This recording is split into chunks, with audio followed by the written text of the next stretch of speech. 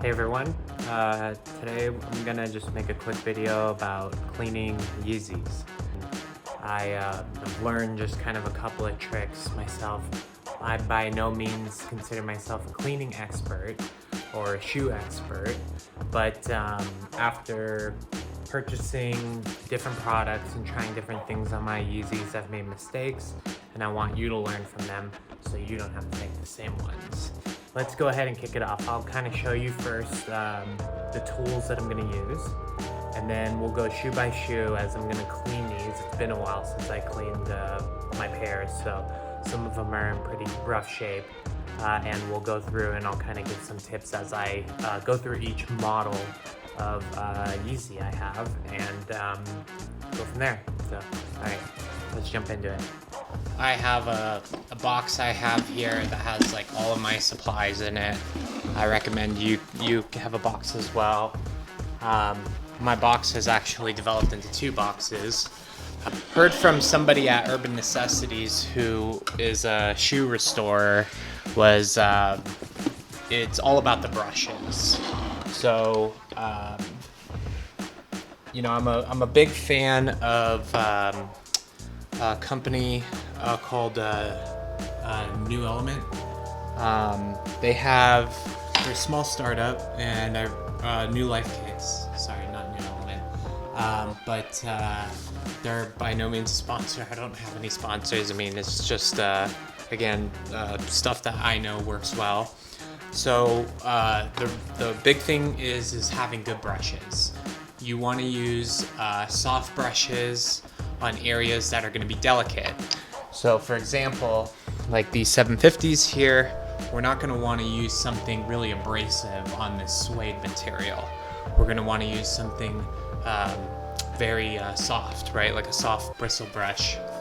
But for the soles, for example, like cleaning down here, I tend to use a more stiff brush. So there's a few different, this one's from Rejuvenator, but all of these companies sell different, styles of brushes. But yeah, I've got a bunch of soft ones. Here's a new brush I haven't used yet. Another soft bristle brush. This one's getting kind of just beat up from just use. I think a few, like this little part fell out already just from use, but probably about time I toss this one and start to use this new one. So there's a bunch of other different neat products that New Element has. There's the O Sponge. Each one kind of says like what it's good for. So delicate fabrics like mesh, prime knit. You could use this it comes like a puck, but once you get this wet, it like blows up and is like a little sponge you can use. If you don't want to use like a brush, you're worried about it fraying the material or whatever. There's your typical nylon brush. So this one's gonna be a little bit stiffer than your little bristle brush sort of thing. Well, both of these are nylon actually, but this one's like more of almost like a fur feeling. So this one's gonna be a little bit softer, but then you can start to go to the nylon brushes, which are a little stiffer. You could use these on soles, but I tend to actually try to use something really stiff for the soles. So not this, which is actually a like really brass bristle brush. So this is gonna be like too much. But this I may use like if it's a really hard stain and I really want to dig in there. Then I may end up going to this. But this is like for you have to be really careful with this because you can scratch the material. So let me just take out all the brushes here and kind of explain. So all these brushes here, again, you're gonna have your soft ones, and then they're gonna slowly go up depending on like how stiff you want. And again, it's really just the material that you're working with. New Element does sell this tool too, so you use this to bring the suede up. after you comb it over a little bit. And they have, for suede specifically, they have a product called Just Suede. And basically the instructions say, remove all the debris with a nylon brush. So that's what we're gonna do for this first. And then after you get rid of all of the debris, we're gonna go ahead and if there are stains, we're gonna use the eraser. So that'll be this. I've tended, since this is black suede, I've tended not to use this white part, but more going with the clear if I need to. It's been rare when I've had to use that on there. I mostly use it on my 700s, which I'll show here in a second. But if you need something with more precision on one of the brushes, going just with a toothbrush is another choice. So I keep a few toothbrushes in my kit, and also I bought these at Home Depot.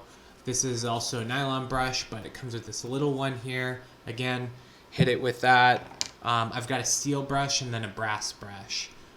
Really, between steel and brass, they're about the same. Steel is going to be, I think, a little bit tougher. I've tended to actually just use that for other cleaning jobs that are not shoe related. But this one here, I do use to try to bring up suede material. Again, being really careful not to fray it too much.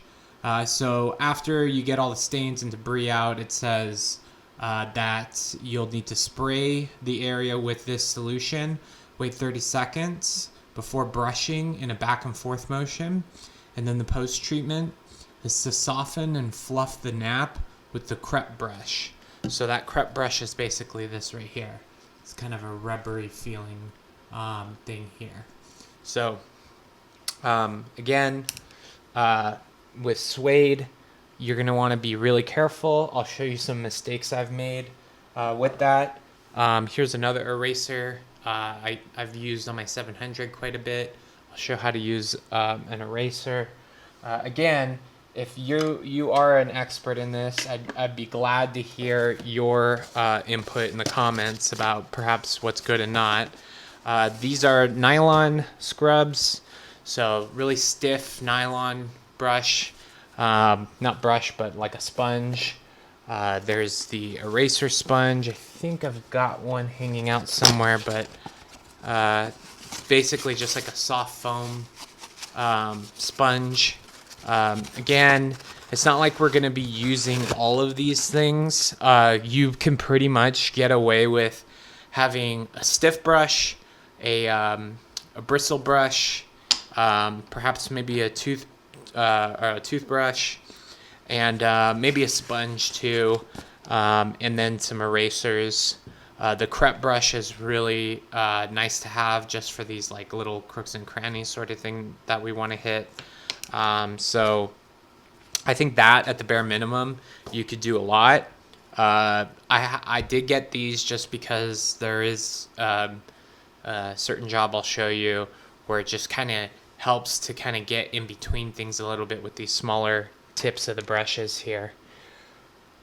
Crepe brush, Crepe Protect, they're a good company too. A little expensive. Again, I prefer New Life, but hey, you know, at the end of the day, a brush is a brush. Here's one of the sponges that I just cut into a smaller square because I think maybe it got stained or something. Another toothbrush, and that's about it as far as brushes are concerned. So again, you can see I've got a ton of brushes here. You don't need them all though, okay?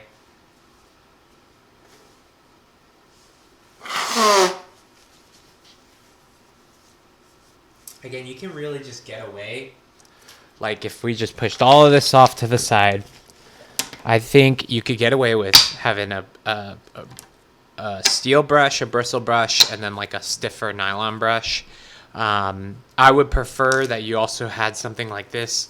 This is like really stiff compared to this is going to be a little bit more softer. So when we are working on like the soles, you know, I will use this But then when I want to hit like this part right here, the boost, and really get into that, having this to really dig in and get that stain out is ideal. Sometimes this just isn't tough enough. So that's all the brushes. Again, the suede cleaning material, you don't want to use a lot of water on suede. It's going to ruin it. So be really careful with suede shoes. If you do have some, I recommend watching some videos out there. You know, people recommend things like baby oil and all this, and that never, well, when I tried it, it didn't work out as well as I thought and almost ruined the material in my opinion. But hey, I'm sure, you know, just being really, really careful with it and just a little bit could be fine. So I like the new antidote for my cleaning solution. So you can spray it, but what I typically do is I'll take a bowl here, I'll fill it up with hot water, pour some of this in, swish it up, and I'll use the same liquid for one pair of shoes, then I'll dump it out and then refill it and repeat for any other pairs of shoes. So just some other materials that you can consider using. There are your paint brushes. There's a company called Angelus. They make a bunch of different things like this black suede dye, paints. They have a lot of great paints. And I think this is, you know, just really high quality acrylic leather paint. So if in cases where you do want to paint something, I've tended to use this stuff. So for example, the white I've used on my 700s. The black I've used on my 700s to add some of the black back. And I screwed up and I used the duller on a part that actually ended up taking off some of the paint off of my 700, which I'll show you here in a little bit. And this is that 700 orange, those little, you know, flower hits on the back there. So some other things, acrylic finisher. You're going to want to hit it with this after if you want a matte finish because it will be shiny. And then this leather prepare and deglazer just gets rid of any paint. If you wanted to strip all the paint from a 700 or something, and anything that's painted, you could hit it with this and get rid of the paint that's on there. Again, be really careful. Obviously, you're probably going to really mess up the shoe. And you just need to be prepared to make mistakes. So try it on a cheaper pair or something like that of the similar material before you actually try it on one of your expensive pairs or something like that. One of the things that comes with the suede dye, the black suede dye, is this little thing here. So what I've done for my 700, I'll show you, is I'll dip this in there, squeeze it out a bit, and then dab the parts that are fading, that are black. I tended to notice that this does come out as like a almost black purple, really deep purple black. And so again, you gotta just be really careful with doing stuff like that.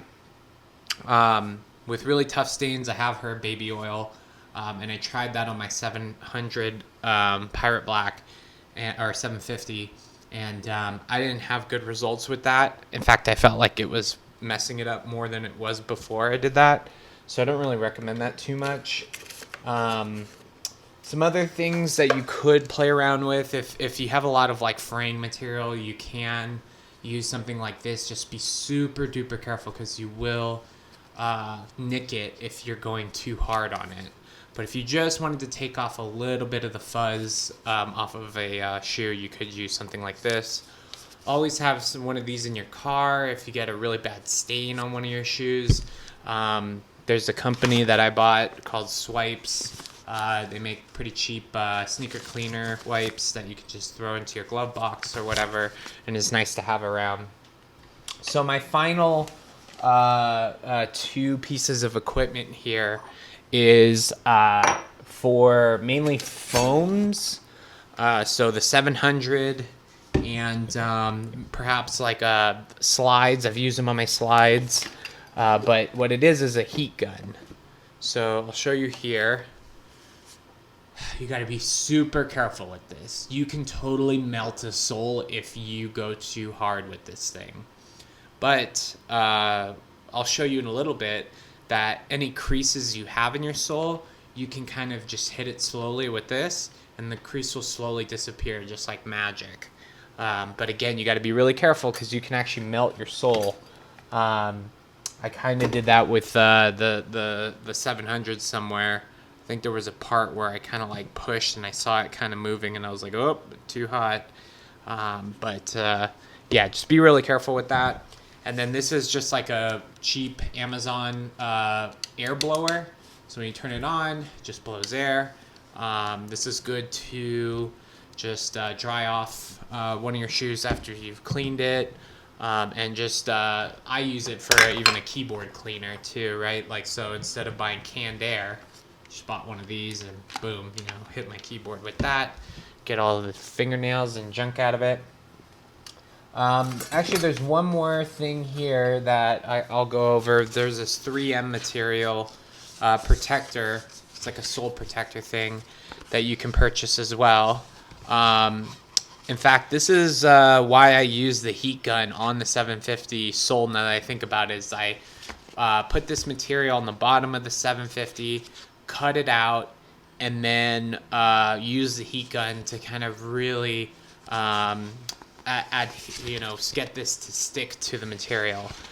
So I probably won't go over this today on how to apply one of these. I do recommend if you can afford it, go to like Crep Protect. I think they have one, or maybe it's the other company. Not New Element, but I think Crep does sell one. Oh, Rejuvenator.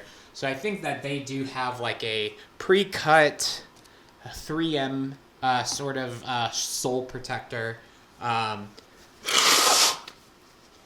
I recommend, you know, like if you have a really expensive pair of boosts, to apply that, buy one of the boost protectors for that model and put it here. I've tried taking this 3M material, putting it onto just this part, cutting it out and putting it here, and it did not adhere or stick to it.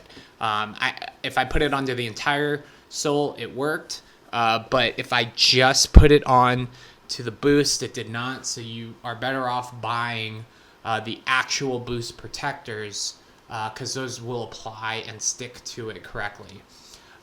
This here, I have used these on my 750s. It's like pretty much my most expensive pair, and so I really want to keep them in good condition. But I don't know.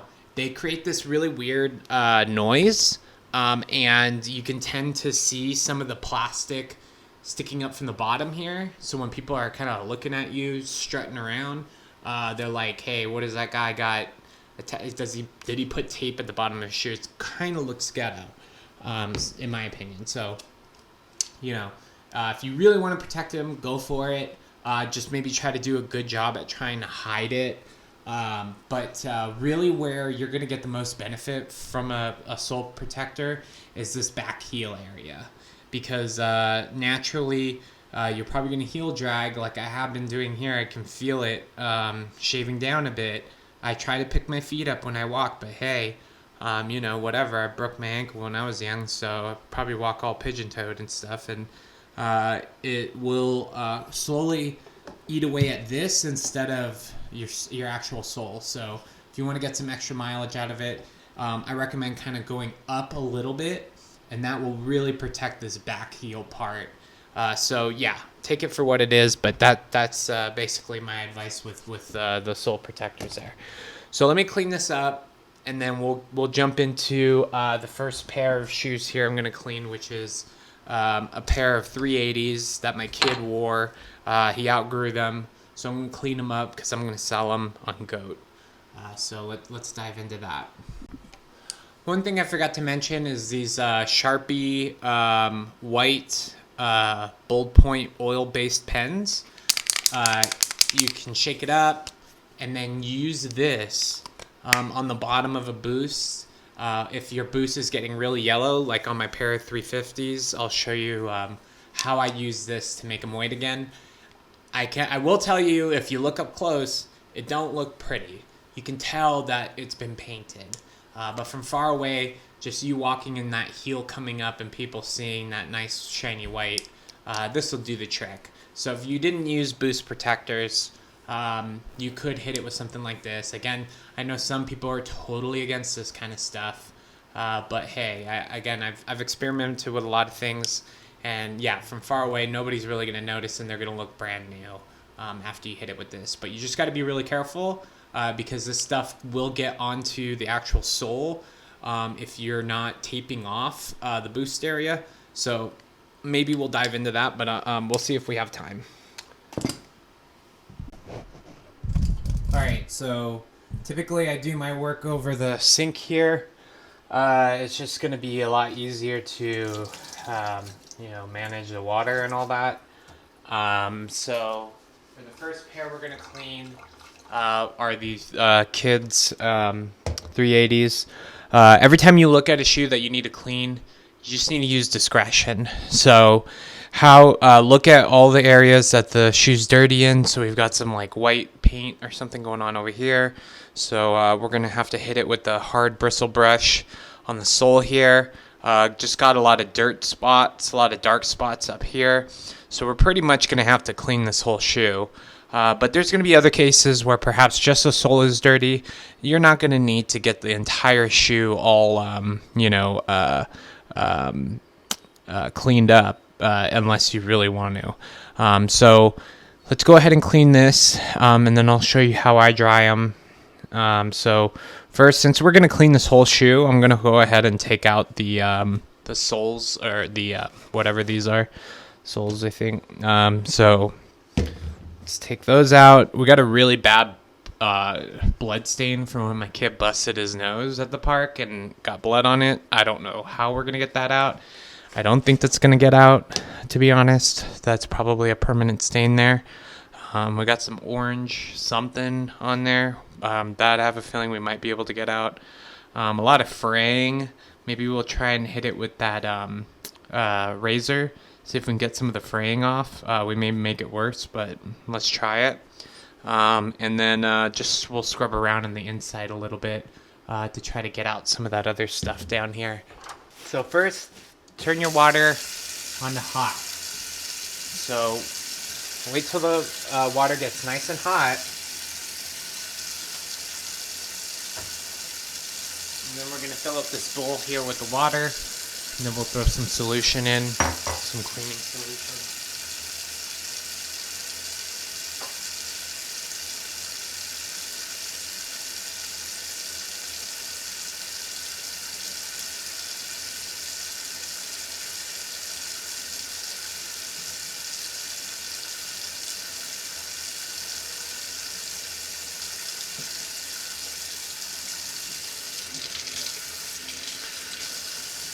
Not quite hot yet. I do want to shout out again the new antidote, New Life Kicks. They make these big bottles.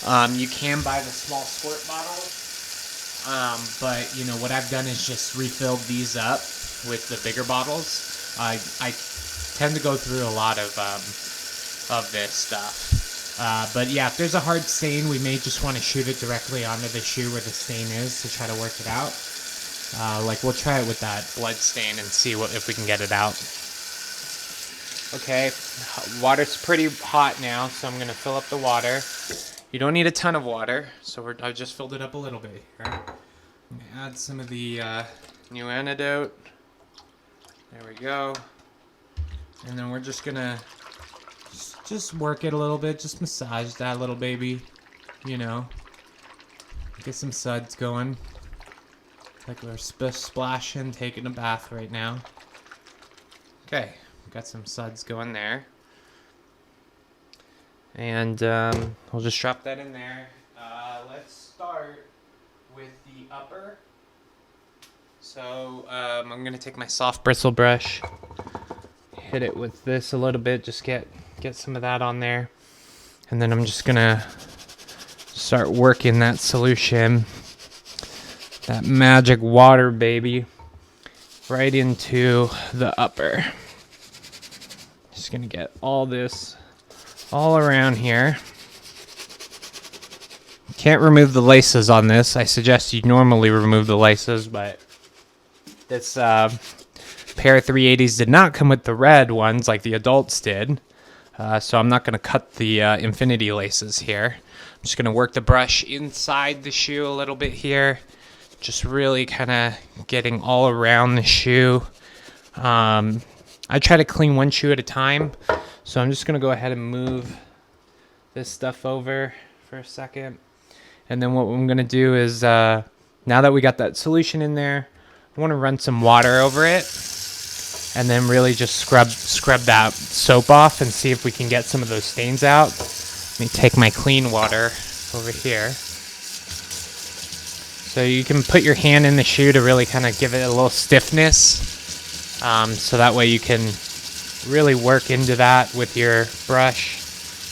Try to get all that out.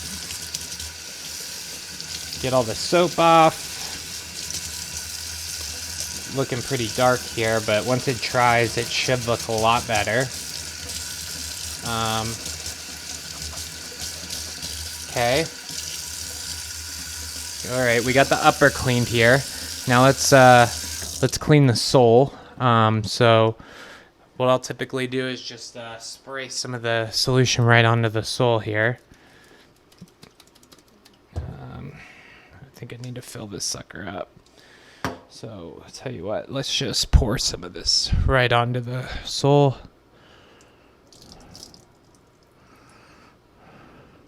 I think I got it, did I? There we go. Okay, let me grab one of my harder brushes now.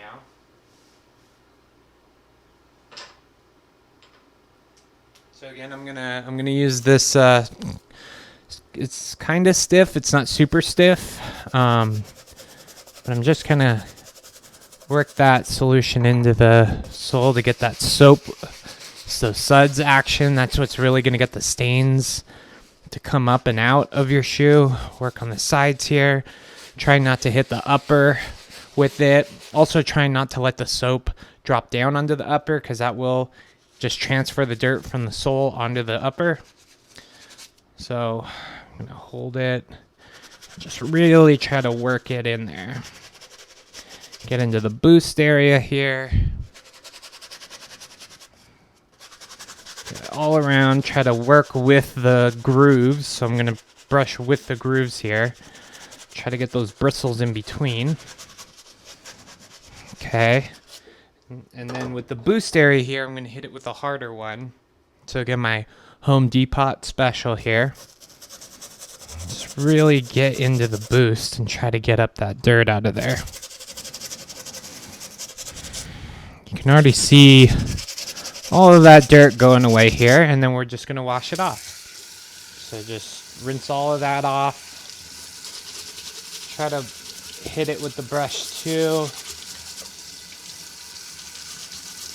Look for little black areas that we need to work in.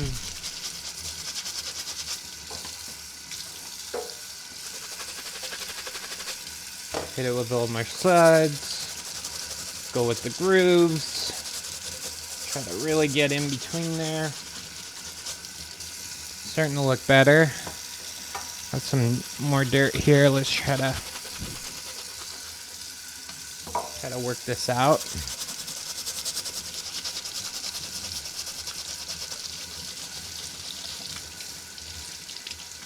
I'm going to try to use the steel brush and see if I can get in these little cracks a little bit better to try to bring that stuff up more.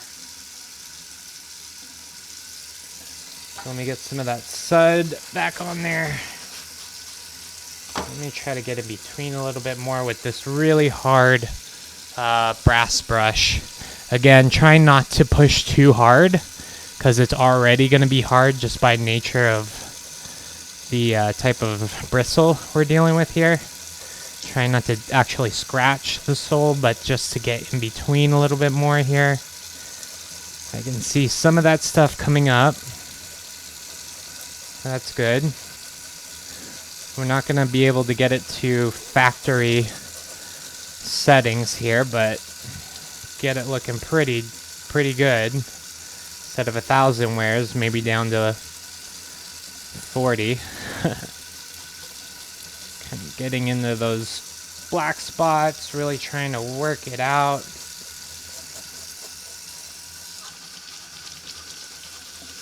Really important too to properly dry your brushes after too. I mean, these can rust, at least a steel one, but I try to really get the water out when I'm done and put all of this stuff into the sun to dry. If you don't put it in the sun, it's going to take a heck of a lot longer. You could use a fan, oscillating fan or something like that, that just blows on it. That also has worked for me. Do not put this back into the box wet. If you do that, like I did with my 950s like an idiot, it will grow mold. So do not ever put these into like a container or anything like that. Once you've cleaned them, make sure they're fully dry before you put them back into the box. It looks like I got some stains inside of the bottom of this, so I'm just going to go ahead and get some of those suds inside and just hit it with the brushes. Try to get those little stains out there. And just wash the shoe off again here. Okay, I forgot we got this little stain here. I'm gonna hit it with the steel brush, and boom, just like magic, you can see that white paint or whatever that was is now gone. But we didn't scratch it because I didn't push too hard. Got some other little black spots in here. We'll try to get in a little bit, but I think that those are just going to be, those are pretty baked in there just because it's almost like underneath the material there, into the sole. So I think that's a lost cause. But all in all, there we go. There's the left shoe clean. Now let's go ahead and clean the soles here. So I'm going to, I don't like to use the steel or the really hard brush. I like to use the nylon. To get the suds going though, we could use this first. So I'm just going to get all the dirt off of it first before I move on to the next pair of things to clean here. Just work in the suds. Get the suds on there. Get the suds on this one. And then I'll lay it down at the bottom here. And then I'll just kind of work in and scrape the dirt off of it. Be really careful with this area that has like the logo. That's going to be a problem because some of the older models are basically almost like stickers on there. It's not like actually printed onto the sole, so you could actually end up scratching this off. So you just got to be really careful. Unfortunately, that's like where the heel is normally, so you're going to have some brown areas there. So now that I hit it with that, got the suds on here. Let me hit this one here. Just try to get the dirt off, get some water going. I can see the dirt coming off. Some of the dirt over here.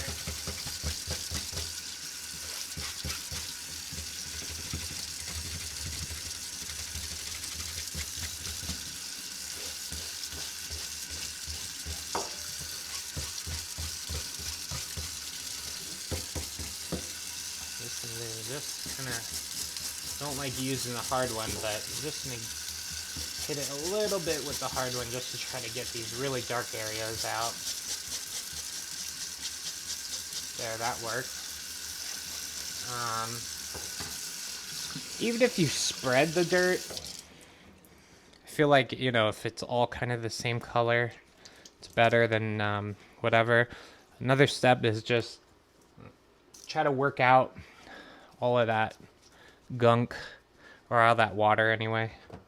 Let's hit the bottom of the sole too. I don't care too much about, but just get these little particles and stuff off. Little sticks and whatever my kid got into his shoe as he was running around on the playground with these, stunting. All right, wash them off, squeeze them out. Try not to crease them too much, but just squeeze out all that water.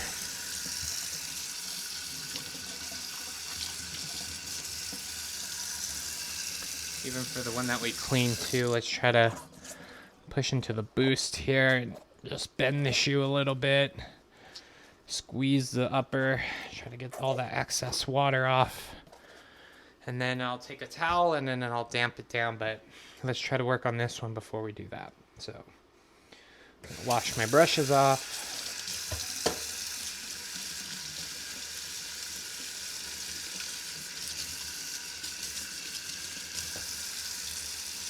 Get the shoe wet. Again, keep the temperature of the water as hot as you can get it without burning yourself. But let's first work on the upper here. So I'm going to hit it with the soft one first. Again, working in my bowl here just to get the suds on.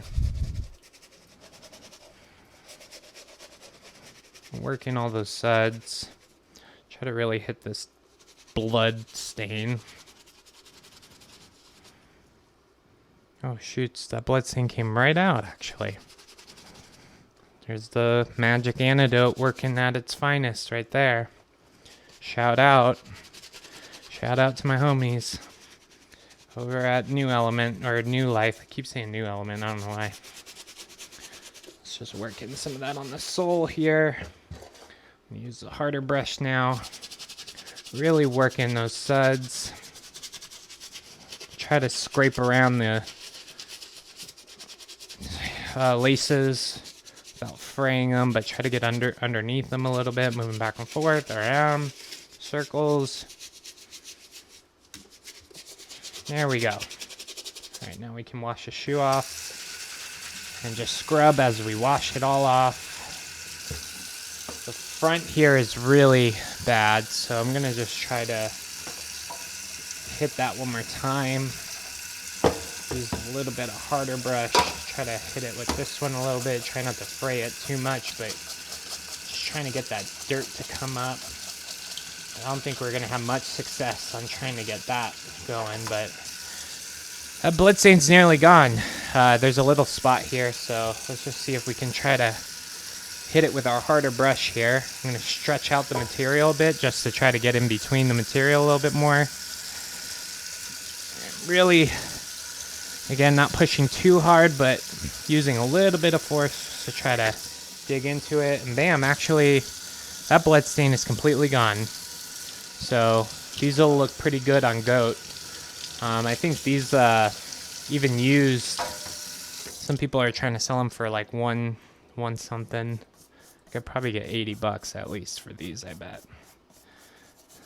Not what I paid, but hey, he got good use out of these. I bought him a pair of 350 Breds, and those went up so much in value that even used, I sold them for more than what I bought them for him. So some pairs of models, 350s, tend to hold their value or go up, especially the black pairs of Yeezys.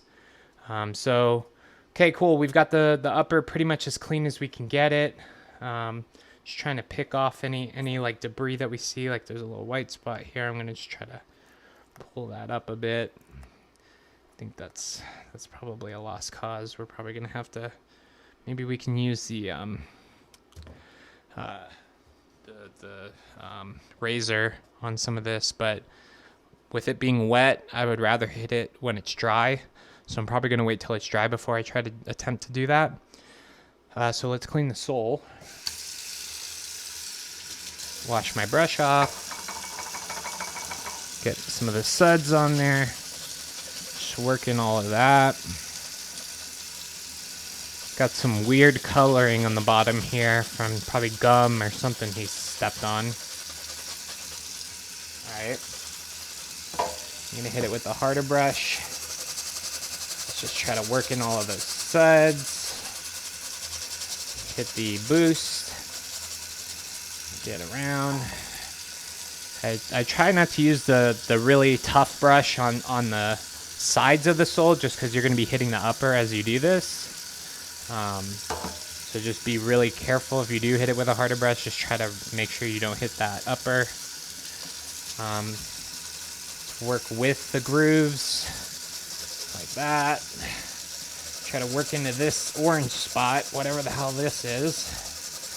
You can see it coming up already. I'm gonna have to hit it with the steel brush though. Let's just wash it off and see where we're at. Okay, a little bit of spots, a little bit of orange there still. Wash that off.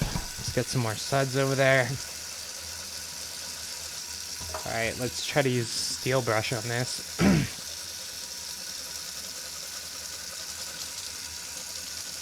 It's really working all around in different directions to try to really get in between there.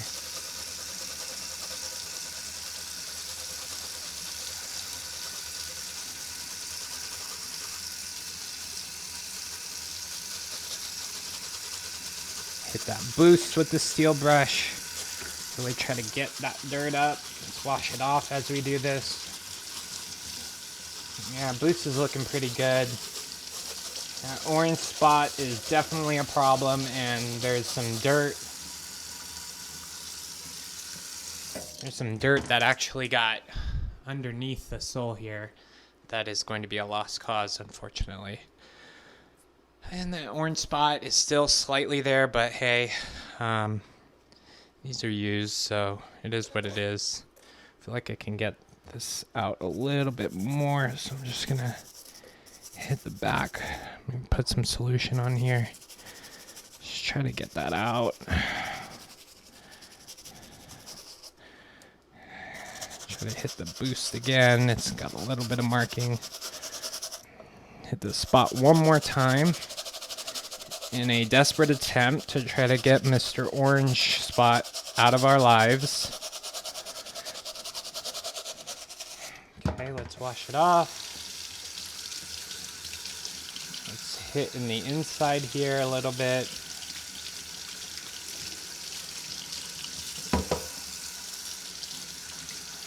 Some suds in there. Fill up the shoe. Sometimes I do that. I fill it up with water and just pour it out, get whatever debris out. And I think that's it for these pairs. So I'm gonna walk them outside and put them in the sun to dry. I'll show you what that looks like. All right, so here they are, cooking. Basically, I forgot this step, but you're gonna want to use a towel to just dampen, get as much water as you can out. With the towel's absorption. Say hi, Dixie. Hopefully my dog doesn't eat the shoes while they're out here. But the trick here is whichever way the sun's going, try to get in, try to tilt them up so the sun really gets in there because the part that's going to be the hardest to dry is on the inside of the shoe. So I like to tilt them up like that. Come out here, flip it over, just really try to get it to dry. So you're just going to have to come out every so often and just flip them, move the chair or whatever you're standing up your shoes on. So yeah, let me hit it with the towel here.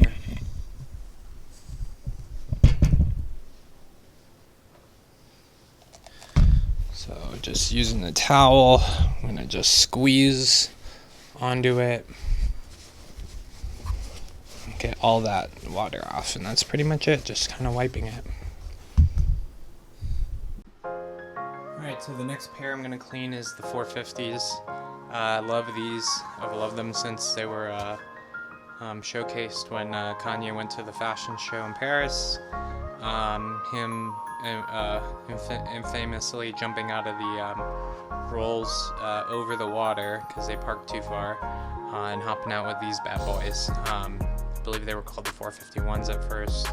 Not sure what changed between what he was wearing and what actually came into production, but love these. They do fit a little tight, so I'd recommend going up like half size or something like that, just because they do squeeze a bit. Yeah, first step, we're just gonna take out the laces. And just an update about those 380s. Those infinity laces are a pain. I noticed underneath the laces, there is a lot of dirt lines underneath the laces that are still there. So that sucks. Like, we probably really should have got underneath those laces a little bit more. But whatever, I'm gonna sell those. I don't really care too much about getting those super clean. The blood stain thing was probably the biggest thing I wanted to get off of them, just because I'm sure people are like, oh, disgusting. I don't blame them. So take the laces off, take the sole out. I'm gonna have to clean the upper and the bottom. The 480s are a little tricky because when you clean the sole, it's really important to hold the shoe up like this. If you hold it upside down and you're getting all this dirt off here, all this dirt's gonna go onto the upper, and it's a real pain in the butt to try to get in between here on this prime knit to try to clean that up. So just be really diligent about trying to hold it like this. Maybe hold it up a bit higher, sideways like this, running the water. That way the water's just kind of shooting down off of it, and trying not to have the water like come up over here. It might happen, but with these, I prefer to actually clean it the other way. Soles first, then the upper. Because naturally I'm gonna get some of this dirt onto the upper. So yeah. One cool thing, by the way, these charcoal things, you can buy them on Amazon. Every time I'm done wearing my shoes for the day, I stick these in. They have those little mothball things too, which are great. Those are scented though. I feel like these are really better at getting the moisture out, which is my biggest concern. You know, sweaty ass feet in there. Pop these in after you wear them. This will really suck everything out of those. So, all right, let's get the soles out here. These are a little challenging to get out. There we go. Weirdly enough, that's where they put the tag for the shoe is on the sole. There's, I guess, really probably no way they could have attached it inside without it being uncomfortable. So let's just take this one apart too. I'll show you how to clean the laces the way I do it anyway. I'm sure there's other ways, but I like to soak the laces in solution. So luckily my solution here, I'm still using the same water. Probably want to hit it with just a little bit more hot water inside my bowl of water here. So let me run the water.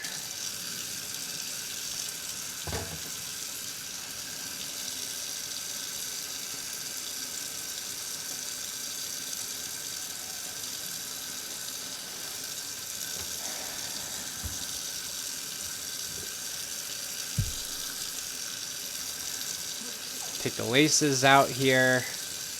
Okay, water's pretty decent. Really get those suds going. Let's just shoot these down a little bit.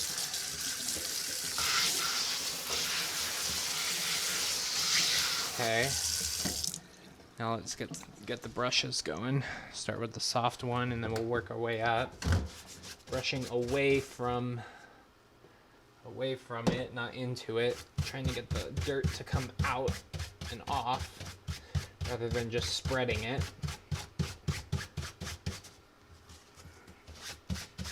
Again, trying to be careful when I use the harder brush to try not to rip off the Yeezy logo, Adidas logo here at the bottom. The bottom a bit. More suds. Trying to get under this stupid thing. Some of those suds on there. Scrape away.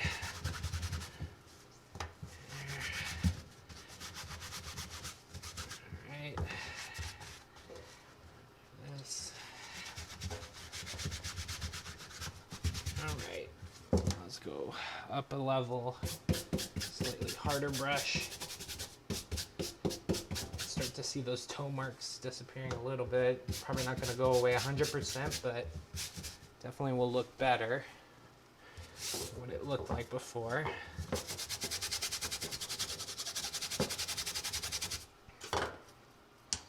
Go Go up a level. Really trying to spot check this area. Gonna get a little bit of water on it. Try not to hit the Yeezy logo here. Might bring it up and off if I do. Okay. Some water in here. There. Looking pretty good. Okay, let's wash them off.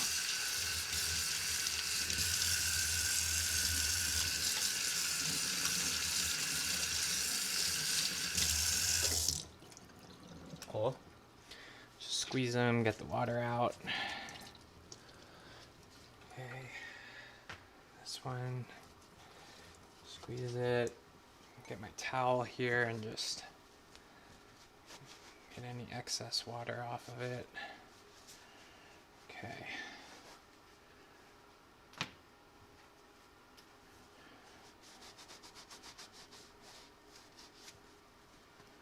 All right. We're gonna clean the laces last because I'm gonna show you how I do that. So let's see here. Again, let's start with the bottom. I'm gonna just turn the water on a little bit here, just to try to wash it off and away. I'm going to just start with the hard brush, with the super hard brush, but I'm just gonna try to work in the suds here onto these parts that actually touch the ground on the 450s.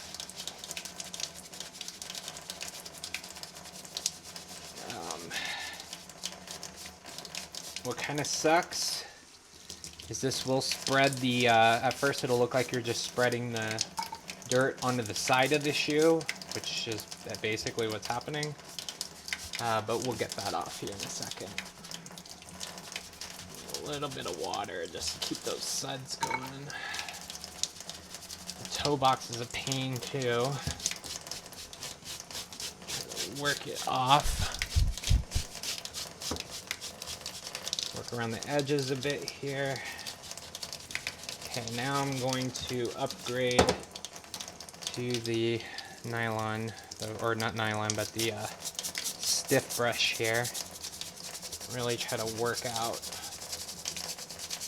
the big stains that I've got going on here.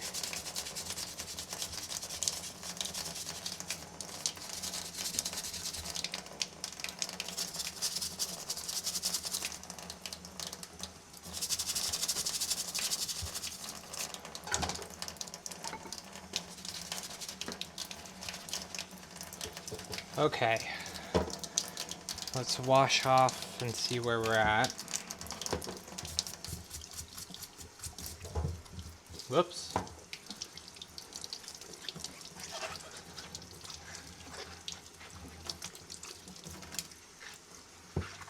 Really recommend wiping your shoes after you wear them, but I tend to get lazy a lot with that. But that's definitely the best way, because if you let the dirt sit longer, it's just going to be harder and harder over time to get that out. I'm going to hit it with the brass brush here just to try to work out these side stains. Those are the ones I'm most concerned about. Underneath the shoe, who really cares? Not a lot of people see that, but these little side crevices here tend to get pretty dirty. So I'm just going to try to work out those parts. Wash off as I go. I might even need to go grab the steel brush. Doesn't seem to be pulling it up as much as I'd like. The brush is bending just a little bit, and more than I like. This might be a good opportunity actually to use the stiff sponge here. So let me just soak this in the solution a little bit. Just try to get all around. Really try to work in this toe box area. There we go. Can really see it coming up now.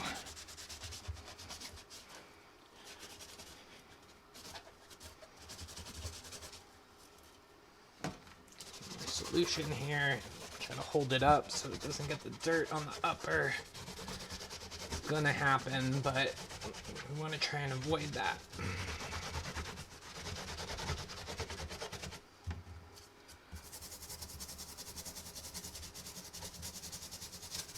You're just gonna have to try to spot clean it as you go. So I think like this spot here is probably a lost cause. There is some kind of darkness here on the edges, so we'll work on that a bit. And then we'll hit the upper with the softer brush. There's some dirt here. Let's just try to get that up. Try to work in between these grooves on the 450. These, I call them Zerg shoes. If you're familiar with StarCraft, looks like a Zerg egg. Really futuristic looking. I love these.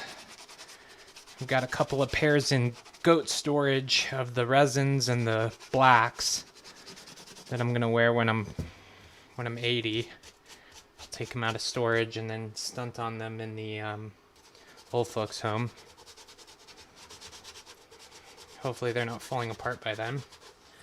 I don't know how these will stand the test of time, but there we go, looking a lot better. Let's try to really get this back part clean. Still a lot of dirt back here. I'm gonna need to hit it with a little more solution. It's really important to keep those suds going when you're trying to get these dirt spots out. Just water alone isn't really gonna do it. Again, if you wipe it right after you wear it, sure. Just with a normal wipe or water. But get in between there and really just try to work in this stuff. Okay. Looking pretty good. I think that looks pretty good. We still got some dirt on the toe box here, but just a before and after. This is the dirty one, clean one. It looked like this earlier, so pretty good. Let's clean the upper now. So just gonna work in the suds. Just get all around the upper here, get in between these little cracks.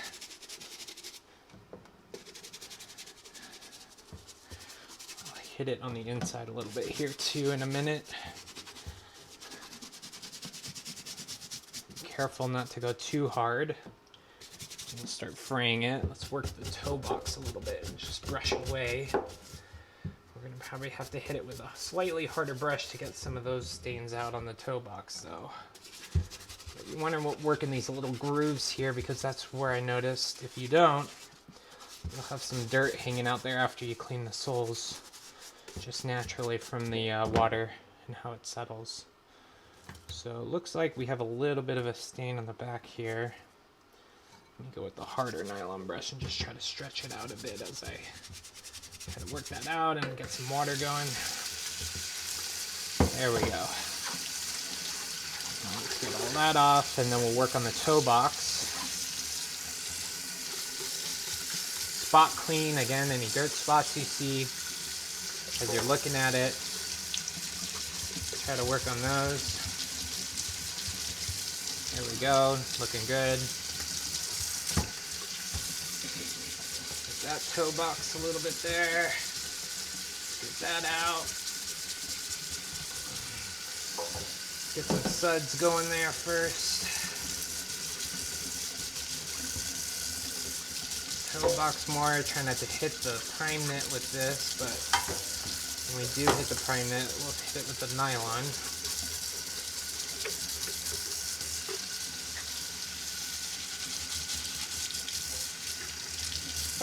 Not too bad, not too bad.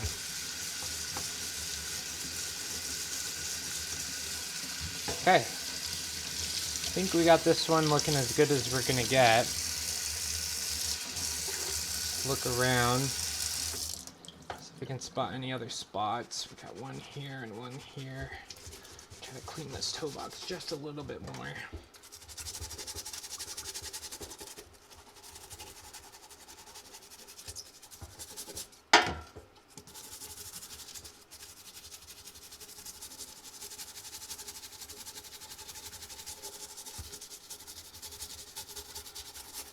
Okay. Alright, let's hit it with the brush inside a bit. Use a soft bristle brush and just work in some suds. Just kind of get it around in the front. We don't need to get too crazy with it. Fill it up with water. Swish it around a bit, empty it. Cool. Alright, this one's done. Let's work on the other one. I'm going to dry this one off a bit first. And squeeze it first just to get the juices out.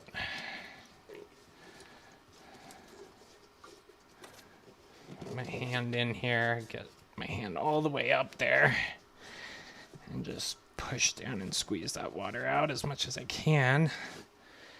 Now, let's dry it off.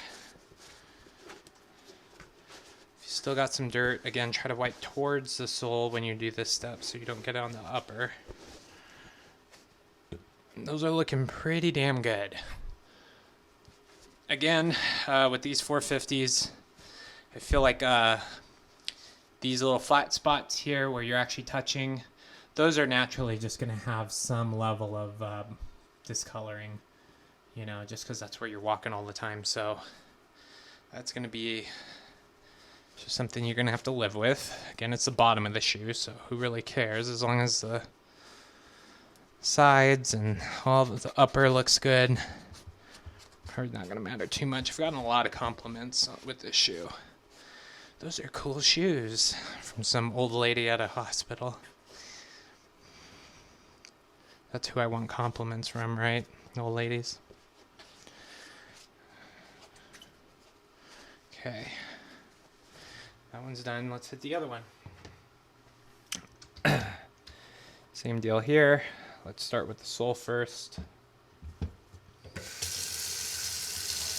Just add a little bit more solution to our bowl.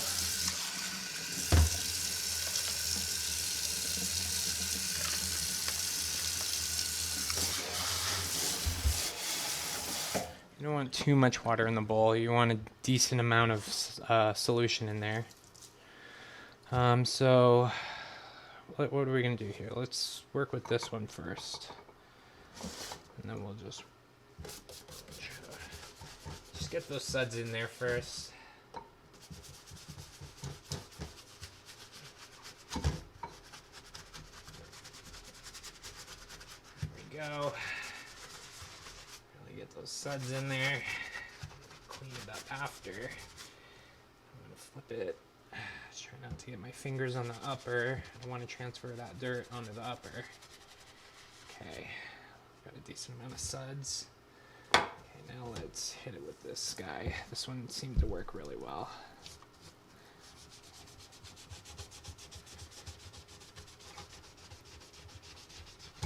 Alright, let's wash it off.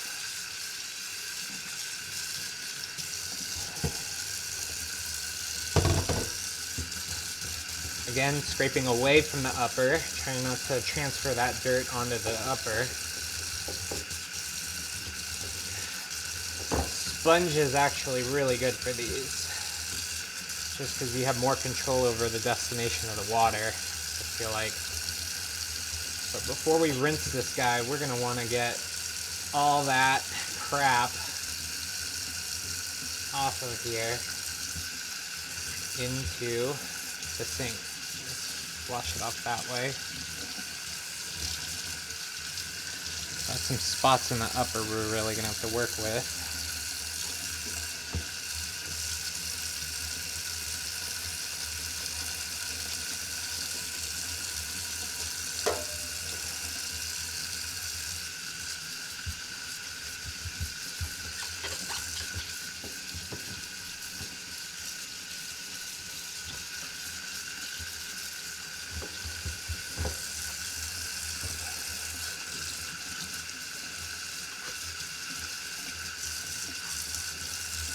Alright. We're gonna need more solution here. And we're probably gonna need to go to the steel or the brass brush on some of these spots that didn't come out. Let's get some solution on there. Suddy Wuddies, get the Suddy Wuddies on there. There we go. Okay, let's try to hit it with this. Let's go away from the upper. There, I can see it coming off. There we go. Hell yeah. That new life magic happening right before your eyes.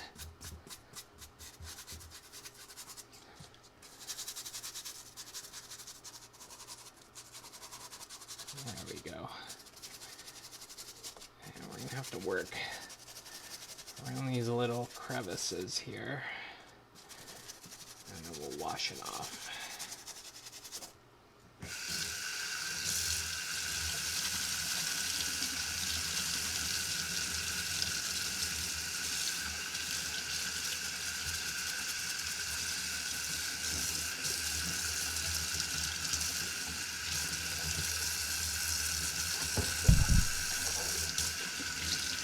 All right. I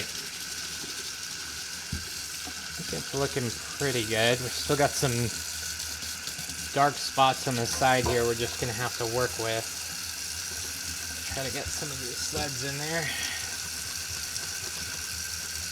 Really apply pressure when we use this. I don't think it's going to scratch it, so we can go crazy with this one. Just go crazy.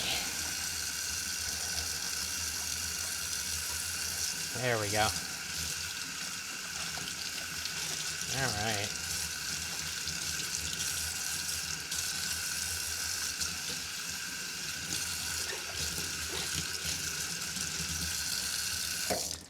Okay. Soles are looking decent. Still got some spots. Something I stepped in here, some dot. I tried cleaning that out last time. It didn't come up, so that's a lost cause. Some darkening, but whatever. I think it's time to work on the upper, and then we can work our way back down. Since a majority of the dirt from the bottom is gone.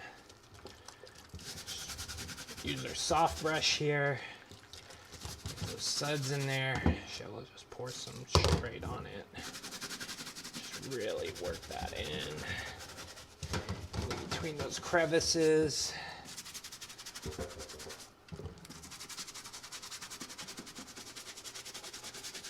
Okay, we got a spot here and some darkness here in the front, so I'm gonna have to upgrade to a slightly stronger brush, get my hand in there and try to spread the material out a bit. I'm gonna push it up like that, and let's try to work it out that way. I'm not gonna use a steel brush, but I'm gonna just use a slightly stronger one here.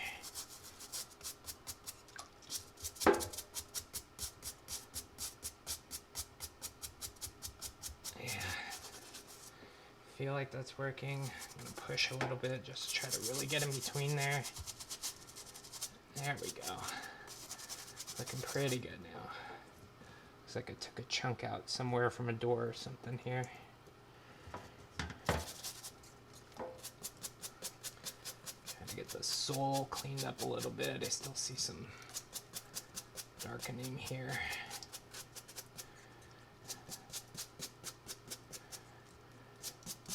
By the way, what do you guys think about Genius, the Kanye documentary on Netflix? I haven't gotten to the last episode yet, but thought it was pretty good. Obviously, a bright look on his achievements and all that.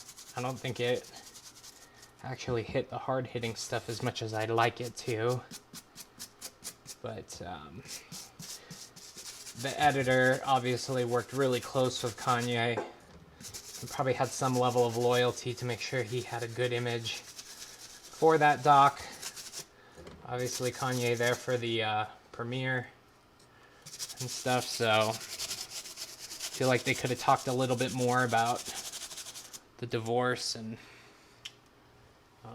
you know, some other stuff that obviously the part of his life that they didn't seem to want to touch. Can't blame him, I guess, if he's a big Kanye fan, obviously. Kanye probably wouldn't have showed up to the premiere if he did. Really weird prayer at the end of their premiere, too. Guy kind of messed up and was like, God, if you have it in your will to help all the black people, then do it. Only if it's in your will or something like that. I'm like, why not just say, can't help us? Like, why's it got to be in his will to just, you know, help? I may cut this part out. Okay. No, it's looking pretty good. I think maybe I want to hit it with this sponge a little bit more on the sides. Other than that, I think we're done here.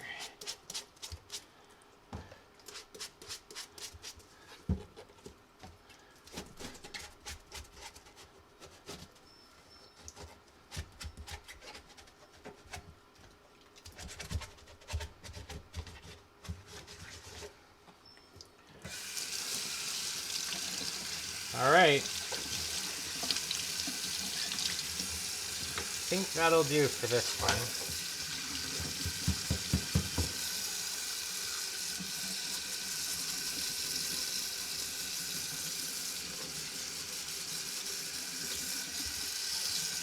Spot right here that's annoying me.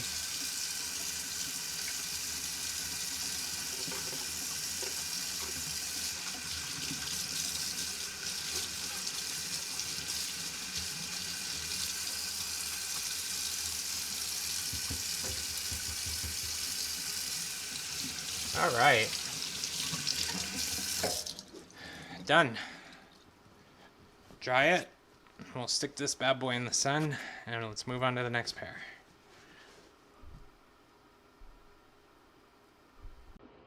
Okay.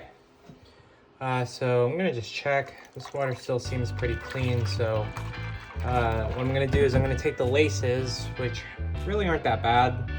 I probably don't even really need to clean these, but I'm gonna go ahead and show you anyway. So I'm just gonna soak the laces, massage them in the solution here.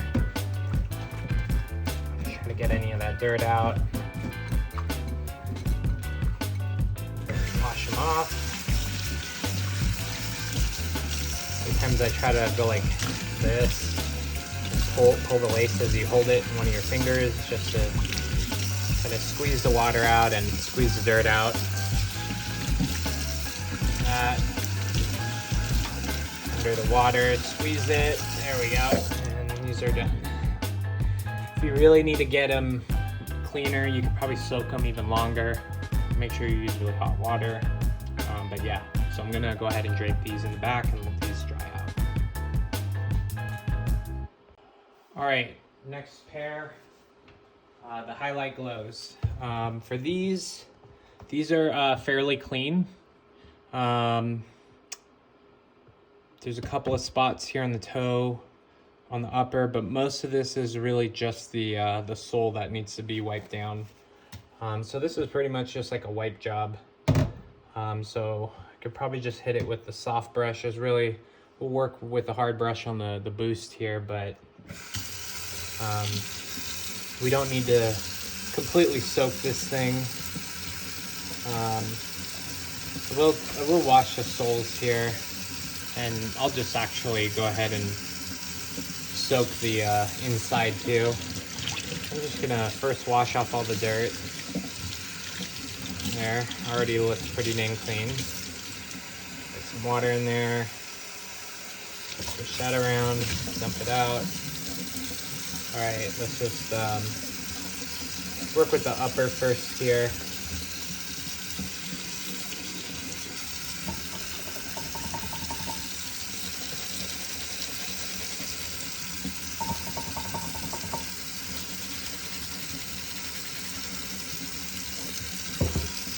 Not seeing as much suds as I like, so let me just switch out my water here. Too much water. that in first. A bit of water, and we're good.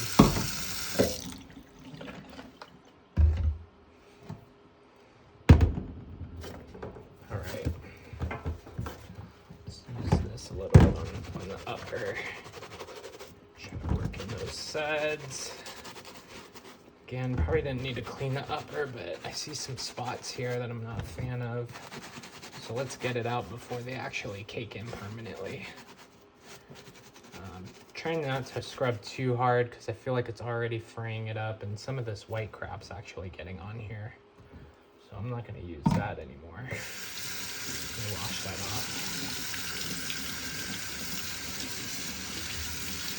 All right. Really, I just probably need to hit the boost in a couple of spots here and I'm done. So let me get some suds going. Suddy Wuddies, there we go. Spot up here. Alright, let's use our really tough brush. Really work in those suds into the boost. Spot up here. Let's just kind of scrape around. There we go. Slightly softer one, just like get off all the soap and get in between a little bit. Some yellowing going on here, which sucks, but I have not found boost protectors for 380s. By the way, if the sound's a little bit bad compared to what it was, it's because my phone charger, or my phone is losing battery, so I had to take off the microphone, the external mic. Okay, I'm going to dry these, and I think we're done with that. Just wash this off a bit.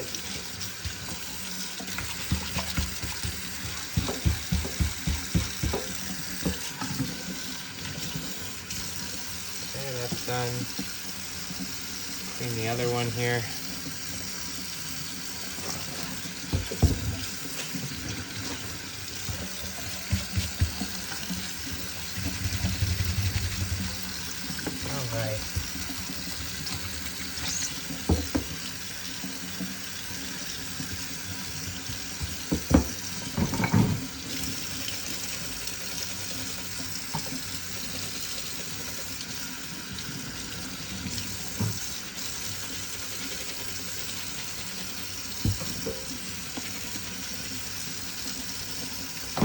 Probably clean the sole first.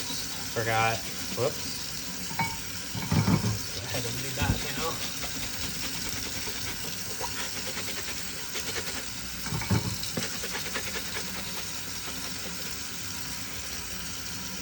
Okay.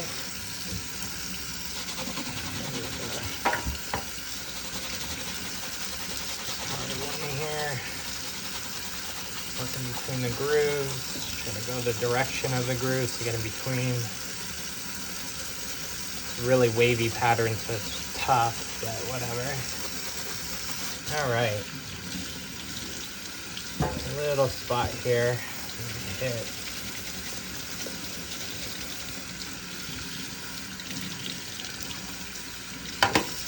By the way, if you try to buy a pair of these on Goat,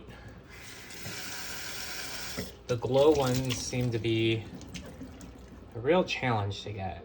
When I ordered these on Goat, the order got canceled probably 3 times, not exaggerating, before I actually got the correct pair, because they made the glow and then just the regular Hylite. The regular Hylite looks exactly like this, except on the glow pair, this actually glows.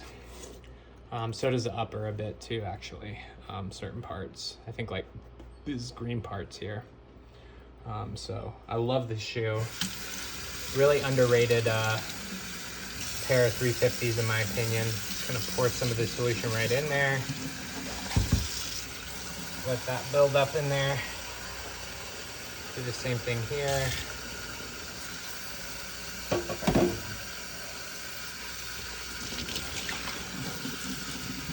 You want to get all that soap off too, so after you do wash the shoe, just really just use water to get all that soap off.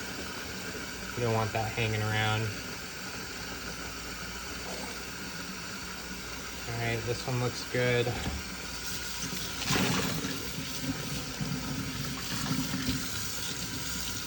Some lint coming out of this thing for my socks.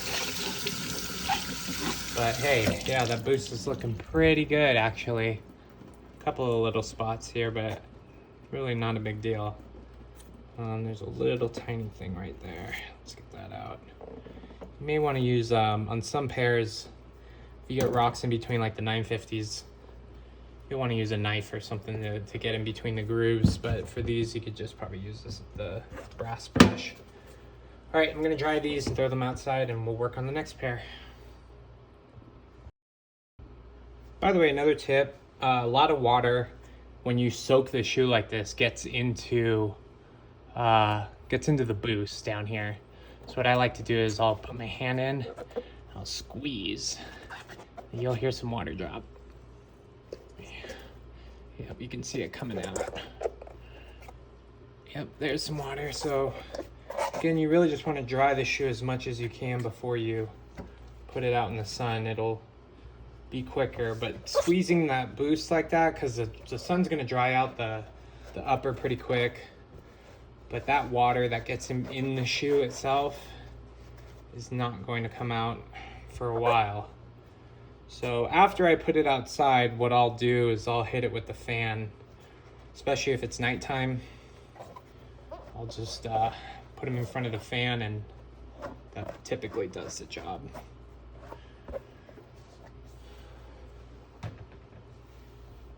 All right, the next pair is going to be our 750s. This is a suede material. You always need to take into consideration what the material is that you're cleaning. So for these are pretty clean. One note, when I did use that baby oil, I started seeing this fraying happening. Not a fan of that, so I quit doing that. It kind of sucks because I don't know of a good way to get those frays off without damaging the shoe more and getting it to fray more. You can kind of see it compared to the other shoe. This one just looks so much better compared to this one that has that dusty look. If you guys know of a way to get rid of the stuff off of here, please let me know, because I'm curious. I've been thinking about actually messaging New Life and ask them if they have any recommendations. But yeah, this one just, what we're gonna do is we're gonna follow the instructions here with the Just Suede cleaner. We do not want to use water on suede, right? So we're going to want to use maybe at most a damp towel for other parts. The sole, we could run a little bit of water, but again, we're gonna have to hold it like this so the water comes off and not going onto the suede. So for this, let's actually clean the upper first, because then we won't be working with it with the upper with the sole wet and risking that water getting on there. So step one, we need to remove all the debris. Let's grab one of our brushes here. Just get all this fuzz off of it, and let's go ahead and just dust them off. If you're feeling like a pimp, go and dust your shoes off. I feel like this one's just a little bit too hard. Let's go down to a softer brush.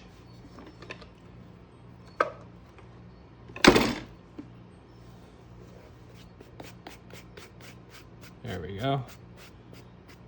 Also, if you brush suede a certain way, it'll look better, in my opinion. So like you can run your finger across, see how it goes white. But if I run it a certain direction, which it looks like it's forward, gives it like a darker look. But yeah, there's some spots here that we're just gonna have to shoot down and try to get looking a little bit darker. Again, I've heard baby oil can bring back that darkness. Have not used the dye on these, that suede dye I was showing earlier. Just afraid to. Again, these are my like most prized grails out of all of my shoes. So I really don't want to make any mistakes on this one. I did pick these up used because I'm poor and I was not hip enough to pick these up when they dropped.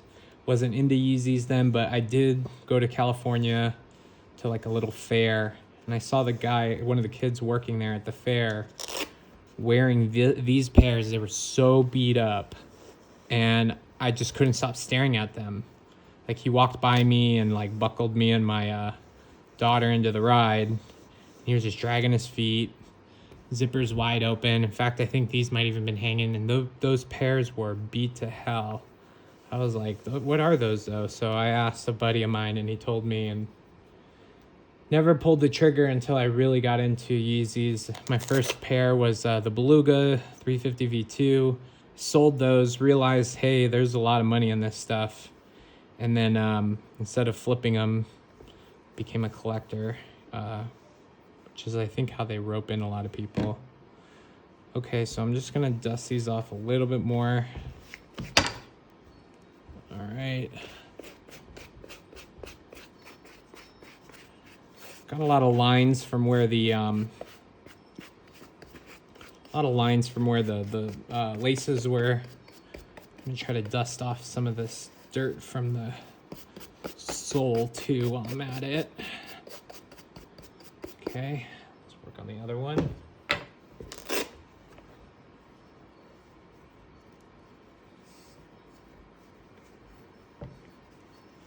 By the way, to tie your shoes like a cool kid, put your finger through, make a loop, and then you bring the loop through, and then you tie them like that. Here, I'll go close up because it's probably a little dark.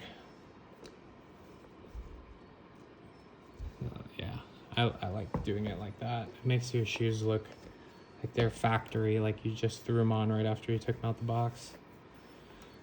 Try to remember how the laces were when they were on the shoe. I've had to go and look at pictures after the fact to remember how they go on, because sometimes with certain pairs it's a little wonky, especially like the 350s. They go in and out. Those ones you can kind of customize too, meaning you can lace them differently. There's a whole bunch of videos out there that show how to do some pretty interesting lace work with the 350s.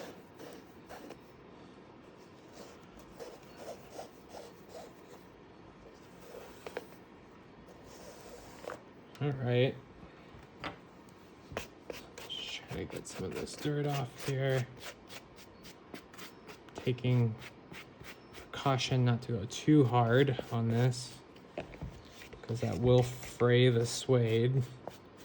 And once it's frayed, it seems like you're screwed. I'm a little nervous to try to hit it with the razor. I feel like it's just gonna take a chunk out.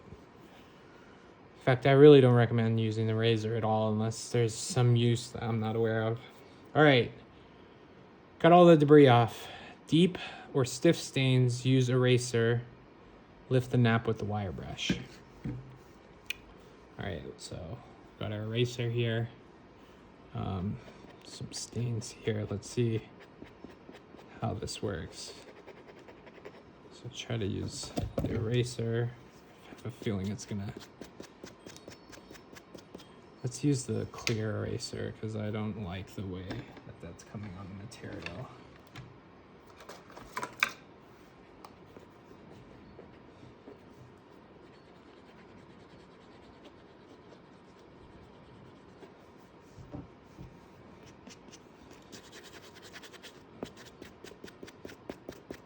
Steel brush is just gonna help lift your nap up a little bit, get those tough stains out. I feel like I made that worse by using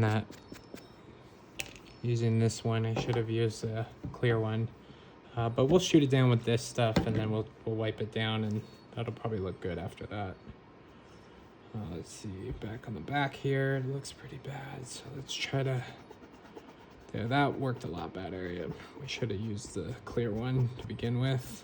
All right, anywhere else? think this spot kind of tends to get messed up just from the strap here.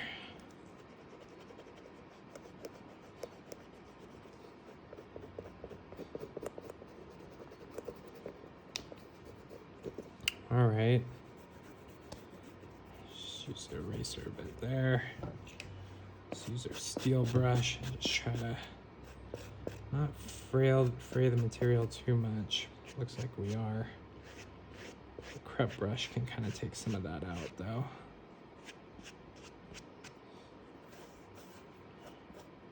See which way we need to go.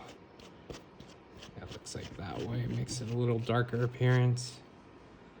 Not bad. I feel like I frayed it a little too much with that steel brush. I would not hit it as hard with the steel brush.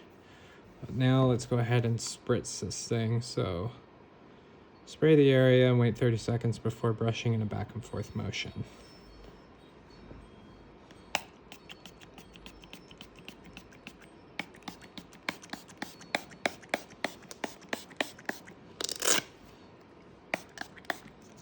Again, we don't want to get these too wet.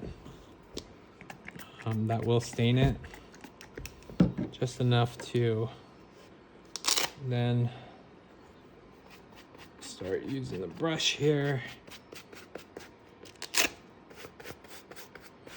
Already see it doing its magic. Oh, it looks 1,000 times better. And just work all of that solution all around.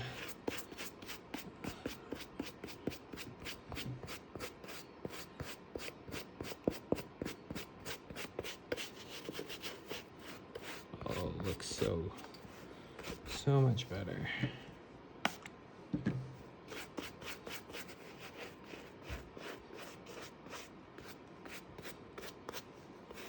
Now I'm just gonna kind of spot clean it as best as I can. Back and forth motion.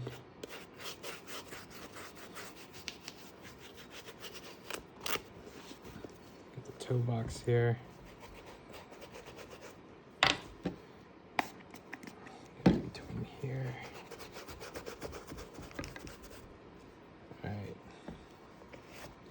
That's pretty good.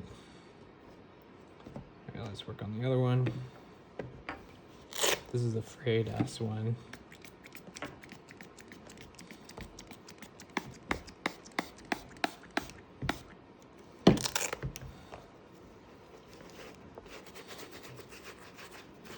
Wait 30 seconds, I forgot that step. Let's do that again.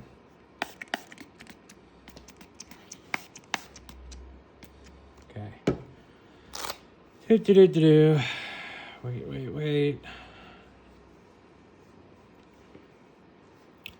All right.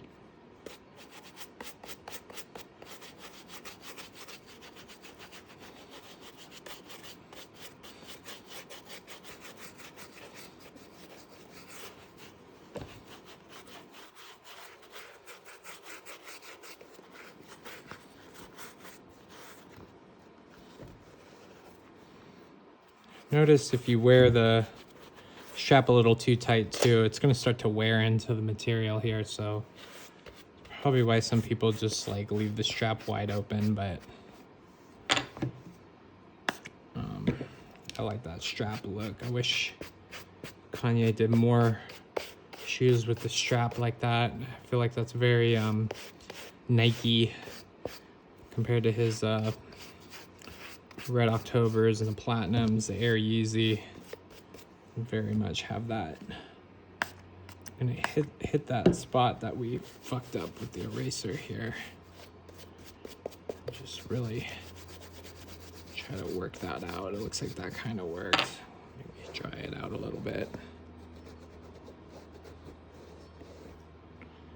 Yeah, that seemed to work. Okay. All right.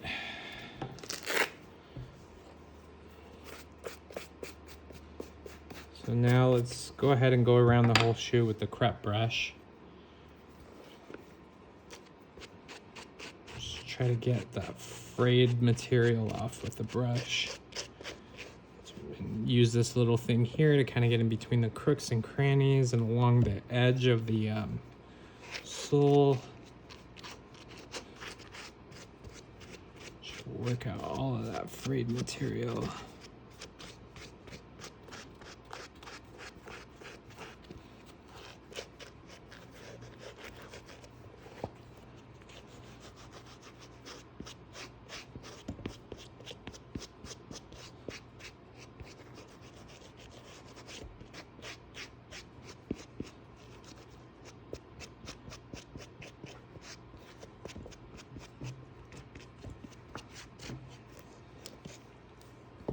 Okay, let's crop brush this one.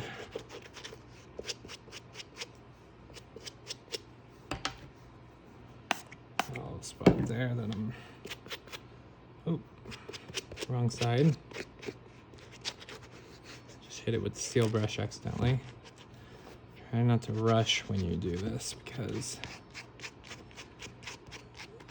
you will make mistakes, and that's how mistakes are made, rushing. Just hit it with this a little bit here. Okay.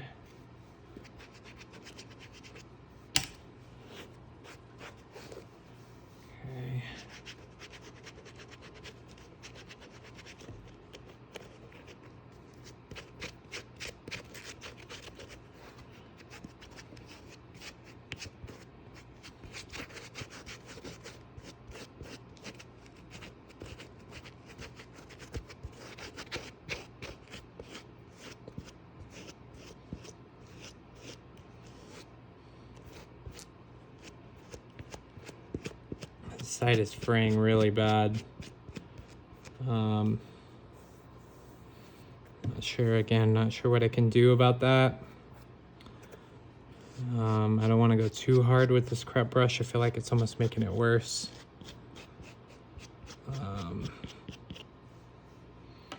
So yeah, I think as long as we brush it a certain way, it should come out darker.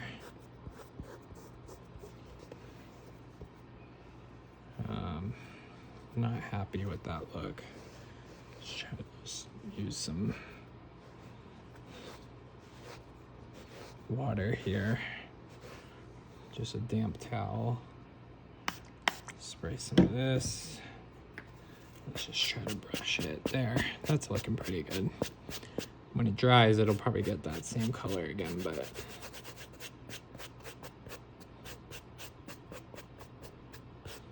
okay.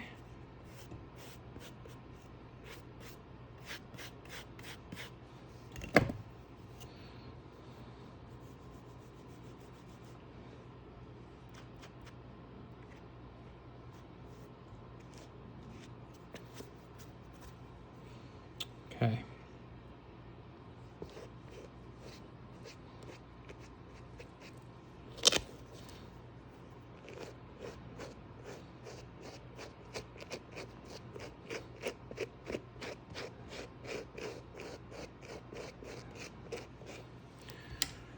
All right, I think that does it for the upper. Not too bad. Again, got some fraying going on. There's not much I feel like I can do about that, but if you do have an idea, let me know. Now I'm gonna clean the sole here. So I want to use as little as water as possible, not to get water under the material, the suede. All I want to do really is I'm going to just use a damp brush here, a soft one around, and then I'm going to hit it with a hard brush here.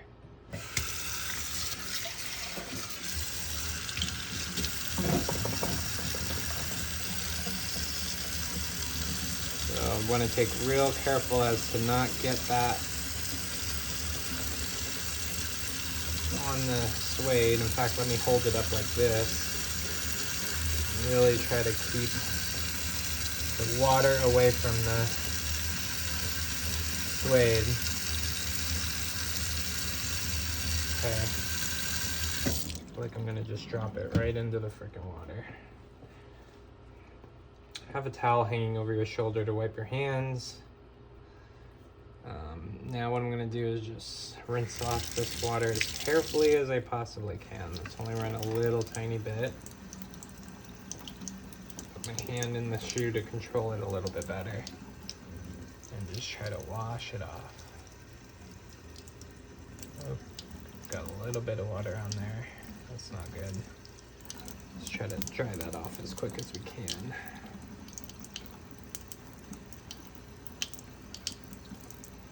Okay.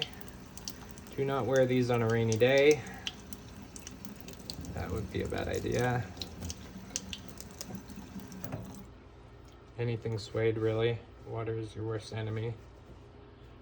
It will make the material, especially on a black pair like this, look really bad. So now I'm just gonna hit it with the towel, and I'm just gonna wipe it, because I don't think brushing it is going to do that much better of a job than just using the towel and working in between the lines here and just pushing it out.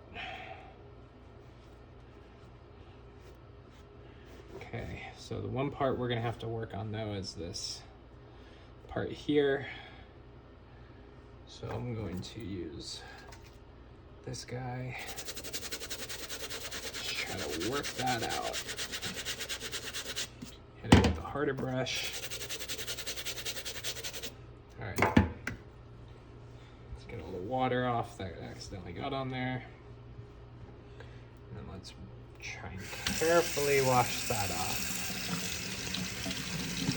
Okay.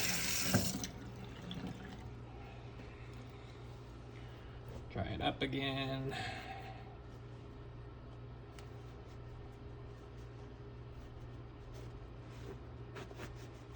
All right. For some reason, I feel like the boost on these cleans so much better than the 350 boost. I don't know if they use a slightly different material or something, but it's just my opinion. All right, that pair's done.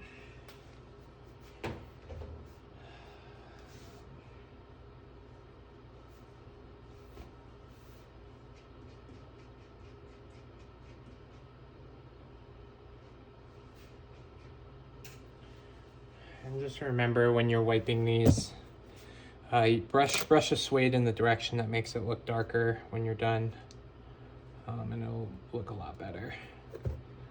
Okay, so we're gonna do the same steps here. Let's use the soft guy here. Just get the suds on there. Just kind of go around the edges, but not really get towards the upper. Okay.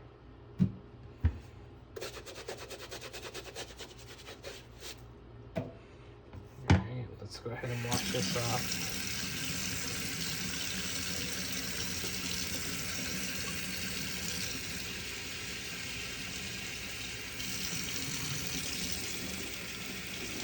Super slow. Just barely hit the edges here. Oh, got a little greedy there.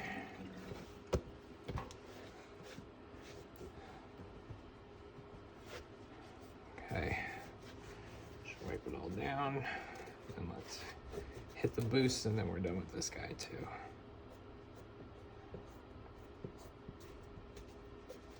I feel like the rubber material is different on these compared to the, like they're a lot stiffer. And with it being also stiff, it has just a weird feeling like it rubs off some of the rubber when you rub it, or at least that feels that way.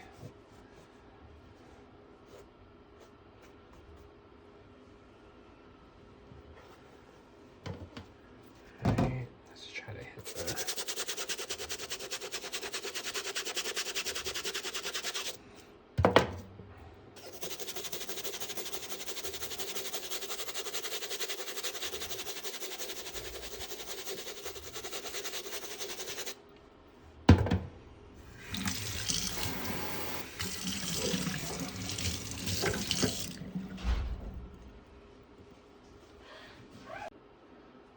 So,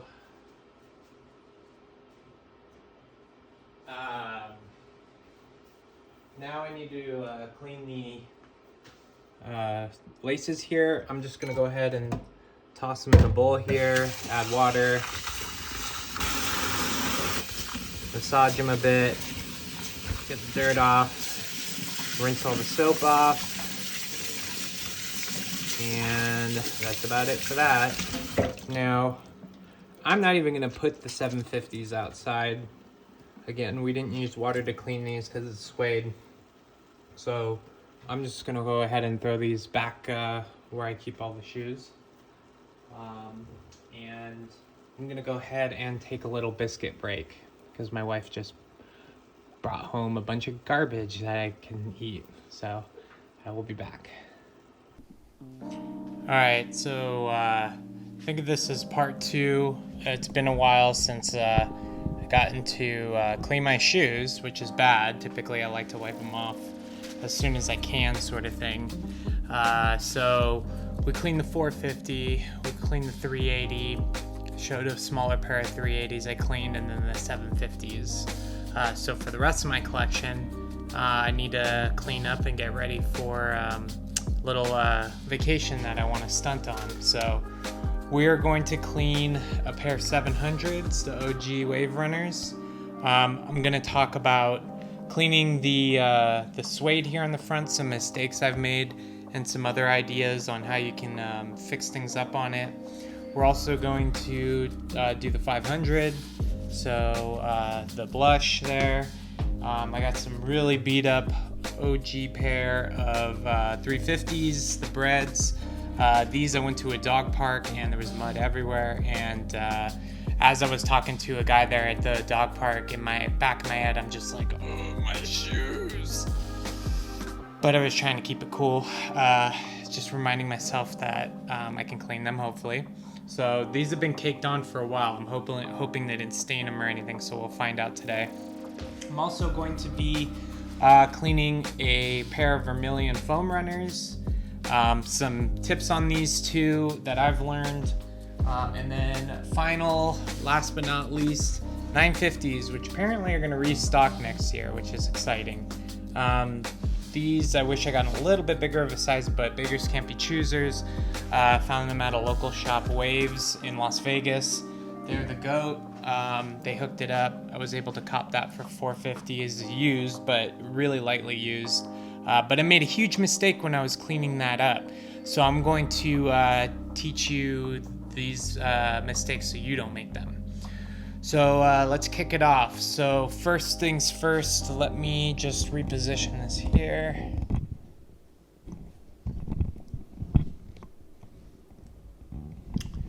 All right. So first off, we're gonna do as we always do, since we're gonna deep clean these and not just a quick surface clean, I'm gonna take all the laces off of these ones. So we will magically fast forward through this.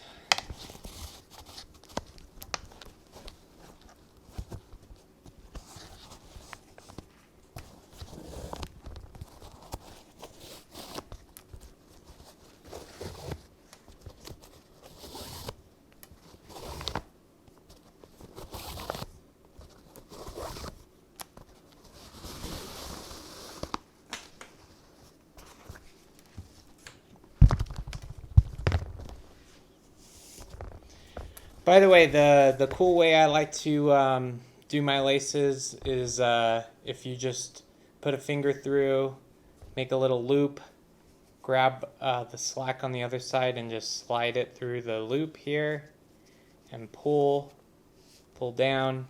It's kind of like how you get them dead stock. They lace them up like that. So I've laced mine up like that because I saw 2 Kicks with Urban Necessities always stunting his shoes like that, and I just thought that was pretty cool. So, and we all want to be cool, right? All right, so.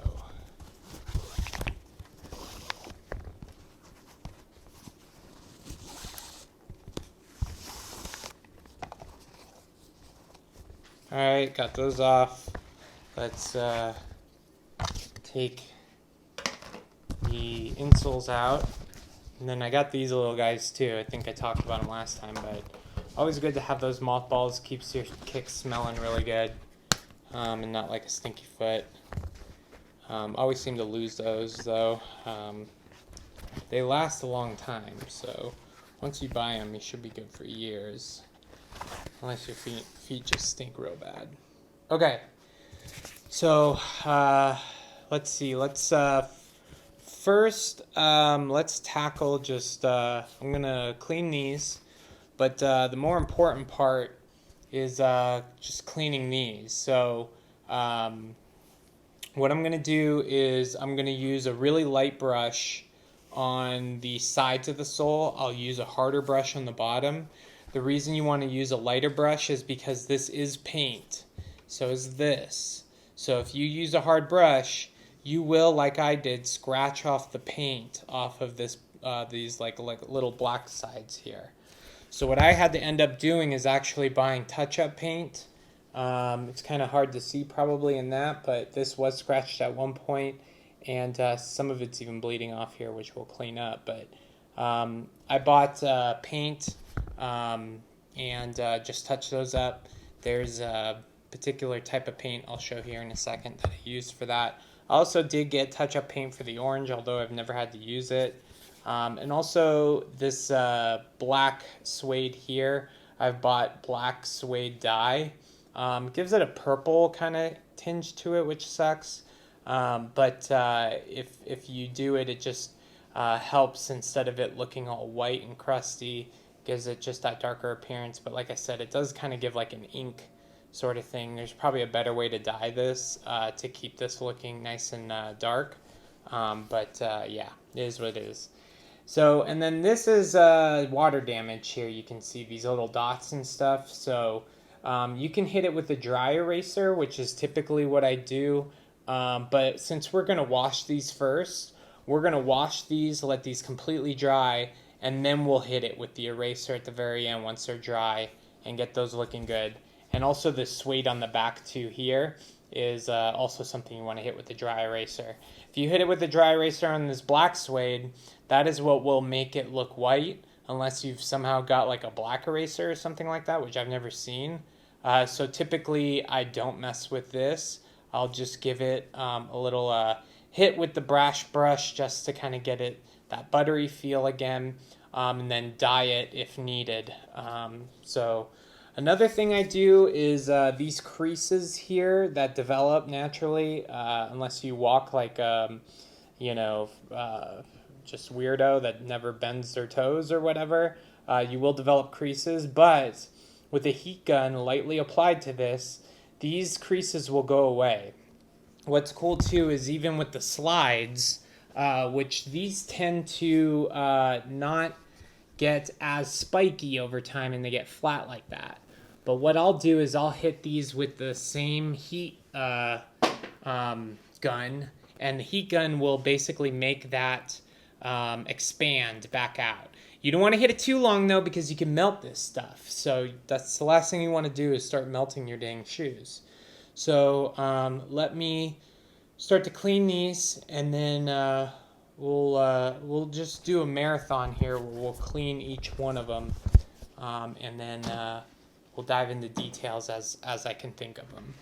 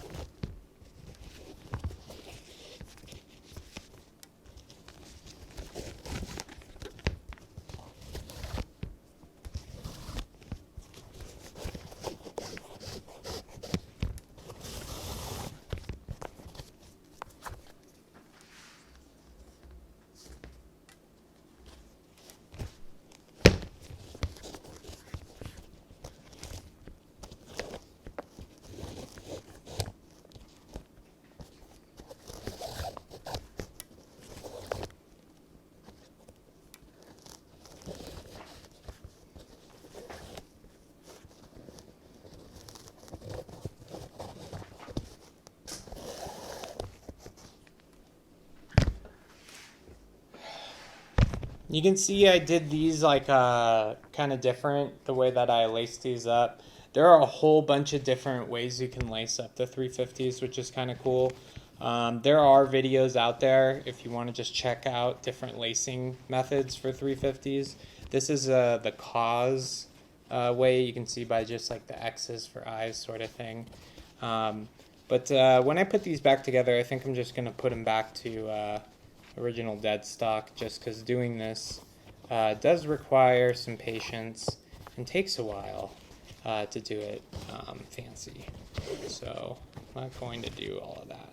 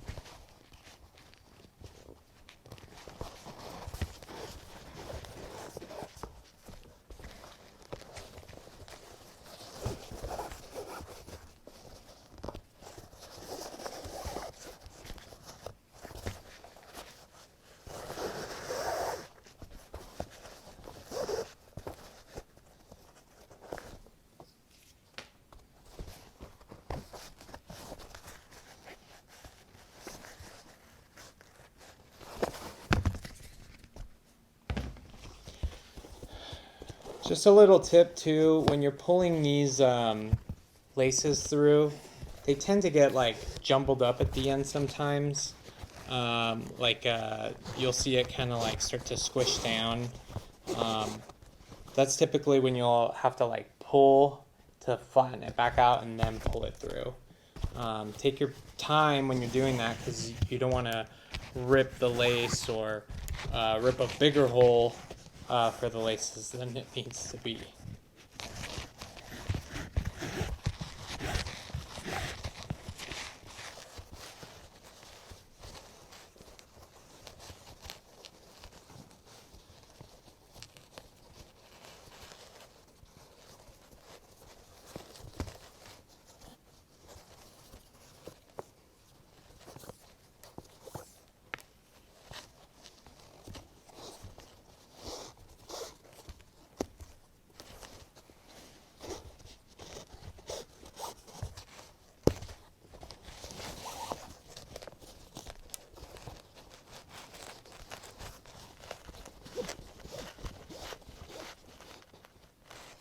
So you can see what I mean right there. It's starting to bunch up. Just pull up on it and then through, and it'll slide right through. These tend to chode out at the end. So right now I'm doing the same thing but on the inside of the shoe.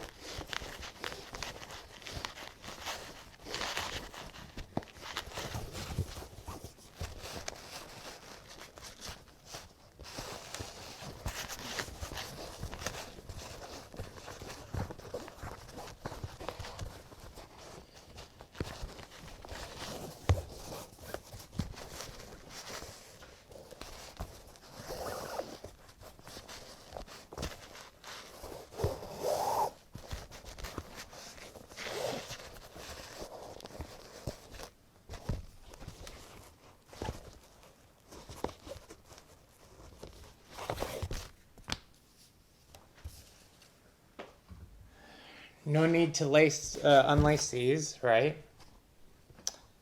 We'll move on to the last but not least pair of 950s. I'm just going to back this up a little bit. So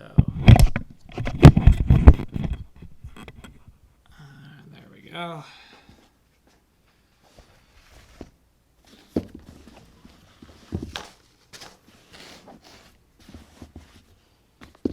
Alright. These are pretty easy to unlace. Sometimes it's worthwhile to take a picture before you unlace them. That way you can remember how they were laced. Sometimes these can be confusing. If you want them basically like how they came dead stock, remembering left over right or whatever is important for that case if you're OCD like me.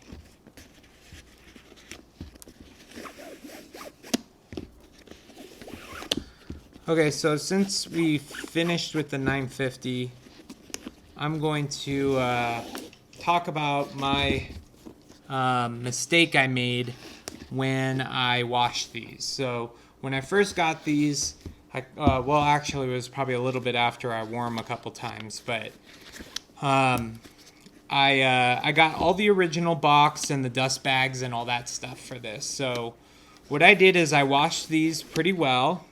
And then I ended up putting them back into the box before they were completely dry. Huge, huge, huge mistake. Never store your shoes in your box that it came with or whatever.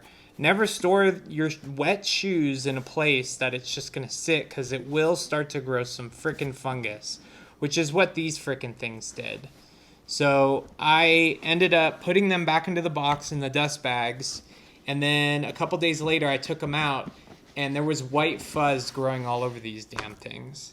Probably from the freaking guy's foot from before or something like that, but it sucks because it created a bunch of wrinkliness on the sole of the 950, and also lost a lot of that gold writing that comes on it, on the right pair, or left pair actually.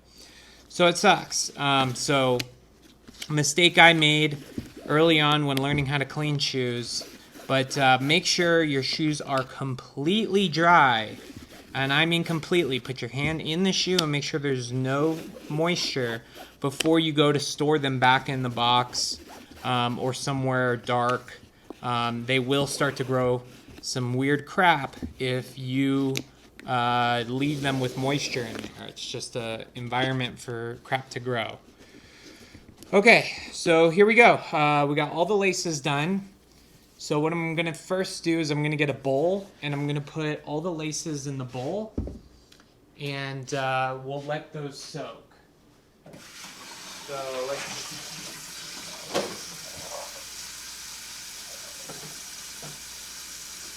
So I'm just going to grab a bowl like this. I'm going to grab some new antidote and throw it in there.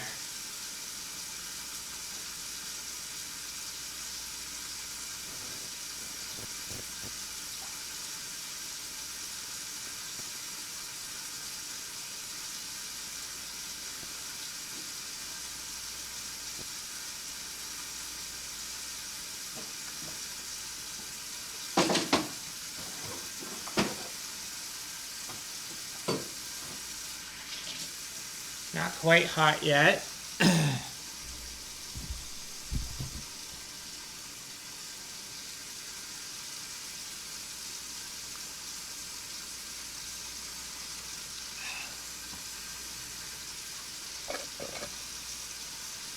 Alright, so I'm going to take some of the new antidote, New Life Kicks, small business, always support your small businesses.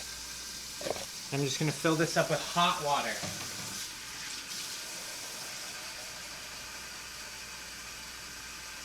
I'm going to jiggle it a little bit so that way it gets, use that to get some real foaminess going in there. So you can see it's nice and foamy. Got about half of it just foamed out. Foam to the gills. Take all my dirty laces and just shove them right on in there.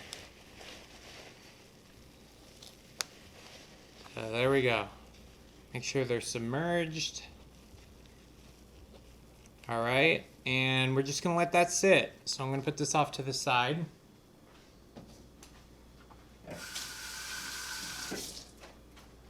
All right, just as a cook would do, I like to have a towel draped over my shoulder during all this, so you can quickly wipe your hands, wipe a shoe, whatever you need to do. All right. Next step, I'm gonna clean all the soles since this is pretty much the easiest part.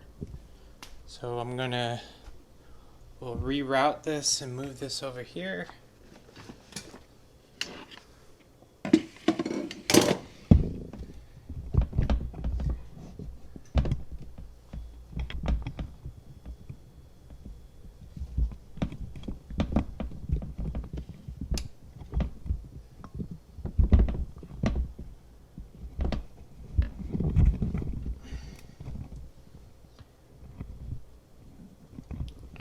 I'm just gonna switch this. Alrighty. So here are all our soles. The one thing I want to point out is anytime there's writing on the soles, like these 350s used to say Yeezy over here, and just over wear and time has disappeared. You can see the same thing with this on the Ortholite. They started, I think, with the newer ones, printing them in a way that it doesn't actually fade as easy, which is pretty cool, but just know that with the older pairs, you're probably going to have to deal with them slowly, just disappearing, which I've been really worried about with the 950 since it has that kind of gold writing on there. So just don't scrub this really hard. You want to use a really soft brush around here. But everything else, we're going to use a medium brush stiffness on this. We don't want to fray the material, which is why we're not going to use a stiff brush. So let's go ahead and get some hot water going. I'm going to take my new antidote, and I'm just going to shoot these a couple times, and then we'll just scrub each one.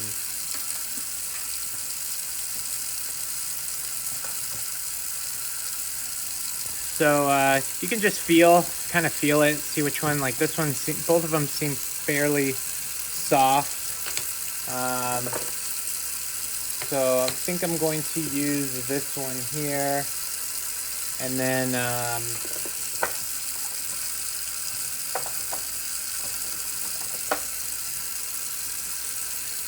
these are probably both the same. So I think this should do. And then on the this part, I'll use like the softer bristle here. It's more like hair almost. So first I'm just gonna wet the brush. Give it a few squirts here.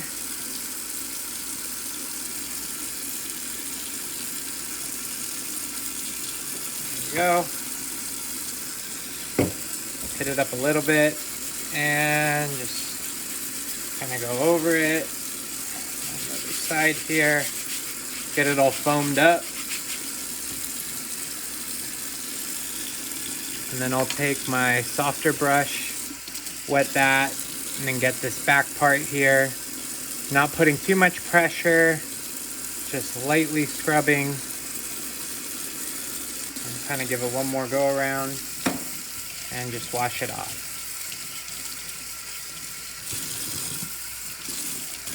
All right, and we'll do the same for all the others here. This one, the writing is almost gone, so I'm not really even worried about using the softer brush. Some black mark here in the back I'm going to kind of focus on. Right here. Kind of go around in different directions just to try to loosen that up, whatever that is. Wash that off. Still kind of there, but being that this is at the bottom of the sole, I'm not really worried about it. Alright. Couple squirts.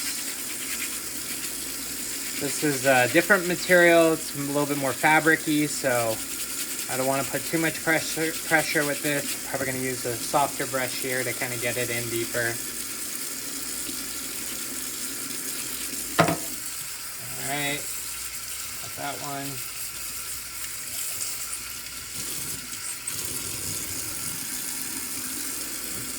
Squirt, squirt. A little water.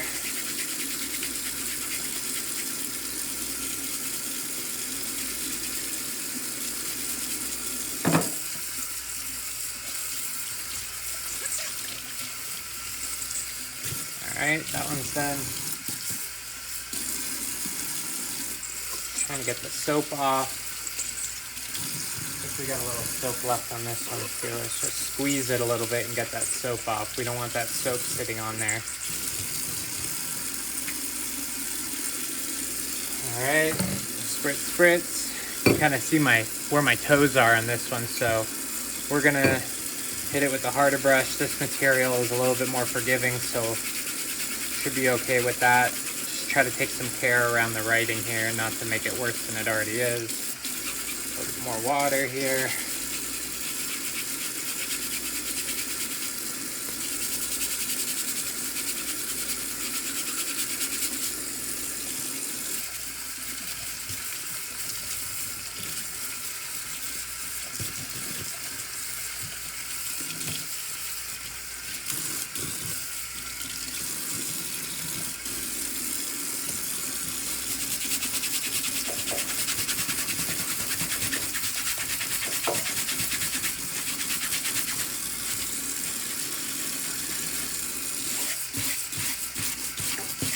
Brush away from the material should get the dirt going off of it. If you brush into it, the dirt's going to want to stay on there and just spread around. That looks a lot better. Still a little bit of visibility of the toes there, but I don't care. You could probably work a little bit harder on this and get it out if you really wanted to. I'm just going to squeeze out as much moisture as I can.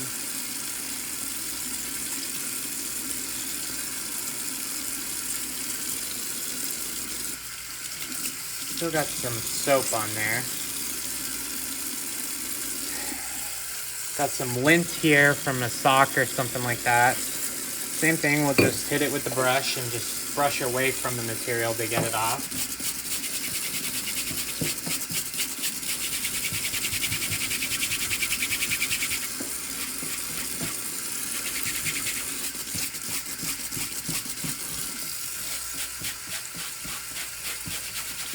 This one's being stubborn, so I'm just going to try and brush in different directions to loosen it up. And then by hand, I'll just pull it off.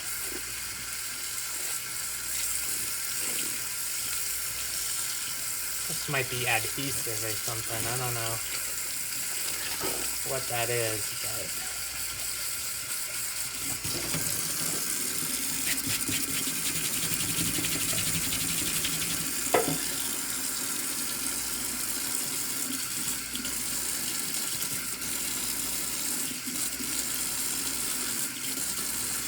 Alright, good enough.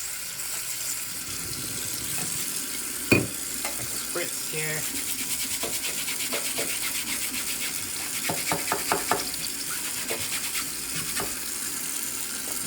Back side. Some more lint there we can get off. Alright. Pull that off by hand. Get all that soap off. Okay, that one's done. And then the final one here.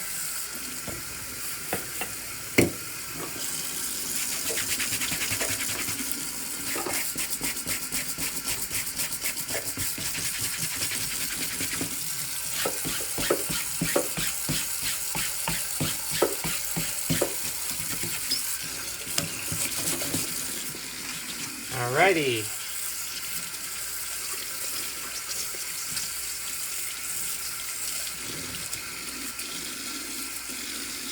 Pulling off some of this lint that's developing on the sides here. The brushes don't seem to really pull that off. It just kind of moves it back and forth. So now that I've got all my soles wet here, sitting here, before I put them in the sun, I like to just pat them down a bit. Don't probably need to do this step, but I like to, just so they're not completely wet going out there. They'll dry a little quicker. Don't need to get them completely dry.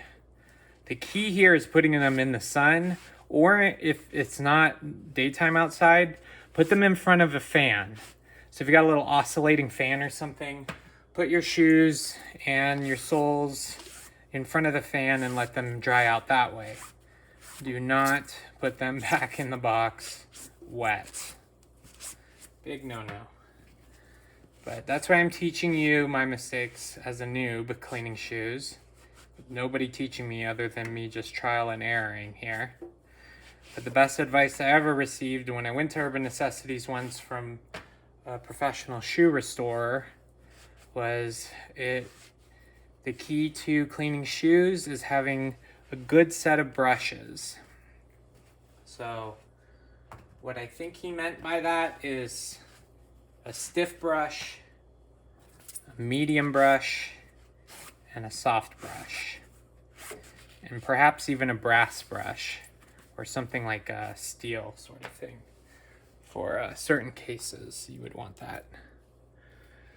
So, yeah. And there's other things too, like sponges and all this other stuff. At the very end, I'll go over all of the different products that I have. I haven't used them all yet, so I can't really comment on all of them yet. But okay, first ones, let's clean the 950s here. First thing I want to do is just check, do I have anything in the bottom of my shoes that I want to pluck out first? Went to the gun range, so there's a 22 sitting there. Wonderful. I like to rock these at the shooting range. I think that's cool. I'm not going to put these rocks in the garbage disposal, though. That's going to get me in trouble with the wifey.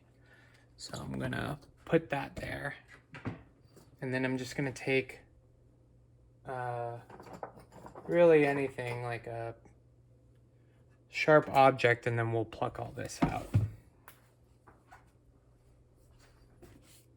All right.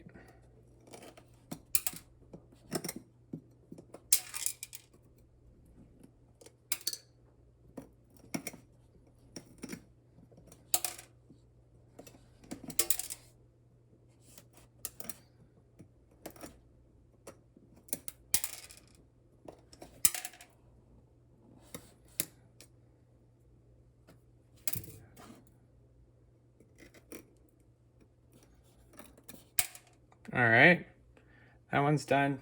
Flip this guy over. Same deal here. A lot of little rocks get into these little grooves here on the 950s a lot when I go hiking and stuff with these. So just for the longevity of the shoe and these holes not splitting over time, just try to keep stuff out of those. They also tend to get in here, but surprisingly I don't have any in there. Cool. All right, so we took all the laces off, we took the soles out. That's all good. Let's get these rocks out of the sink.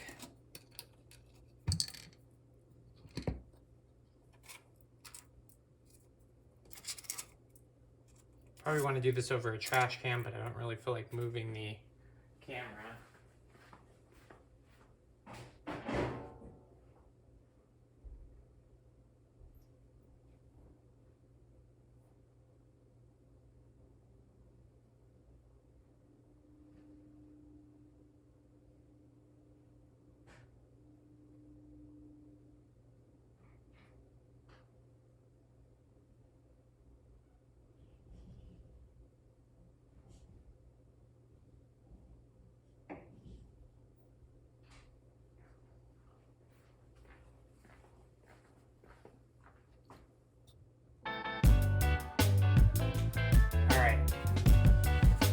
So these ones, what I like to do, I'll use a stiff brush on everything at the bottom here, including like the duck boot part.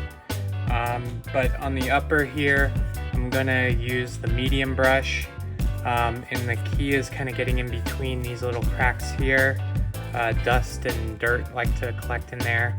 Same thing with inside the 950. There's kind of like a, let me get some more lighting here. I can show you what I'm talking about. But there is a little tongue here. It's almost like inside the shoe they have a liner, and that liner kind of goes around. And then down in here, there's just this little pocket where stuff can collect in there. So it's not like this is removable or anything. So stuff can slide in there. So we're just gonna wanna shake the shoe out first. Get in between there. I can see some dirt falling out already. All right. And let's just get right to it. So I'm gonna grab my stiff brush. I just bought this brand new brush from New Life Kicks. Really, really stiff brush. Ultra mega stiff. This is damn near almost using metal, like a brass brush. So this should be really good in getting this dirt and all this off of here. I'm just gonna give it a couple spritz here. I'm just gonna work all the way around the shoe. Shoots, this is almost too stiff.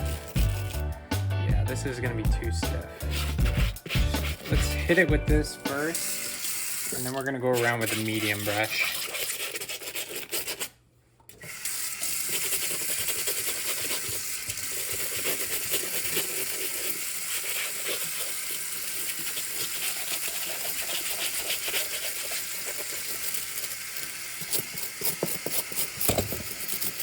Whoops. Okay. Now let's use our medium brush here. This one seems kind of just the right amount of stiffness. The key is getting in between these little cracks and stuff like that. That's kind of the hard part here. Is really getting in between all that. Get a little bit more lighting here for us. Go. All right. So turn that off for a second and just get the suds, the soap suds in between here. The softer brush is gonna help us get into these little holes in here. The stiff brush is just too stiff to get into these small cracks because the whole brush is just so stiff. A lot of puns that I could be throwing out right now, but I'll save it for you guys to throw in your own heads. I'm just gonna go around, get the whole bottom of the boot nice and soapy. Try to get the whole thing so there's no weird drying that happens where you see like a watermark or something. Then I'll take another brush here. Wash these off. There we go. All the way around. Get in between again.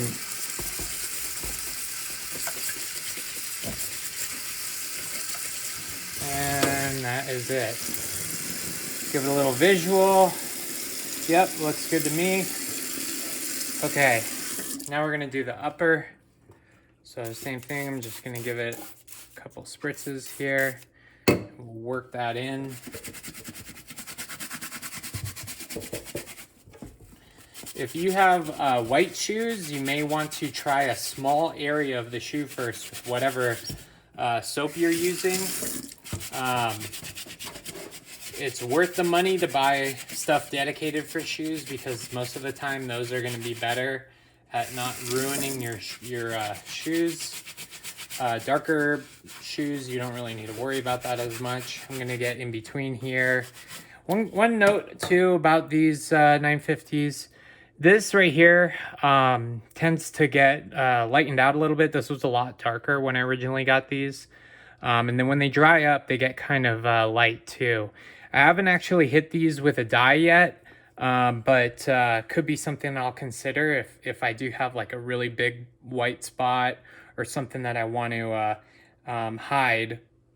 I would probably need to dye the whole thing though, because the dye is probably going to be a little bit different than whatever this was. To get an exact match is going to be really difficult. So you probably just want to dye the whole thing to get it all the same consistency.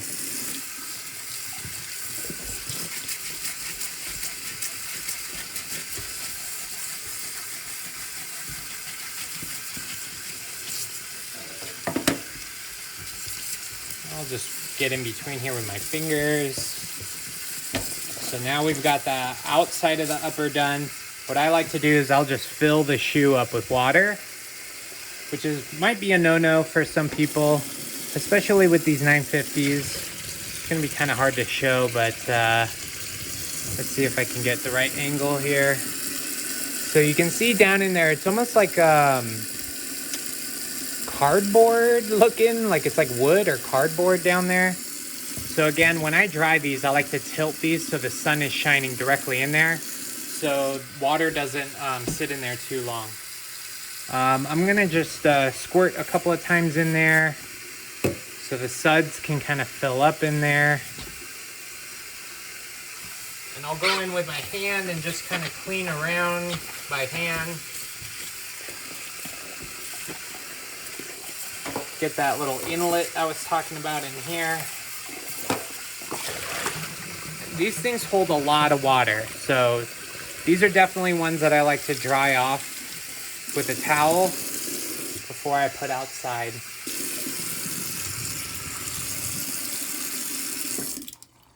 All right, these are done. Just let that water kind of fall out there, and then I'll squeeze the water out and just really dry these as best as I can with a towel.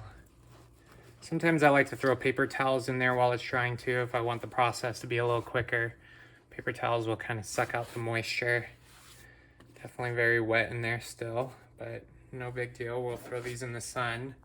And then once the sun goes down, probably throw them in front of the fan too. All right, let's do the other shoe. So same deal.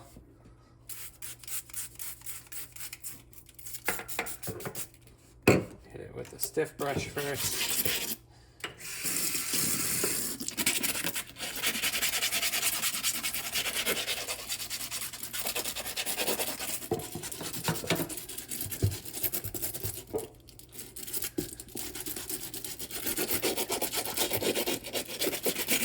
Take care down here, like where the fabric is. If you hit that with a hard brush, you're gonna start to fray the material.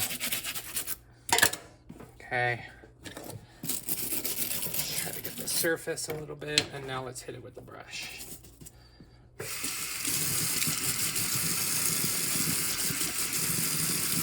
A little bit of water is gonna help you create more suds. And just get the shoe cleaner than if you weren't using any water. The only thing you really don't want to use water on is suede. Alright. I think that should do it for this one.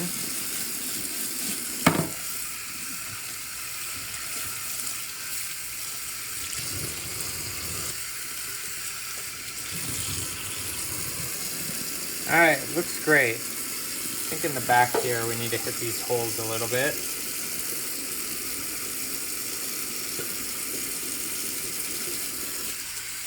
Okay, let's do the upper.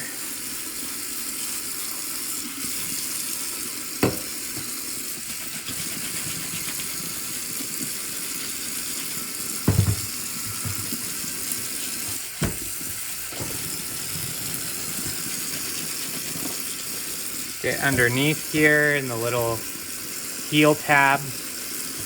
Huge heel tab on the 950, which is kind of cool. I like that look.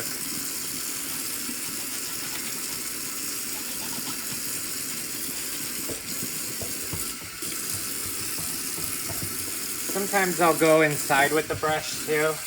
I didn't do that on the other pair, but nothing wrong with doing that if you aren't too aggressive when you're doing it. A little bit of soap in there. Take it out by hand. There we go. Rinse all that soap off. Get in between the inlets again.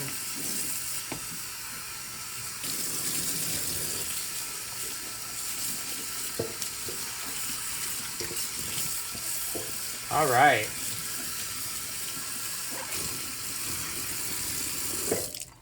All right, let's dry these off with the towel now. Just squeeze them a bit, get all that moisture out as much as we can. Definitely feel a little slipperiness from the soap still being on the surface.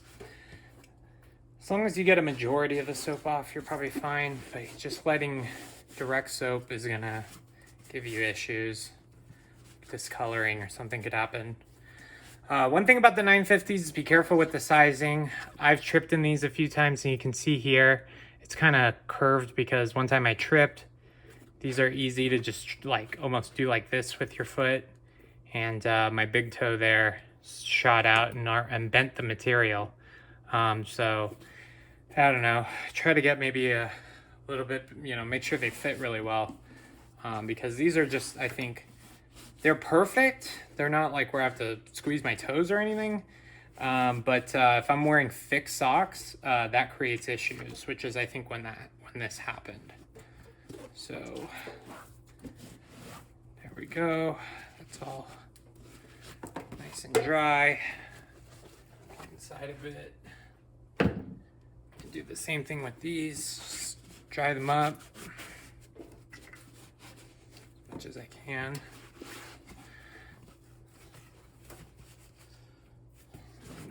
Nothing coming out when I squeeze, which is a good sign.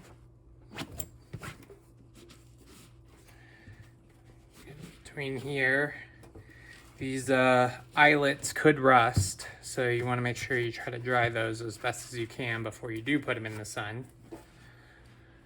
All right, I think we are all set with the 950s. So I'm going to go ahead and put these in the sun and also put our soles in the sun.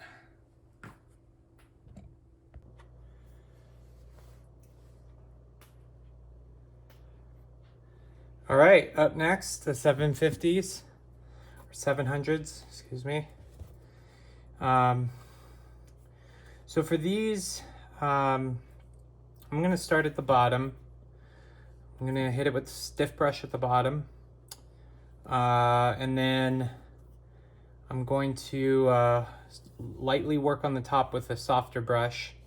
And then since I can pull these, tongues out, I'm gonna actually work the brush inside here too, medium brush, just so we don't fray any material or stitching in there. Just remember, take care around this painting area. That's really what you don't want to hit with the stiff brush. So be careful about the paint. Anytime you have sole in the paint, that's where things can go sideways. So let's go ahead and clean these.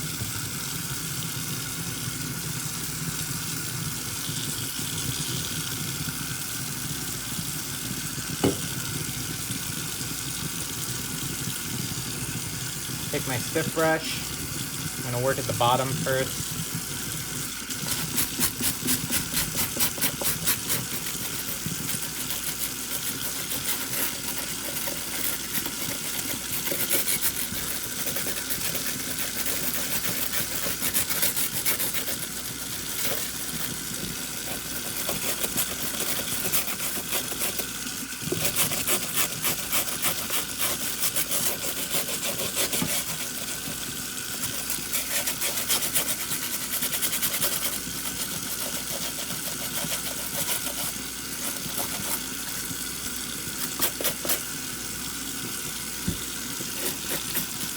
Alright, now I'll move down to a little bit of a softer brush. It should get all the details all in between.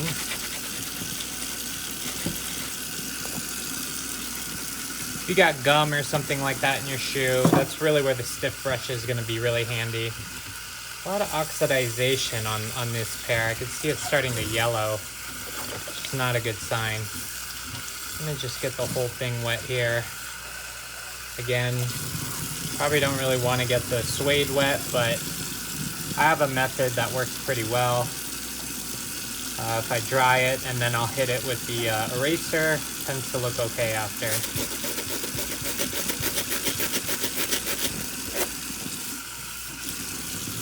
Alright, move on to the sides here. Make sure you wash your brushes in between areas because you have dirt on the brush now, and you don't want to just smear that all over the shoe. You can see some of the material coming off here, so I'm just gonna go a little bit softer.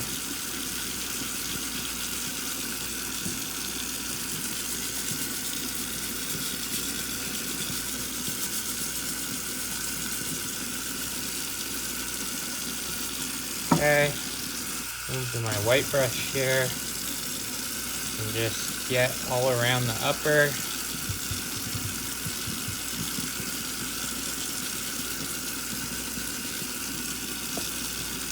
And then, last but not least, get the tongue and on the inside of the shoe.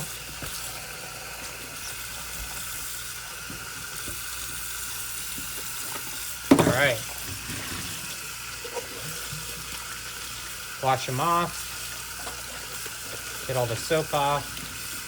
Sometimes I put my hand in and just kind of then get a bit stiffer of a push on the top here without bending the shoe. All right, now we're just gonna squeeze all the moisture out.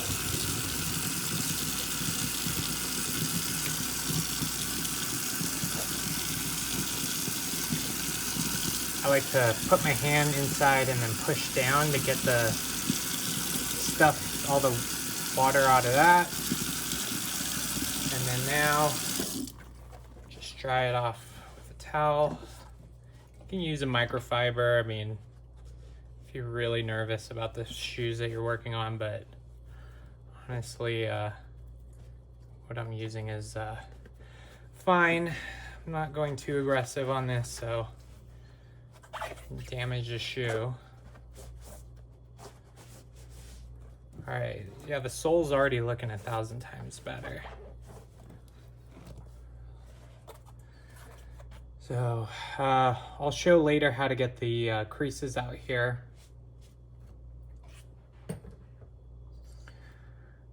All right, let's get the other one. So just a side by side real quick, just so you can see. There's like a visual. You can tell just by looking at it. This one's obviously darker. So this stuff really works. Shout out New Life Kicks. I also like Crep and Rejuvenator. Those companies are great too.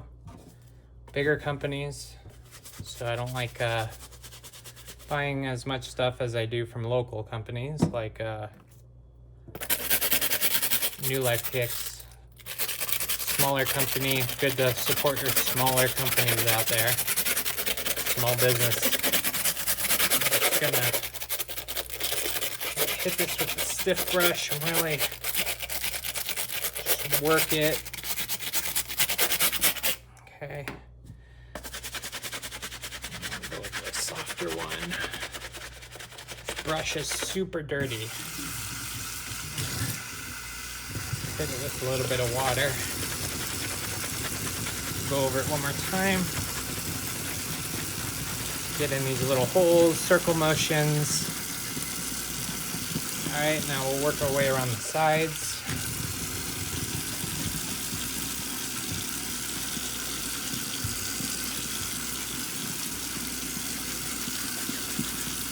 All right.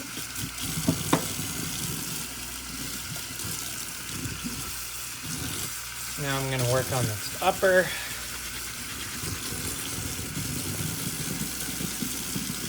Get the tongue.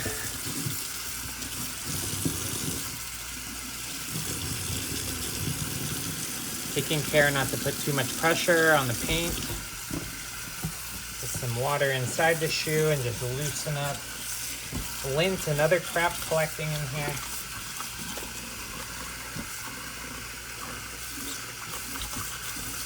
Getting in the toe box there. And that should do it.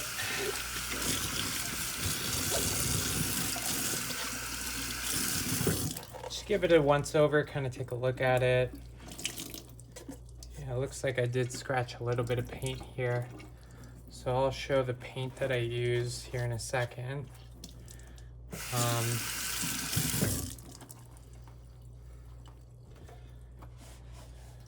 think there's a company called Agralius or something like that that I bought the paint from. I believe there's a way that you can actually buy the paint that matches the colors of your shoe if you search hard enough on Google's.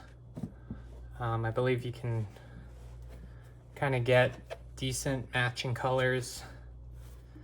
One thing I noticed about the 700s when you do wash them, at first you'll get this weird look on the leather here. It almost looks like there's water damage or something. Don't worry about that. When you dry these, this will go away.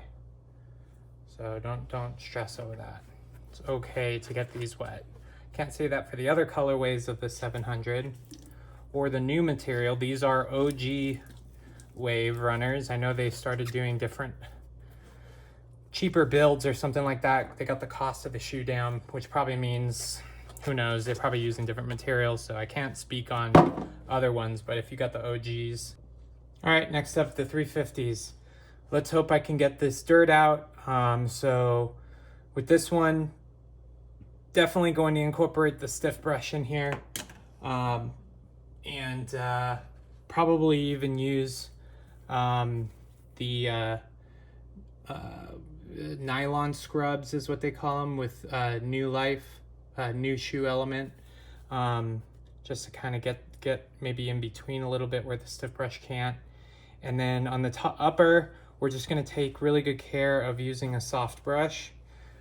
So something like this would probably be fine, or this, but they also do sell like these O-ring sponges, and there's also these eraser sponges too, but it says these are more for leather material, so I probably won't use that. So with the upper, to just get some suds going, we'll probably use the brush at first, and then maybe go over it with the O sponge here. Okay.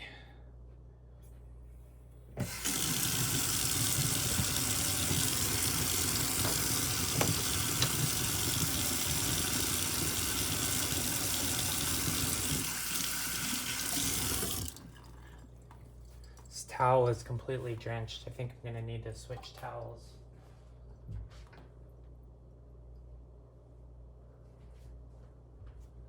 Alright, nice and fresh one. Throw that over my shoulder. And now let's get working. So I'm not sure if I should attack the upper first and then work my way down. That probably seems like the best bet. So let's go ahead and do that. So first off, let's just get them moistened up. Just get the whole shoe wet. That should loosen up the dirt just by itself.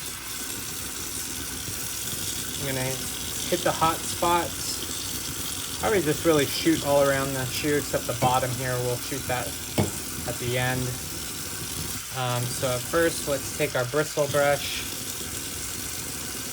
Again, this is fly knit, so we just want to make sure we're not using a stiff brush on this. Kind of wash in between. I can smell the dirt right now. That's disgusting.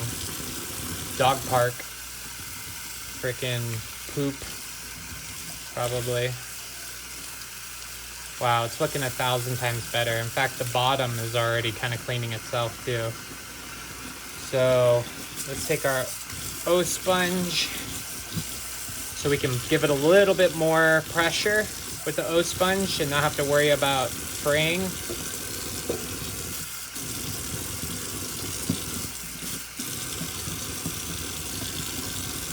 There we go.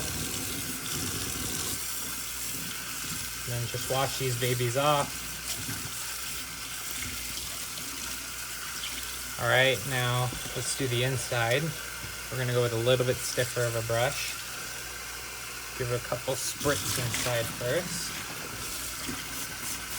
Okay, put some water in there. And now we're just gonna try to move the brush to the toe box as much as we can. And then flip the brush around pointing up and try to get on the top of the upper inside. Getting the heel, I like to just go like this with the heel. Get in the back there where that little heel pocket is. Get all around. Alright, that should do it.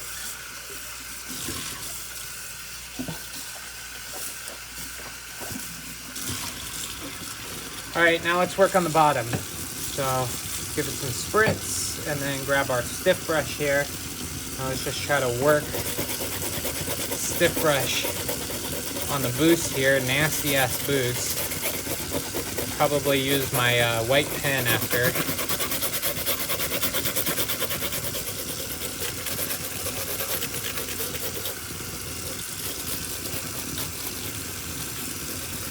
You want to work with the grooves with the 350s. Probably going against it's not the best thing.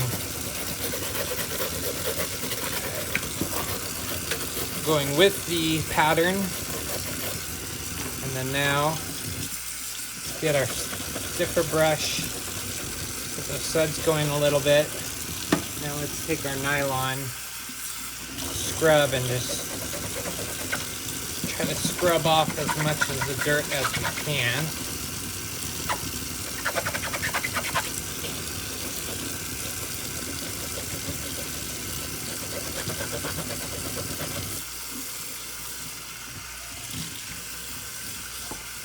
All right, I think that's as clean as we're gonna get this. So some tape or something right here. Let's get that tape off.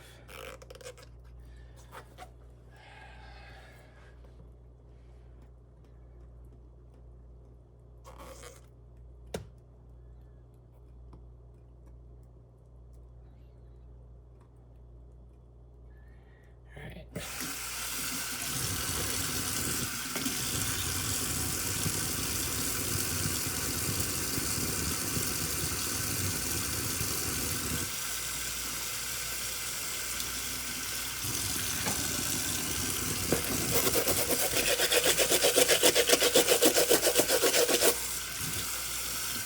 Sweet. All right.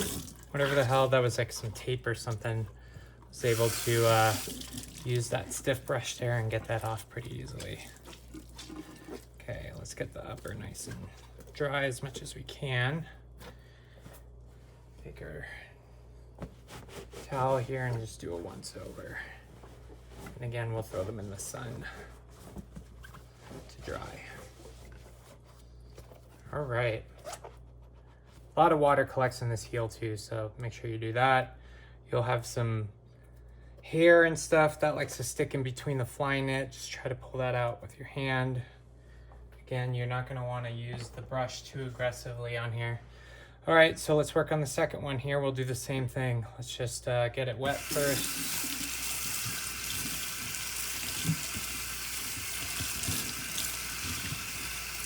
Okay.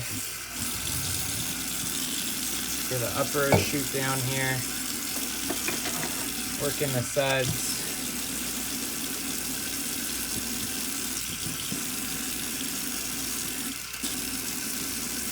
Get underneath the heel tab. Oops. No big deal. Stuff suds up pretty good, so we don't need to use too much. All right, let's use our O-ring and just give a little bit more. Get in between the sole and the upper. All right, looking good. Get all of that soap off, and now let's work on the inside of the shoe. Same deal. Take our brush and a little bit of water, working all around the inside of the shoe.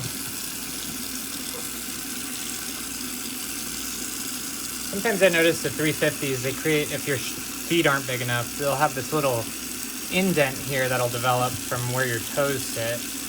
I try to put some tissue or like paper towels in there while it dries, so that can stand back up.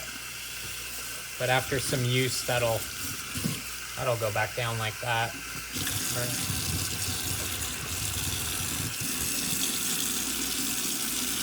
All right, let's work on the bottom. Use our stiff brush here. Brushing into the sink so we're not shooting stuff everywhere. Oh, I can smell that. It smells like straight up dog.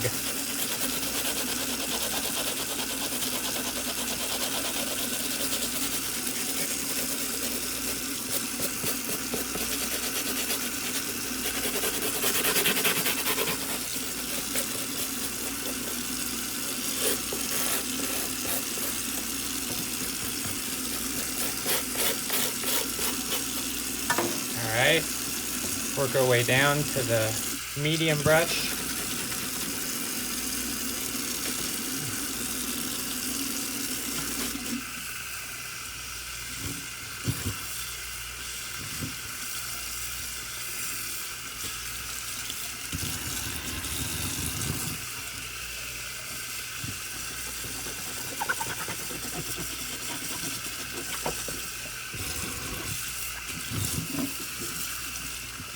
Alright, let's just give it a look over. See if we missed anything. Not seeing anything, everything looks good to me. So let's go ahead and just tap dry this one. And that is it for the 350s. I can't speak to the other 350 materials that are out there. Same deal though, you could probably use a stiff brush for the bottom. And then for the upper, you'll just probably want to use a medium or soft brush, depending on the type of material. I know there's like those ones that are kind of see-through that have like that almost nylon or, I don't know, plastic-ish material. That stuff you would probably want to use a soft brush because that seems like it would, if it breaks, it's going to be terrible for the shoe. Okay, throwing these in the sun. I shall be back. All right, so it's my first time cleaning the foam runners. One thing I have to say about the foam runners, do not wear these without socks. The slides, on the other hand, no problem. You can wear these without socks and not have blistering. Depending on your foot, obviously. I think I have heard reports of people getting blistering with the slides too. But for sure, these will give you blisters. Mainly on your heels and the back. I got blisters basically in these 3 spots. Really bad. So do not make the same mistake I did. So as far as cleaning is concerned, we've got some almost like black spots down here. Can't really angle it right to show. There you go. So see those black spots? We're gonna try to get rid of that. We got some boogers or some shit at the bottom here that we're gonna try to get rid of, and also just get this looking red again because the bottoms are just jacked. So for these, you know, I'm not really sure if I should use the stiff brush. I guess probably the safer bet is I'll use the nylon at first. Maybe for the stiff brush, I'll just try to hit this spot. So first thing, let's just get them wet.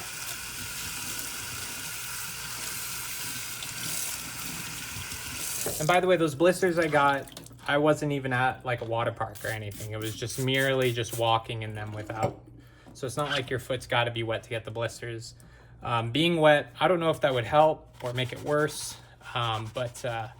Yeah. So the one thing about, you know, this type of rubber material, I'm going to want to try to keep the dirt on the bottom. If I use this dirty brush or dirty sponge and start cleaning the sides here, all this dirt is just gonna start spreading all over. So I'm really just gonna focus on cleaning the bottom, almost in a separate session, than cleaning the upper, and using a completely different sponge for the upper than I am the bottom. All right.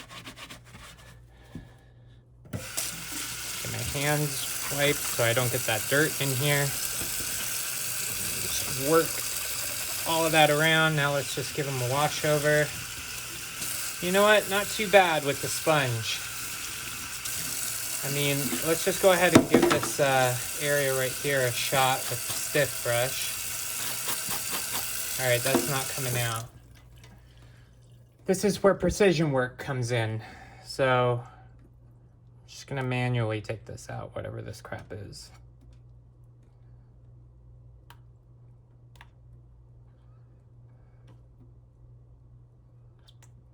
There we go.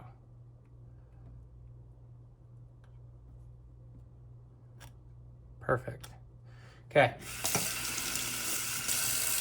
Now there is some black spot here. I'm gonna try to focus clean this with a hard brush.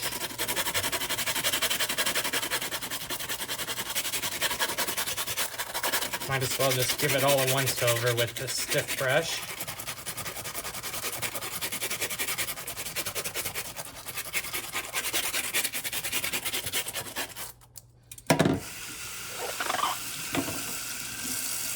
That really did work, but still pretty dirty here. Let's see if I can try to use maybe this softer brush, working the suds a bit. Now let's get it with the stiff brush.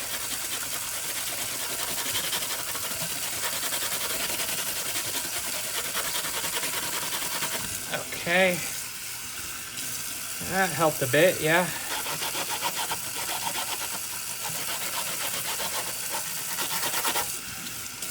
Sweet. Looks great.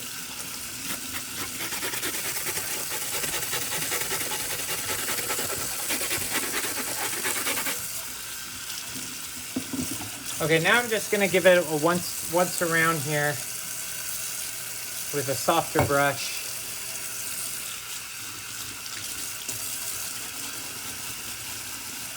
Get that original red kind of shine in here. Get the inside. And now let's try to get whatever the hell dots here at the bottom out. So I'm probably gonna use a stiff brush for that. So let's see if I can angle it.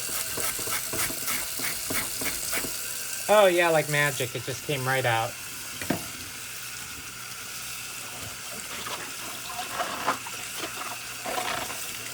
Cool. Oh, I think that does it for the foam runners are super easy to clean, man. So that's that one. Let's hit this one now. Might as well, I guess, do the same thing we did. Let's hit it with the sponge first.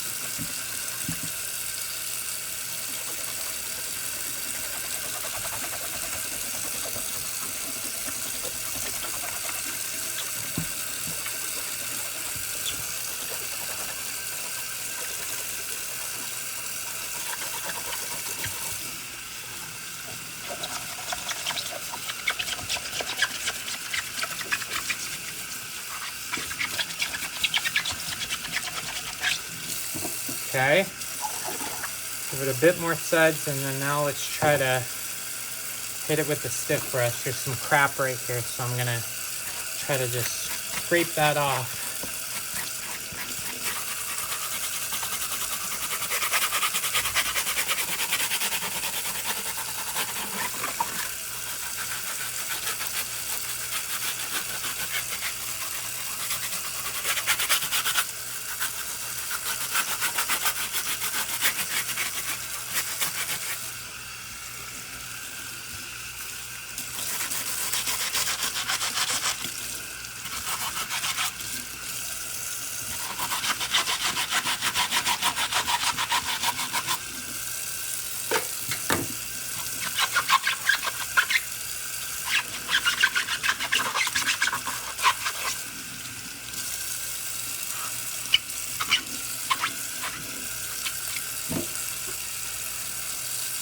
Alright, let's just try to use our medium brush and try to get a little bit of that black crap off more than we could get with the sponge.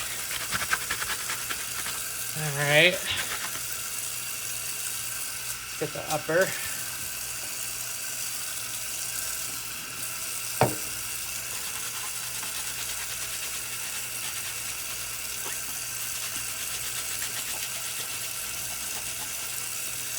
Now I heard people talking crap about the Vermillions, but I think this is one of the sickest solid colorways. The MX ones are sick too, but for a solid color, this one just goes hard.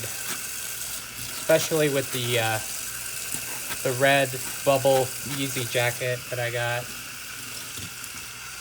That thing definitely turns heads.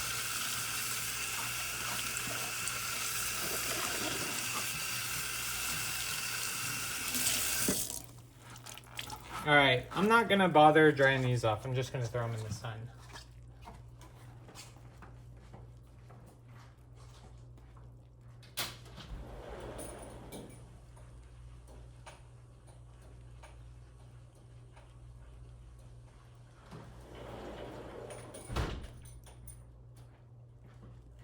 All right.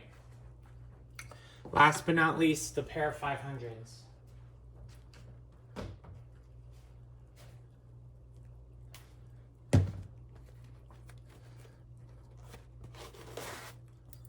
So there's a lot of dirt I can already tell inside. So I'm just gonna shake out the shoe first before I get started. Okay. Yeah, definitely a lot of dirt. You probably can't really see that on camera, but I can. Okay, so for the 500s, again, stiff brush for the bottom, taking care with the upper. We're gonna use a softer brush. These ones are pretty easy to clean too. I'm gonna start with the upper, I guess, and then work our way down. There's some blue mark here. We're gonna see if we can get that off. Other than that, a little bit of black, kind of like gum or something that got on there. We'll try and get that off. That's about it. Same thing with these. There's just like some rocks and stuff in between here. We'll just pluck that out with the knife and then hit it with the stiff brush at the end. Let's go for it.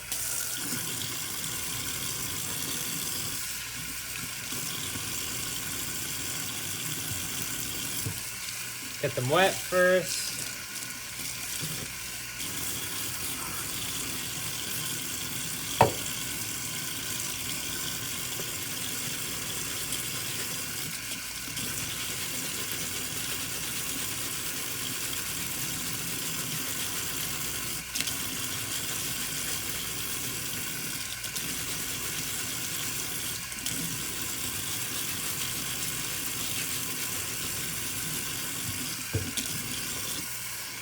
A lot of crap inside, so I'm gonna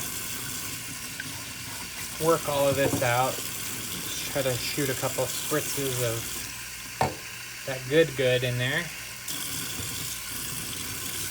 Use our white brush to just try to work inside.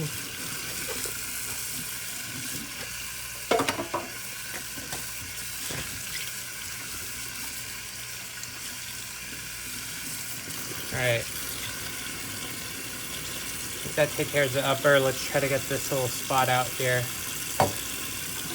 Hit it with the stiff brush. And bam, immediately came out.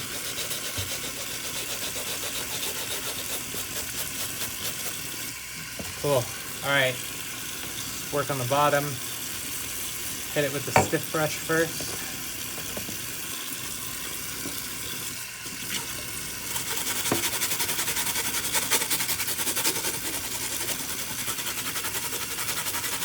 Try to work at the heel. That's where a lot of dust and dirt collects. The 500s, I try to like work around the grooves, kind of in the same motion or circles as the grooves to try to get in between.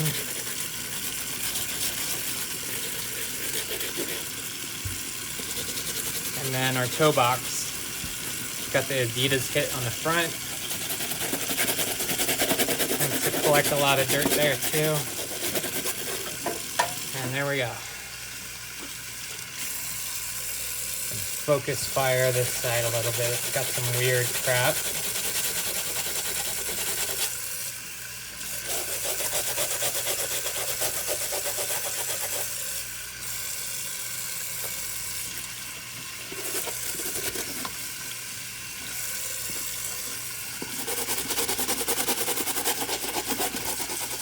Okay. I think that's good enough. Try to get all the soap off.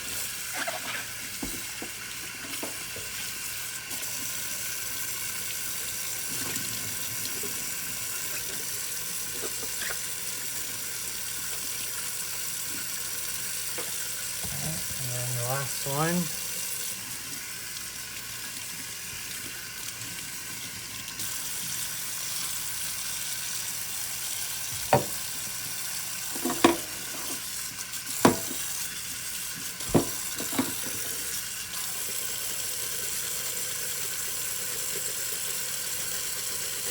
Now I know this is suede, and there's probably some professionals out there crying that I'm getting the entire shoe wet. But personally, these 500s, I don't know if it's fake suede or whatever, but I don't get any damage by doing this. So don't really care about trying to do a dry run of these. I can imagine a dry wash will probably make them last longer. But I don't know, I haven't had issues with this. Maybe some discoloration does happen from doing this. Shoe does tend to get like almost like a dark yellowish tinge to it. But once it dries, it should be okay. Get all that soap off. I'm gonna use our fingernails a bit to scratch into the suede.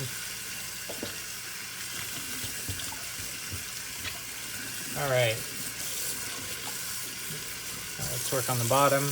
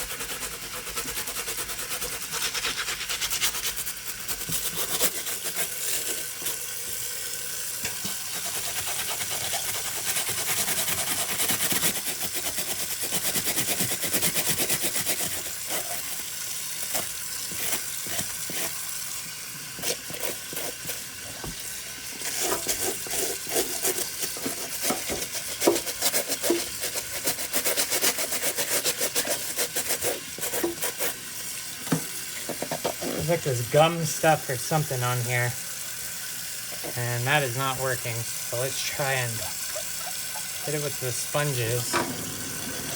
That might lift it out.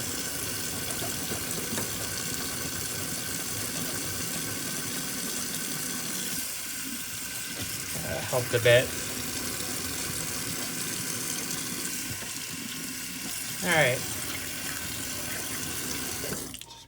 Pluck out the rest of it with my knife.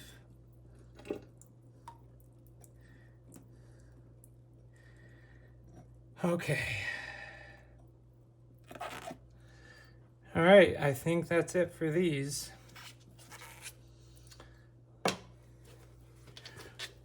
Okay, I think for the final thing, I'll show you how I stacked them outside.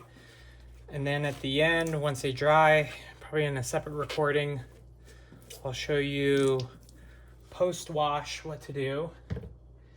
And then I'll show you a bunch of new products that I bought that I will report on later on how they work out. So, peace. I'm gonna try and clean these too, while I'm at it. These ones, I'm just gonna hit it with a soft brush, maybe a stiff brush where some of this, some adhesive or some gum got collected down there.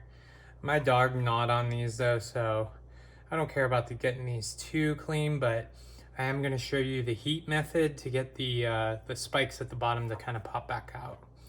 So, go ahead and clean them.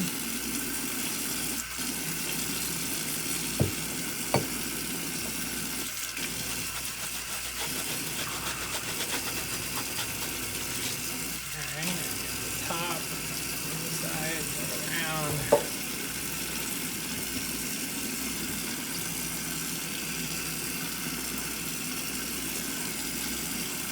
Okay, now let's try to use a stiff brush on whatever this is in here.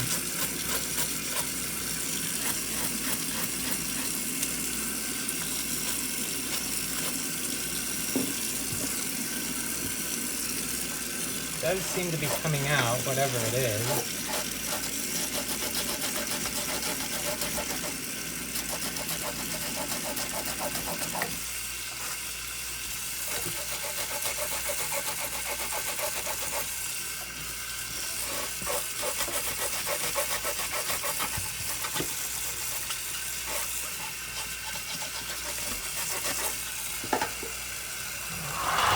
Close this because I think that might be screwing up the lighting.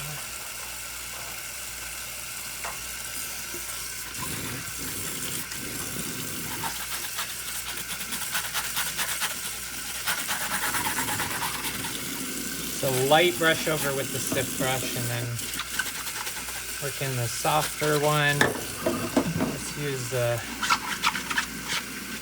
yeah, this seems to be working pretty well.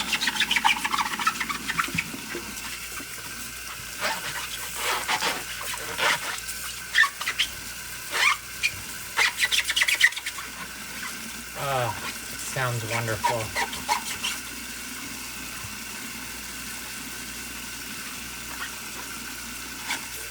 Yeah, these sponges right here are probably the ticket to cleaning these, because I can tell just by using the sponge it's definitely getting up the dirt a lot better than the brushes were. So +1 for these sponges. It's really easy, just wash them off and side by side. Better. Could probably get that bottom a little bit more clean, but again, don't care about these too much. Enough to care to get them that clean.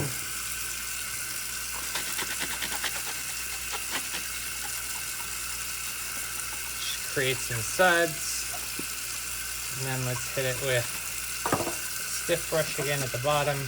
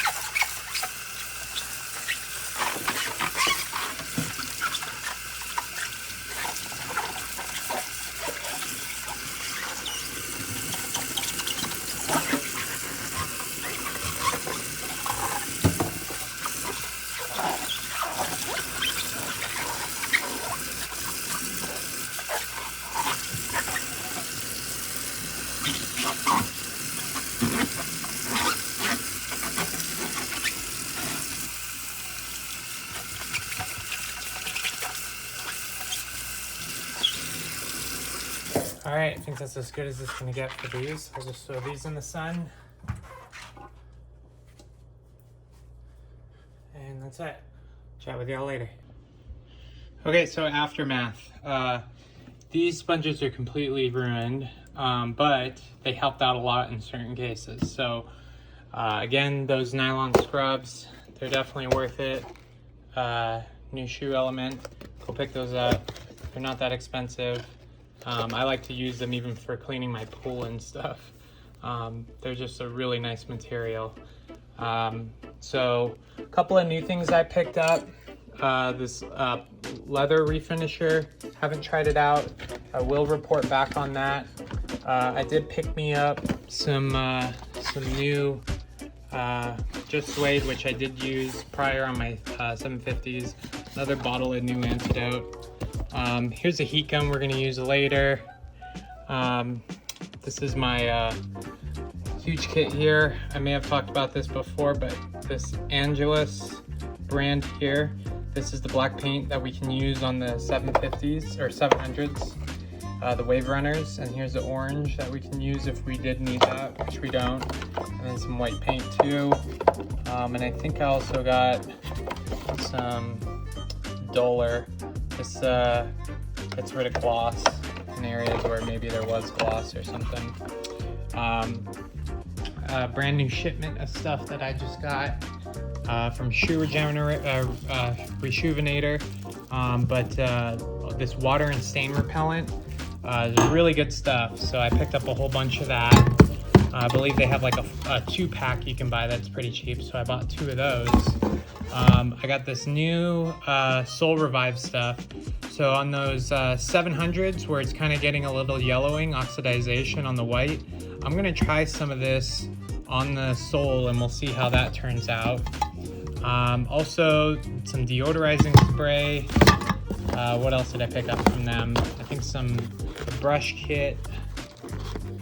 Can't really do this one-handed. Oh, we gotta open it.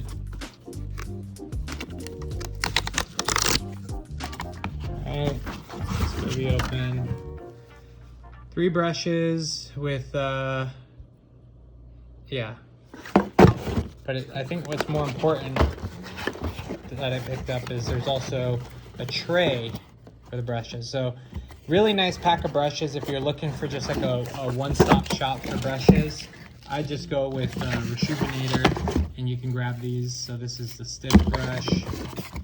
Here's the medium, and then here's the soft. Not really a lot of difference between the soft and medium. I think it's really just the type of material they use. Instead of nylon, it's more like horsehair or some synthetic hair. And then another new thing I picked up is, which I should have used, but it's a drying rack and a bowl combo. So I'll slide this out. So you can use this as a bowl. Whoa, sorry about that. We use this as a bowl. So we put our water and our soap in here, and then we'd put our brushes right on top right there. So we want to let them dry at the end. We can just put them like that. So kind of cool. I'll probably do that for the brushes we just used outside, and I'm sure they'll dry a lot quicker that way.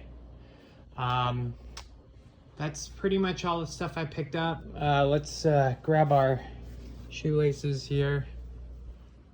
Let these cook out in the sun so we can dry these up.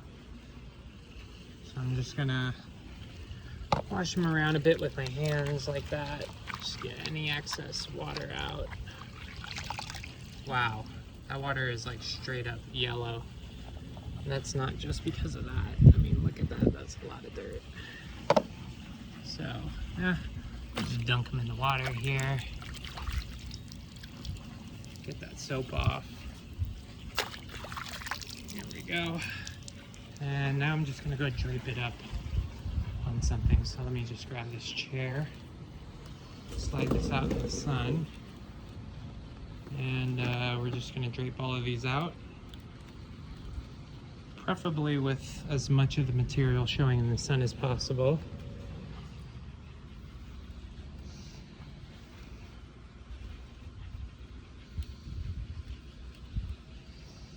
It being outside, even if it's not directly in the sun, should dry it pretty quickly still. I'm gonna have to remember which are which though, because this 350s and the 950 laces are really close to each other, but I think the 950s are a little bit thicker. All right. So that's it. We just got them draped up like that in the sun. And then here are all the shoes and our Hype Dog. What's up, Hype Dog? You want to say hi? Speak. Speak. Speak. Oh, okay. So, got all these just draped out here. Couple of notes: if you have tongues that can pull them out. That'll aid in the drying process quicker. And you can see I've got them positioned up so the sun is getting inside the shoe a bit. Same thing with the 950s here. So I'm just gonna flip these 950s. Try to angle them a bit to where the sun is getting in there. There we go, you can kind of see that. How the sun is actually shining inside the sole now. So perfect. All right, we'll come back out here and flip these a little bit later, but that's pretty much it. Just let them completely dry in the sun. Like I said, if it's nighttime, grab a fan, let them sit in front of the fan overnight. Should be good after that. Sweet. Shout out pellet grills. Pellet grills are awesome. Speak. Say bye-bye. Speak. Come on. You don't want to? Speak. Speak. Say hello. Say Yeezy. Can you say Yeezy? Yeezy. What? Yeezys? Do you like them? Should we get you dog Yeezys? They should make dog Yeezys, huh? Speak. Good girl. Bye-bye. Alright, so all of our shoes are nice and dry. Show some of the aftermath here. So here are the Vermillions, nice and clean. A couple little spots on there I probably could have worked a little harder on, but not black anymore underneath. And here's the 950s. These ones dry up surprisingly pretty quick, but the boost inside probably takes a while to dry, just because there is that cardboard, and then underneath is the boost. I imagine the boost is somewhere in here, and imagine that sucks up a lot of water. So what I like to do is throw in these little charcoal things. I also threw the silica packet, which I can feel is actually wet, so it definitely did do its job. I'm gonna feel inside, it's a little damp still. I'm actually gonna give this one a little more air before we put the soles back in, just because I do feel it's a little wet still. Silica packet probably sucked up as much as it could.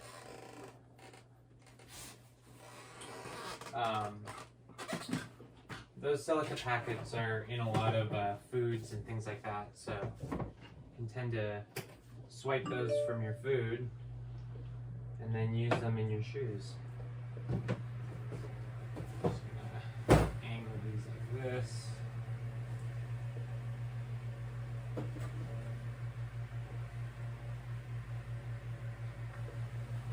I'll swing it around so I can show you here. So I just tilted the shoes so that way the air is going into the boot. Having a little fan like that is super helpful to quick dry them. I may put them back in the sun. In fact, that would probably be quicker, but we'll see how far they can get dry without doing anything. So let's actually work on the blush first. So this is after washing it, not doing anything else. See the toe box, I left it out in the sun and some dirt kind of got on there, but probably just wipe that off, right? My feet just fell.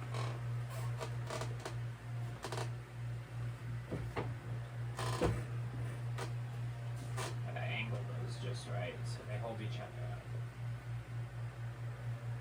Hopefully that will stay. Anyway, so what I'm gonna do is I'm gonna first hit it with an eraser, just on any spots that I see.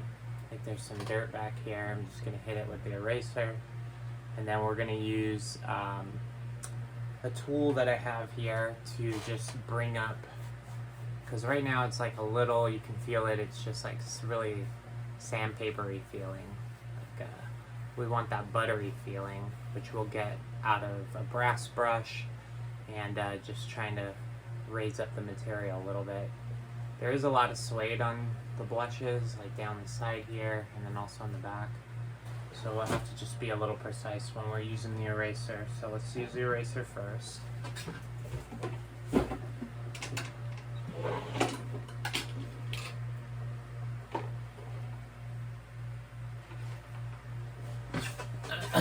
The New Life Kick sells this tool here. Has a brass brush and then like a little rubbery kind of thing to bring up the mat. I use these on the black 750s, so you can see there's a lot of black on it.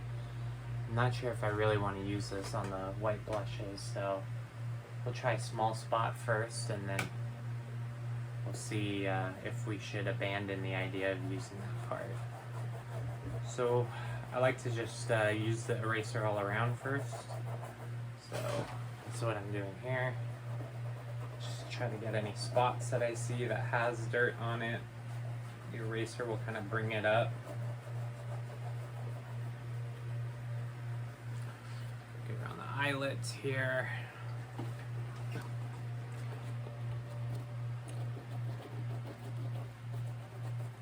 On the sides. On the back.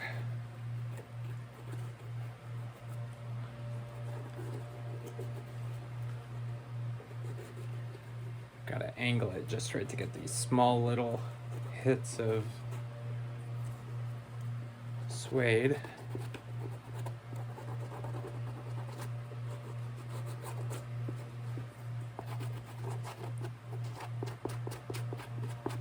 Okay, so that one's got all erasered up. Now I'm gonna use this, and we're just gonna try to brush off. There's a lot of like dirt building up, so I'm just gonna try to use it like that. Kind of circle motions, just bring up that. Not putting too much pressure.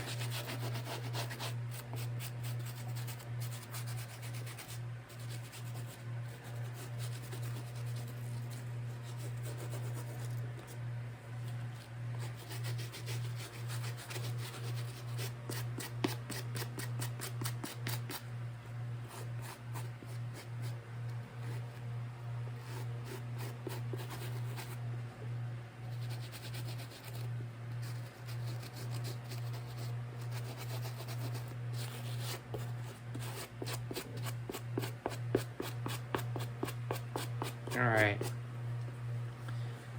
It looks like that dirt is still here. It definitely feels buttery now after hitting it with that. That's the feeling we're going for, but I'm gonna see if I can get this like rings of brown dirt off here. I'm gonna try and use a little rubbery side here. Oh yeah, starting to rub off some black on there. So I'm not gonna do that.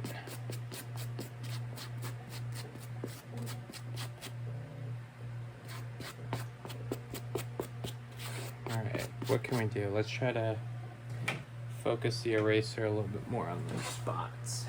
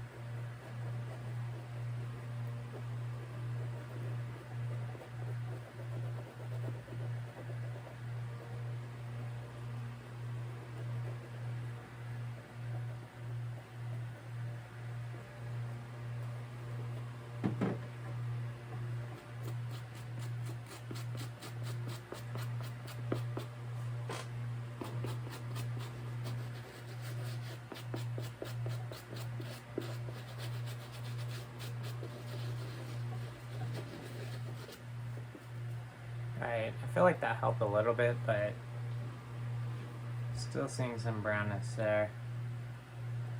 I don't really know what to do.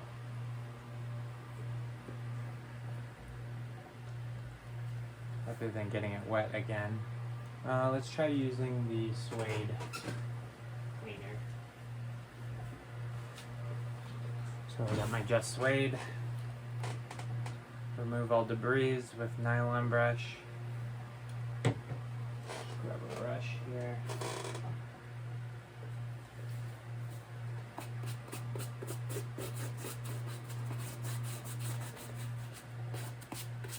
Alright.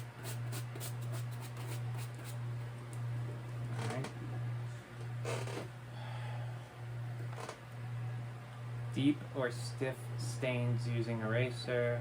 Lift the nap with the wire brush. We did that. Spray area and wait 30 seconds before brushing in a back and forth motion.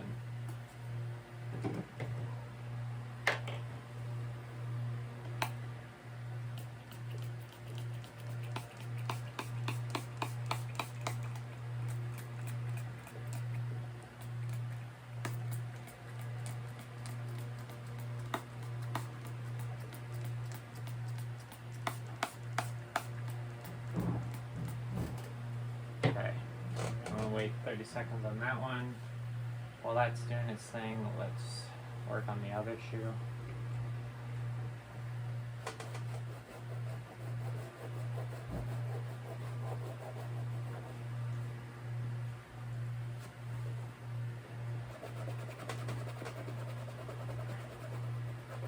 Same deal here, I'm seeing a lot of dirt on this one too. Just from letting it sit outside in the sun, the wind blowing dirt on it tends to stick to it. But while we're walking around, the same thing's going to happen, so I'm not too stressed about getting it super clean. So the thing with white shoes is they look great the first couple times you wear it, and then go to crap after a couple wears. So the white pairs I tend to clean a little bit more than my black pairs just because of that reason.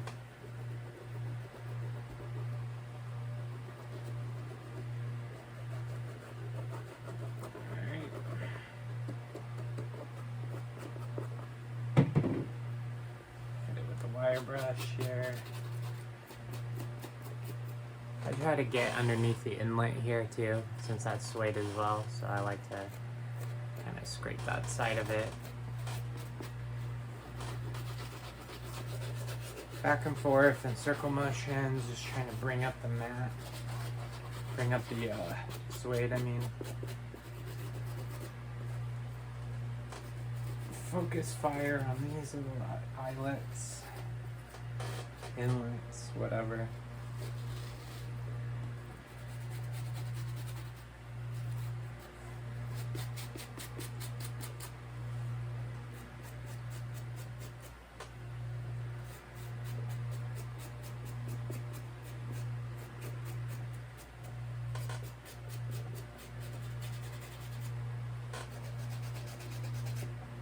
Okay,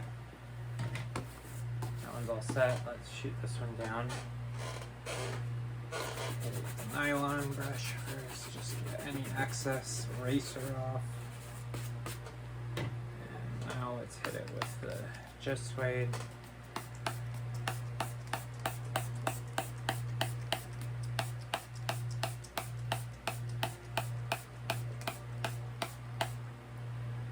Alright. The other one's had about 30 seconds to chill, so what did it say? Back and forth motions.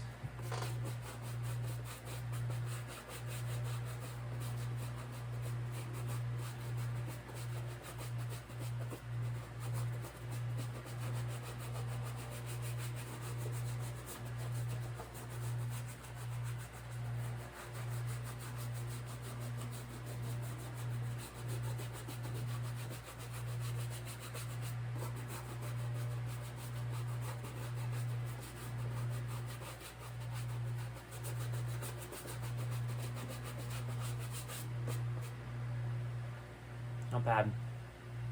A couple of wet spots there.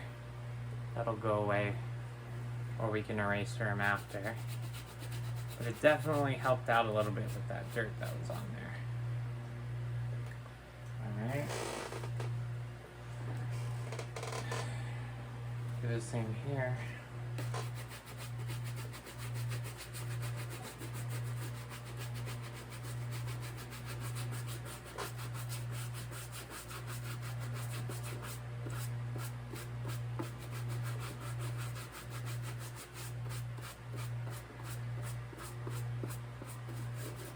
Also, if you brush suede in one direction, that typically makes it look a little better. You'll notice it gets darker or lighter depending on the direction you brush suede in. So I tend to try to brush it all in one direction at the end. I'll show an example here. So if I brush down, making it darker, I brush up, you can see it's making it lighter.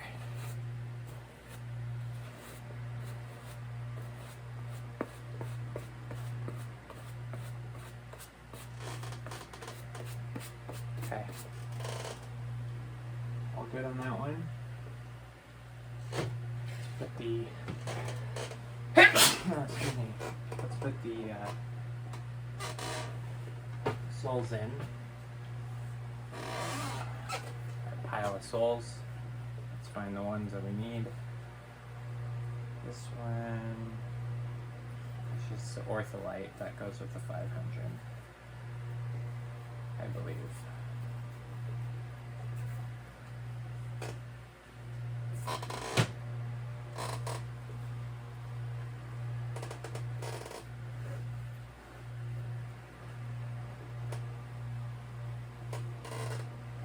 If you're doing a lot of shoes, you may want to keep the soles separate as well as the laces, because you can tend to forget which go to which.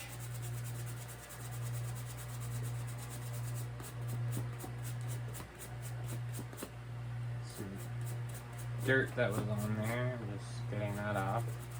Seems to be coming out just by doing a little bit of brushing.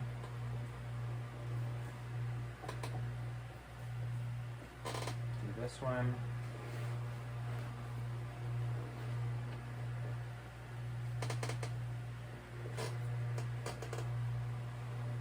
Make sure the sole is set correctly.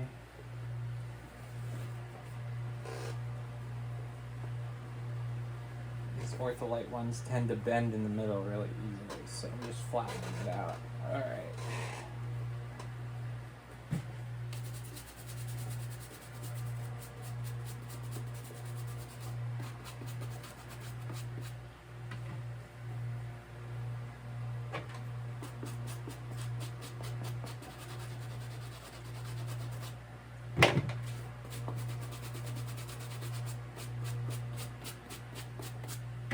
Alright, now we just gotta lace these back up, and these ones are done.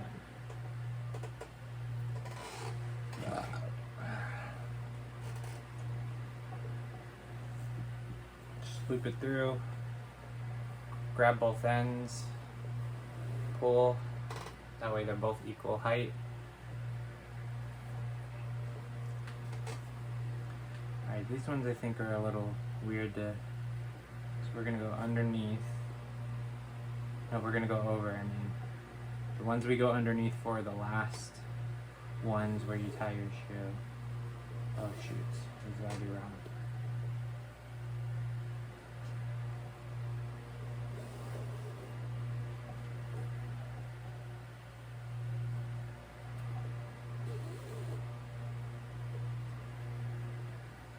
Do these little eyelets here.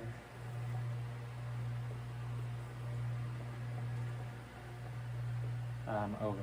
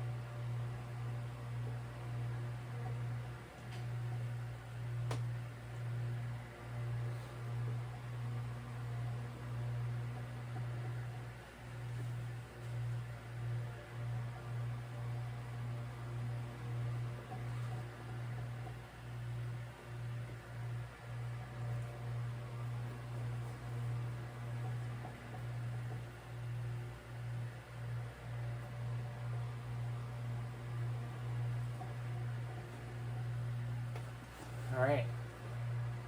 All done.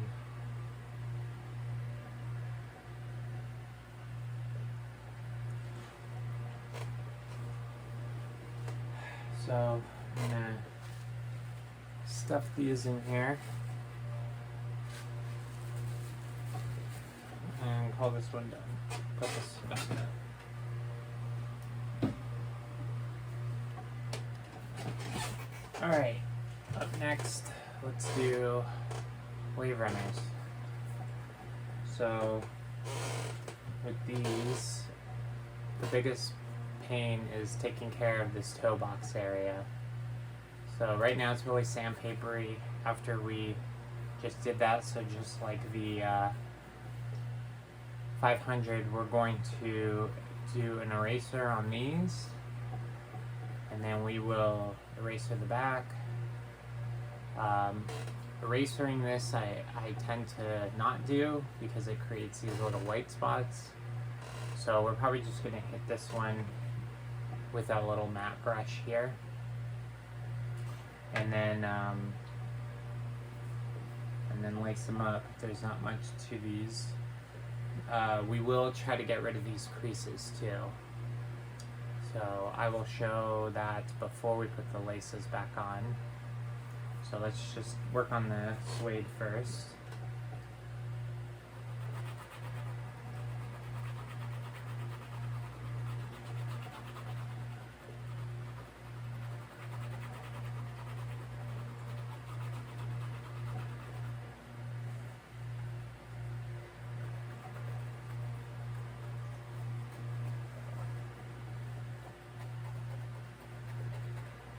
You'll get dark spots from cleaning your shoes and letting the suede dry with the water on there, so the eraser tends to fix that.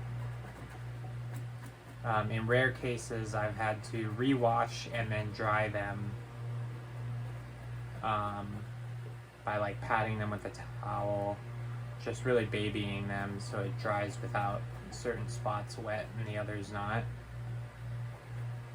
In fact, that's a little bit of what happened here, it looks like.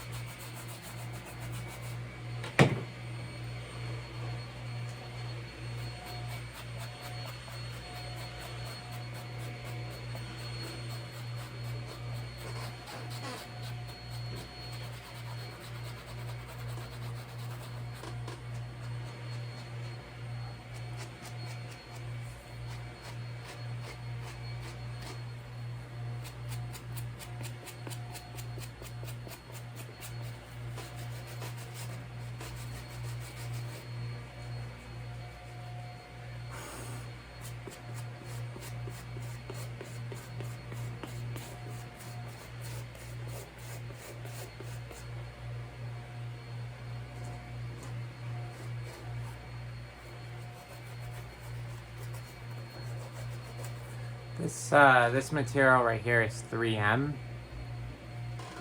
So just take care in doing this part here. I want to show an example of that real quick.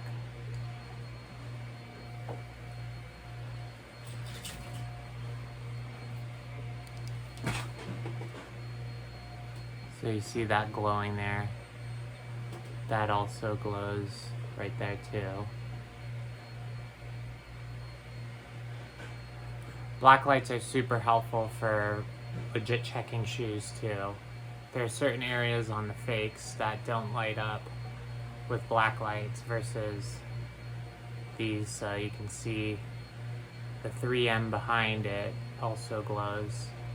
Another good way to legit check these.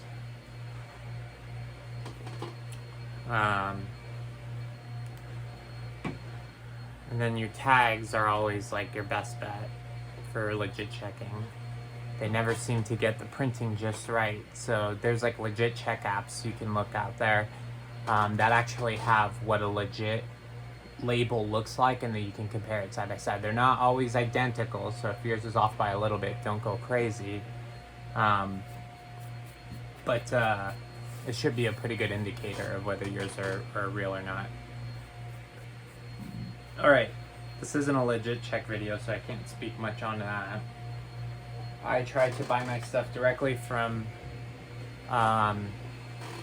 Adidas or Yeezy Supply, or if I can't get them, Goat. Shout out Goat, sponsor me. I'm joking.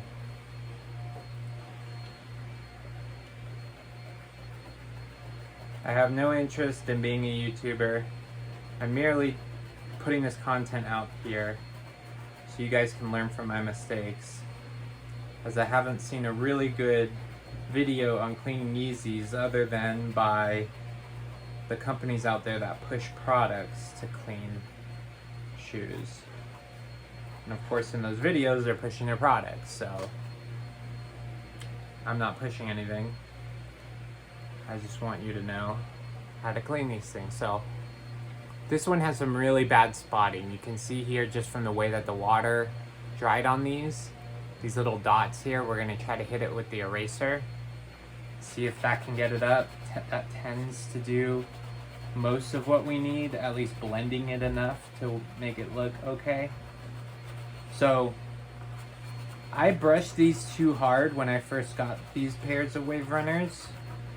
So one of my pairs, the suede on the front is just ruined, and this is the pair here. I can tell because it's not buttery anymore. It's like just flat, like if it were just like leather almost or something. So I scrubbed it too hard, and then all of the suede just basically got rubbed off. So now it's just like almost a leathery material, which sucks. So that's one lesson, is never aggressively brush your suede, because that's what's going to cause that. And then again, remember, take care on this black part here, this paint. This is paint. That will come up if you start scrubbing that.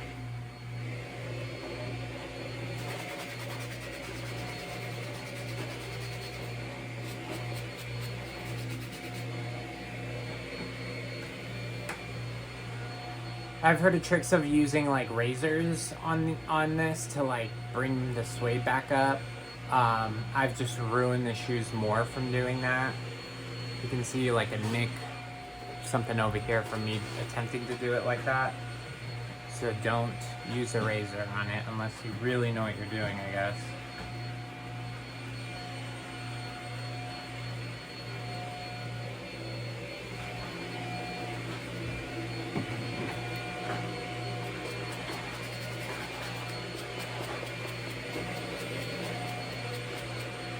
That, and I think I used too much soap originally. So there's a lot of like just soap. It feels like soap. It smells like it too. I'm going to hit it with the Just Suede.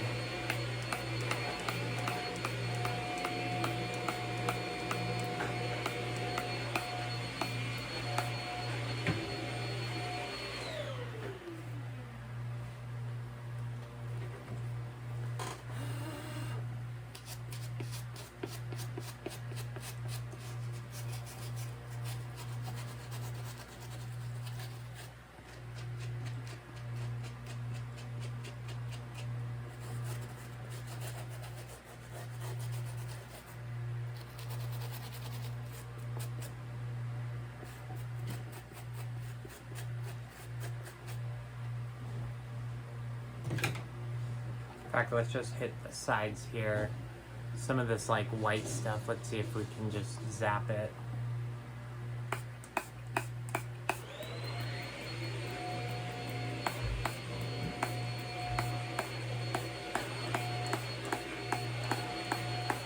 Okay.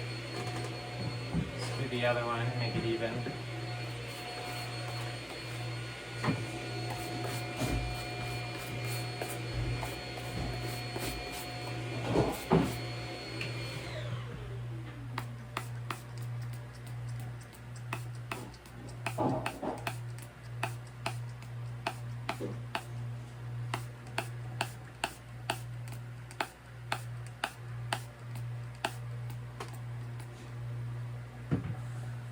we go. I like to use my products pretty liberally, but you probably can conserve a lot more of your soap by using a bowl versus me spraying it on. And same thing with this, just not aggressively shooting stuff on it like I do right there. So, but I did. Oh well.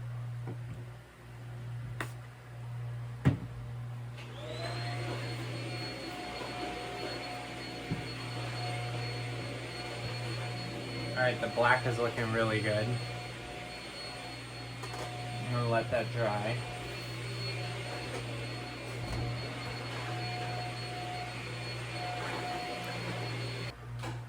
Alright, I don't claim to know everything, but these definitely are jacked. So these black spots just don't seem to be coming out. If you have any tips on how I can get that out, let me know. I've tried it with the eraser, tried this thing, no luck. So,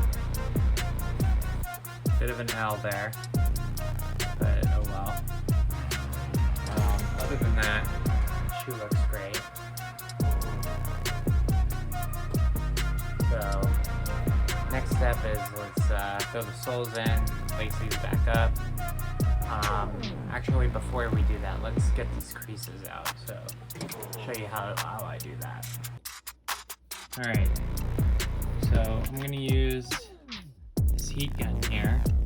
Got it off of Amazon, it was pretty cheap. I want to say like 20 bucks or something like that, maybe a little more. But what's nice is it has these little attachments here. So this one's a really smaller one. We're going to focus fire right on this part. Again, not putting too much heat. Don't put it too close to the shoe. Just enough to where the creases come out is all we want. So a close-up view of that. There's a crease there. Crease there. So those will expand out when I use the heat gun. Also, it helps with like these creases too. So you can use the heat gun on these creases as well. And those will just go away magically. I'll show what it looks like here. Get this kind of at the right angle.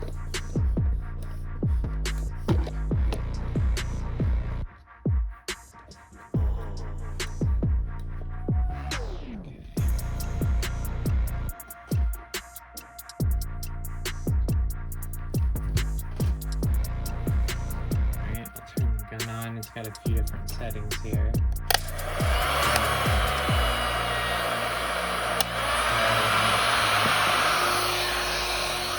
a little heat adjustment. I've got it towards the low end here, medium. Pretty hot. Start doing there.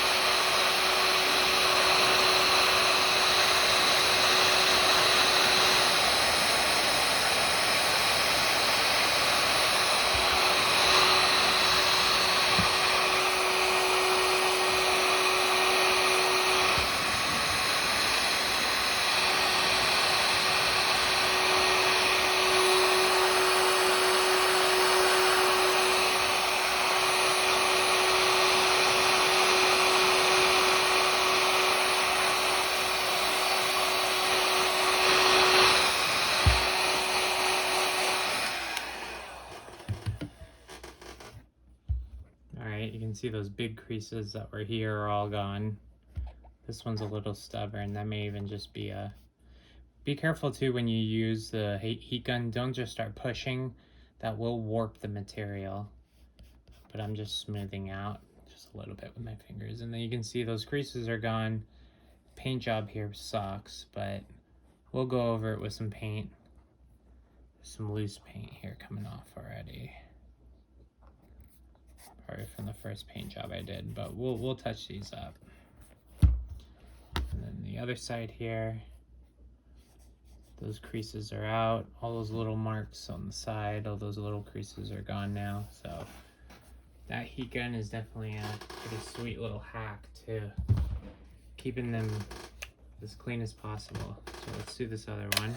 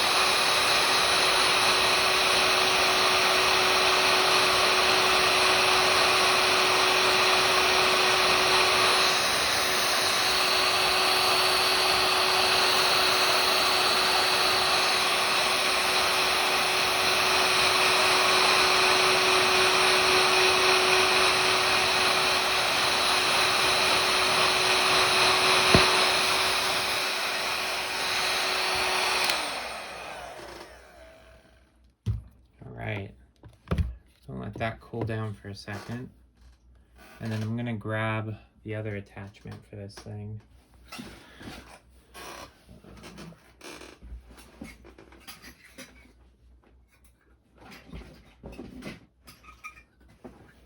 So these are the attachments that come with the heat gun. You've got like a flat one.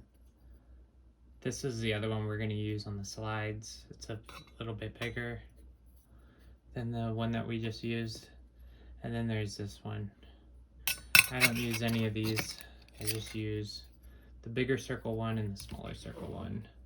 So this one for targeting smaller spots, and then these I'm just going to use all around the slides, which will expand the teeth a bit more at the bottom. It says, ooh, that's super hot.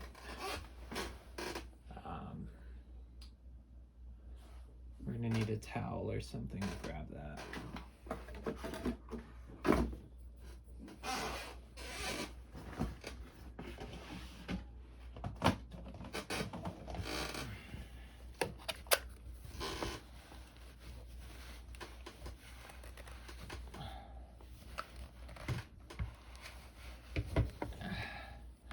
Well, heat expands, so we're probably gonna have to wait until that thing cools off before I can slide that off.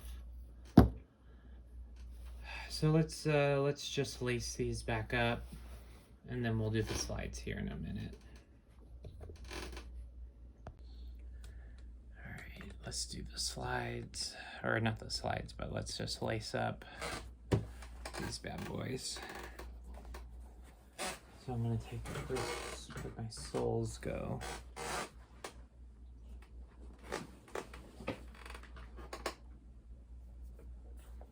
There they are.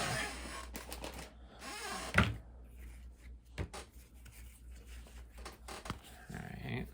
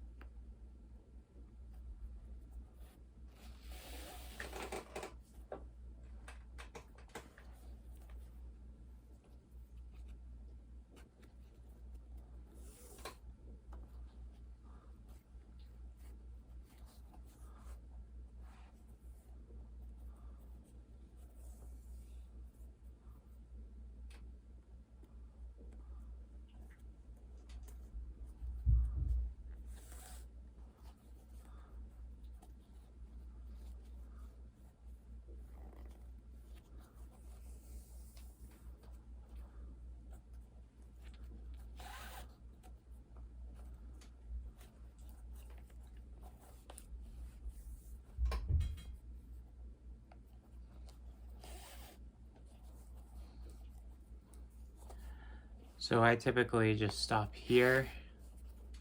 I don't use this one, but I think there's a way that you could use this one if you wanted to tie them up like a runner does, so they're extra tight.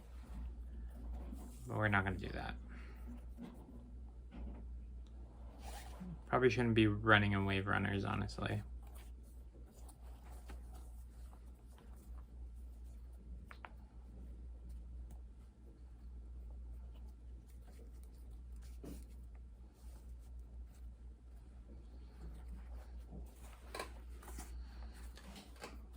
So you can see there's like a bit of caving that's happening here.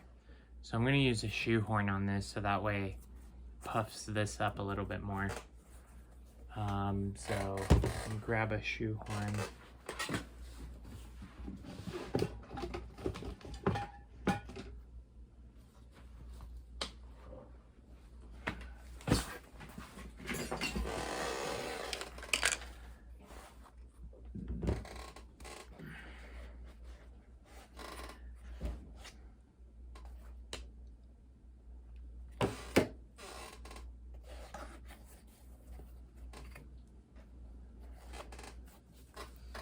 So it just sits in there like that. And you can see now it's puffing that up a bit. Probably should have done that while it was drying maybe, but that'll hold its structure. I'm just gonna toss an all good ball in here. This one's done.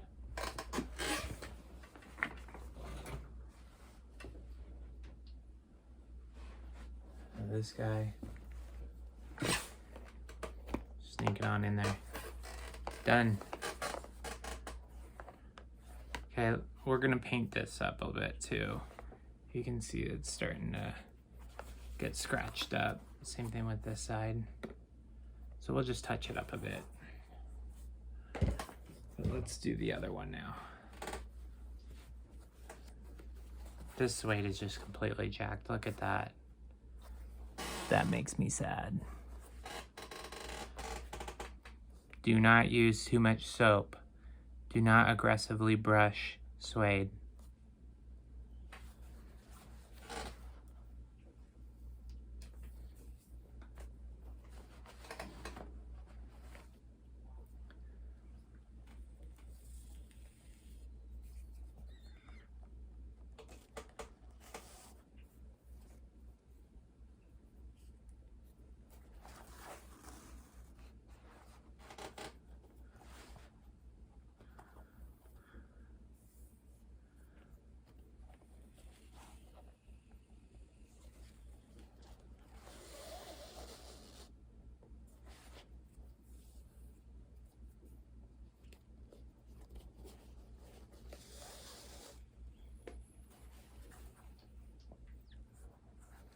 One time I laced this up, I completely forgot about these holes down here. I started here, went all the way up, and then had this extra slack and noticed, oh my gosh, I didn't do that one.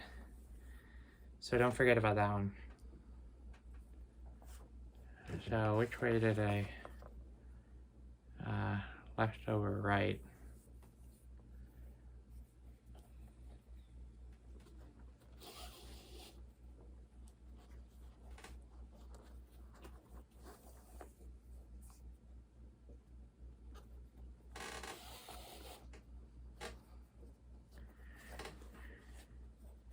Going the same way.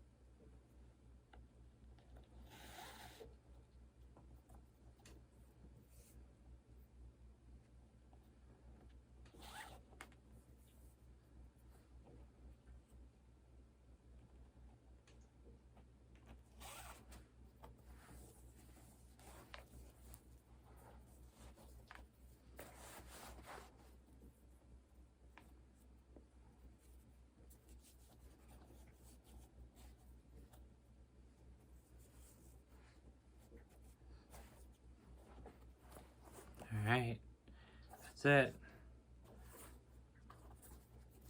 Alright, let's go ahead and paint this then. Okay, so now we're gonna paint this thing. Got my little extra ball I threw in here, and I just threw in the shoehorn. So now the top is a little bit more supported. So that crease should kind of go away by itself over time. Alright, so I'm going to use a really fine tip painting brush, and then this is the paint I'm going to use. So it's a leather paint, but whatever. Use it on this. We're just going to be really, really careful about how much we add. We don't want to put too much paint. It's really just more of just a dab we need on there.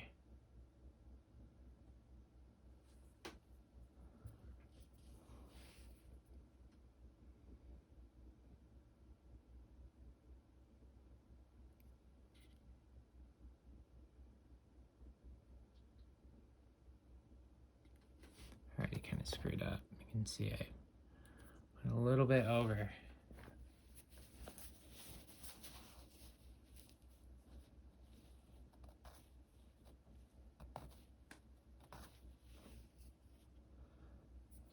Shoots.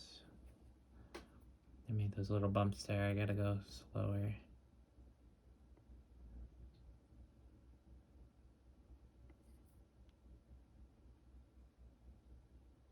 There.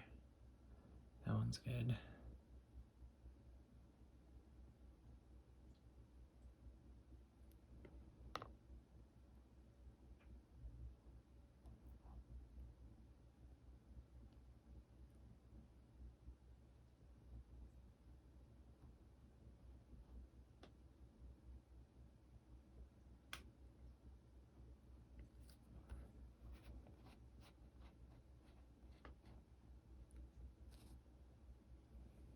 There we go.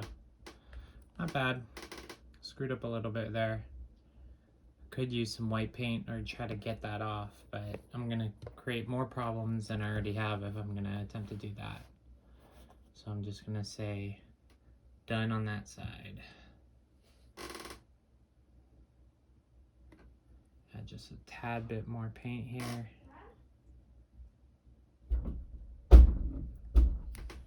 What? I'm making a video right now. What video?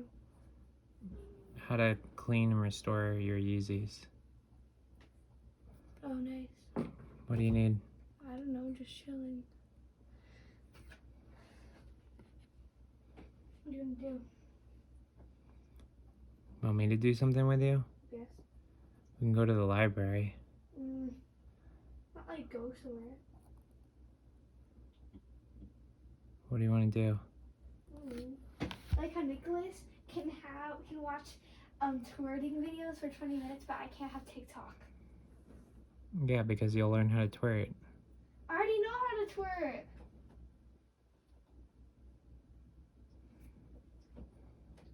YouTube is the same thing. YouTube Shorts is literally the same thing. It's the exact same thing.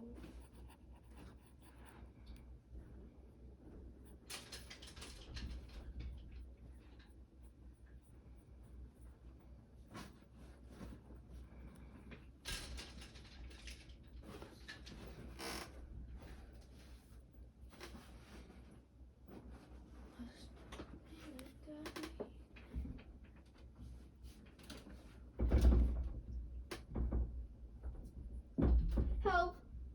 Dad!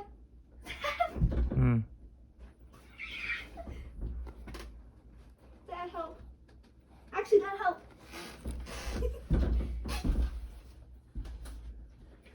Jump down. I can't! Just You're jump back up. balancing! Jump back. Sorry. Trying to make a video here. Can they hear you? Well, yeah. Once I edit it. Oh. You want to go to the library or not? No. Must do.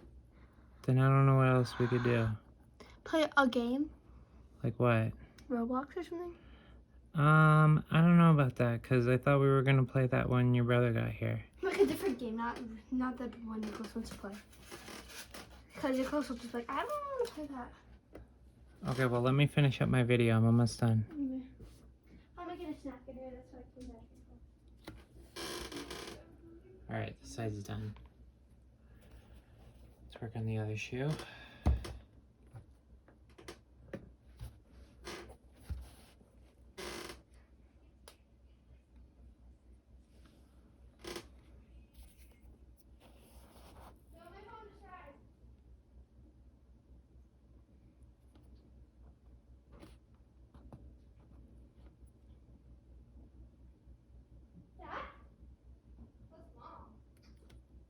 Oops, I did it again.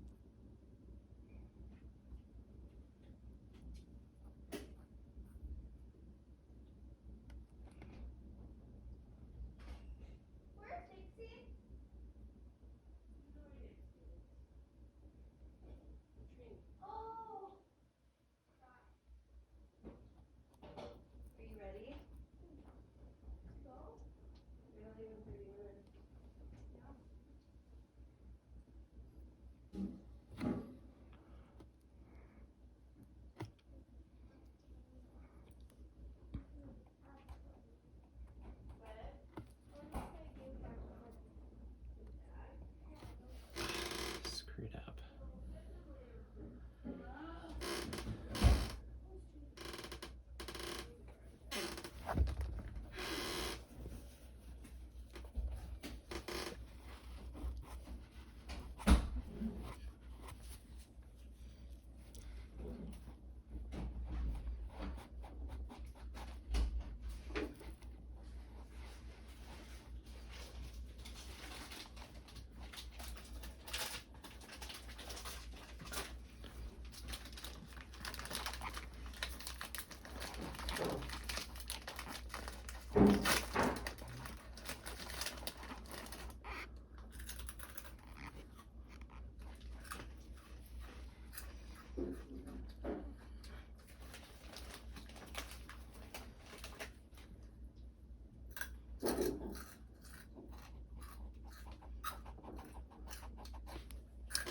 There we go.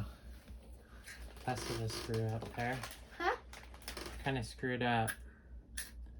Where? Someone came in and barged in and threw me off a little bit. Me? Maybe. So these are nearly complete. That side's looking good. Just painted that. Painted the back hit too. And this is just the final one on this side, and then I'm done. The biggest thing is just being patient. If you rush this, you're gonna screw it up and then have to use like a cloth or something to wipe off any excess, which if you saw earlier, that's what happened to me. Rushed it and then got some on the sole and had to wipe it off and just pain in the butt. So just try to paint in one direction. I almost should use a even finer brush than this. Screwed up again. Gosh, so hard.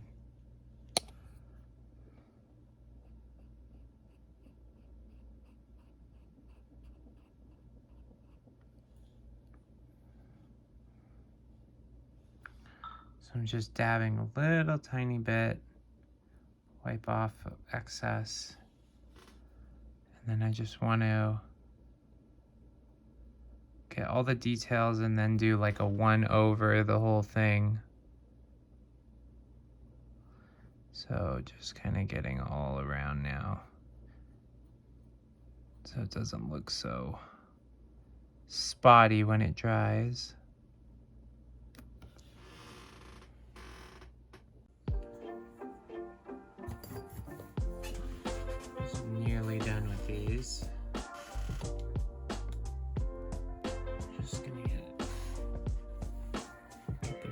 here.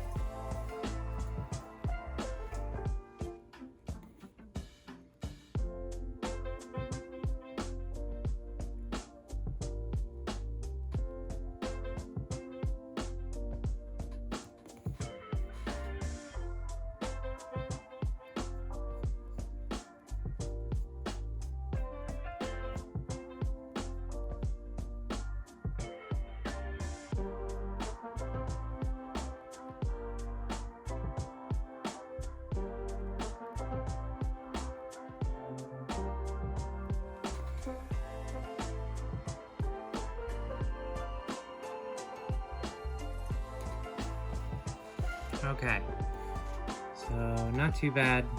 I rushed it a little bit, so there's a couple spots here, but I'm not going to stress over it.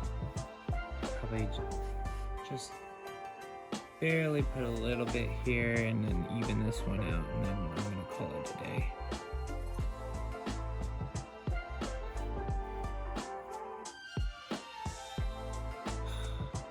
Up again.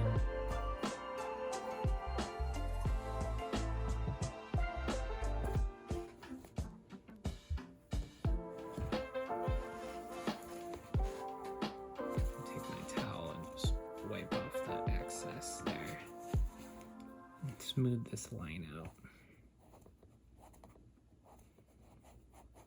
As long as the paint's not dry, you can do this method of wiping it. Ideally, you just don't screw up at all. You won't have to do this.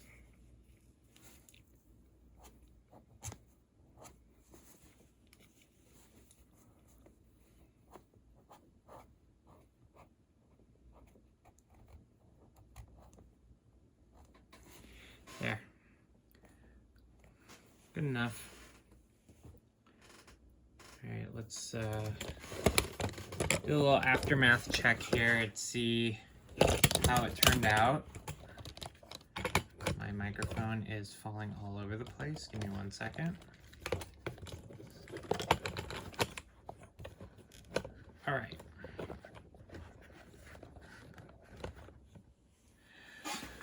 Okay, so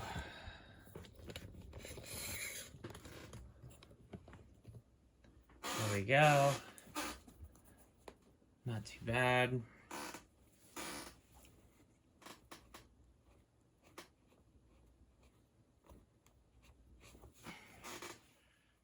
That's looking pretty good.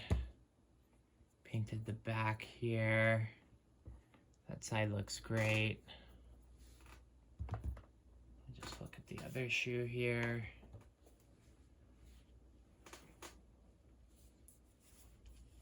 See if we can wipe off some of this excess.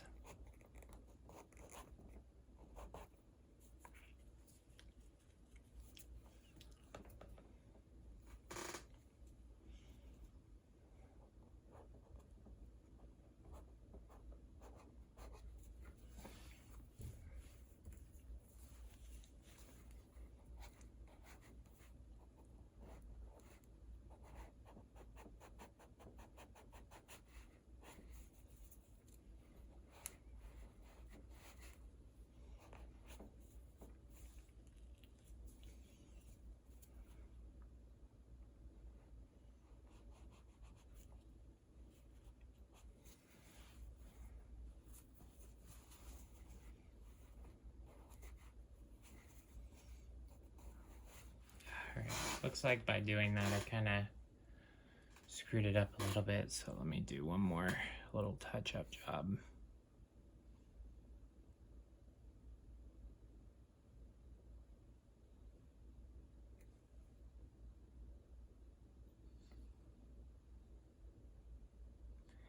Every little bristle counts when you're doing this, so just try to look at the brush and make sure you don't have a rogue bristle like I do, trying to paint outside of where you want to.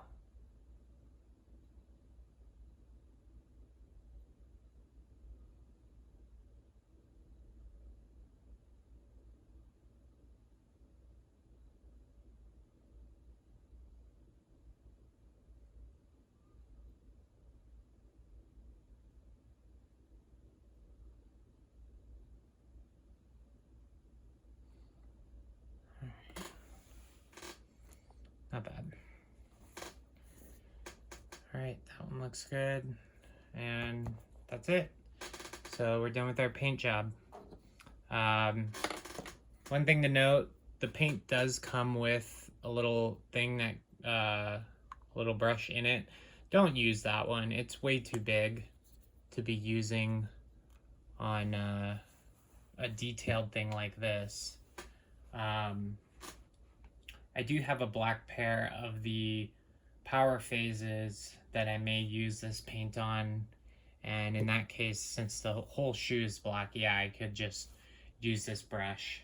But you're gonna want to get yourself a good quality paintbrush. This one's also Angelus or whatever you pronounce it, but you can pick up everything on their website for that. And like I said, there's somewhere you can actually figure out the paint colors that go with certain shoes.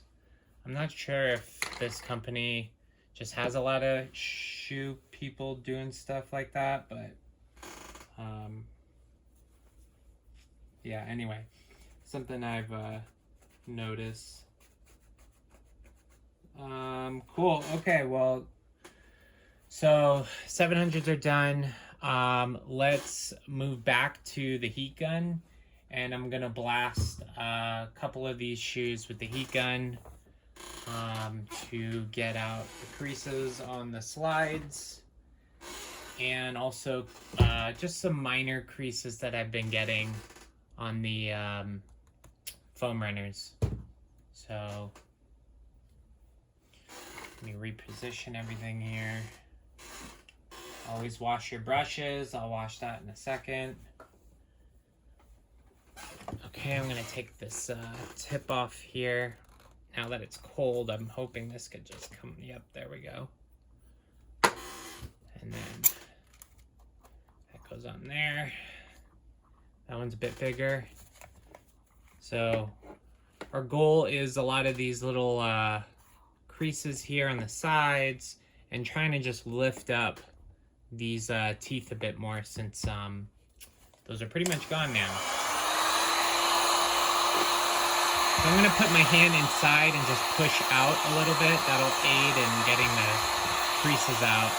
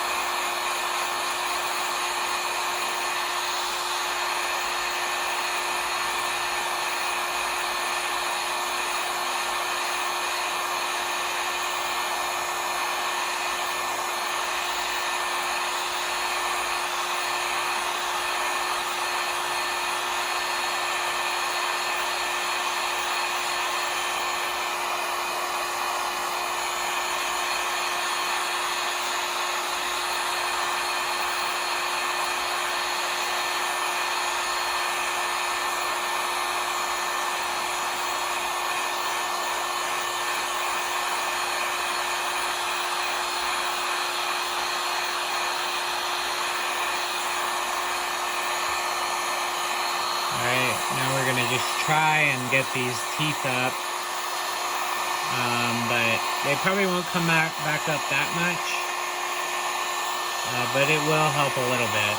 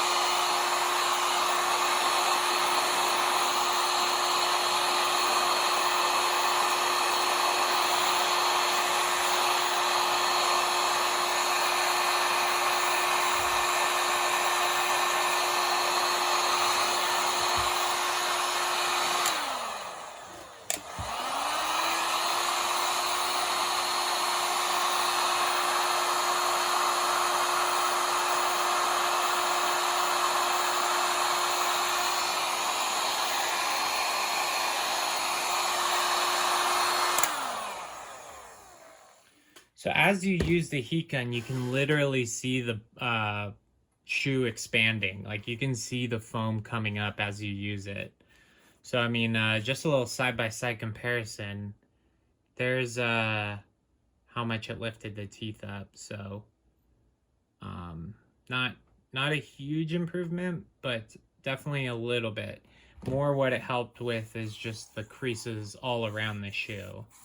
So, you know, looking at kind of these creases here on the one I haven't done yet versus the one I did do, you can see a significant difference there.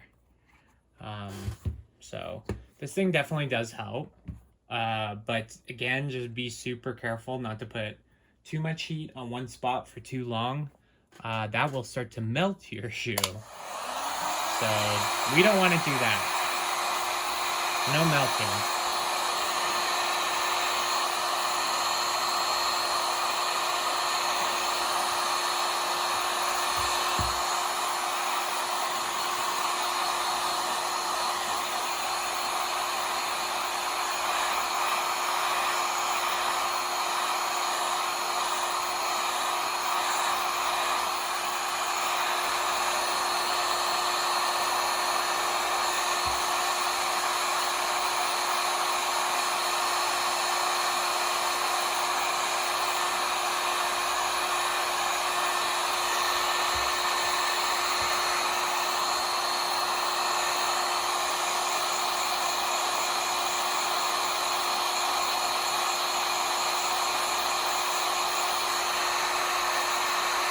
Ooh, that is hot.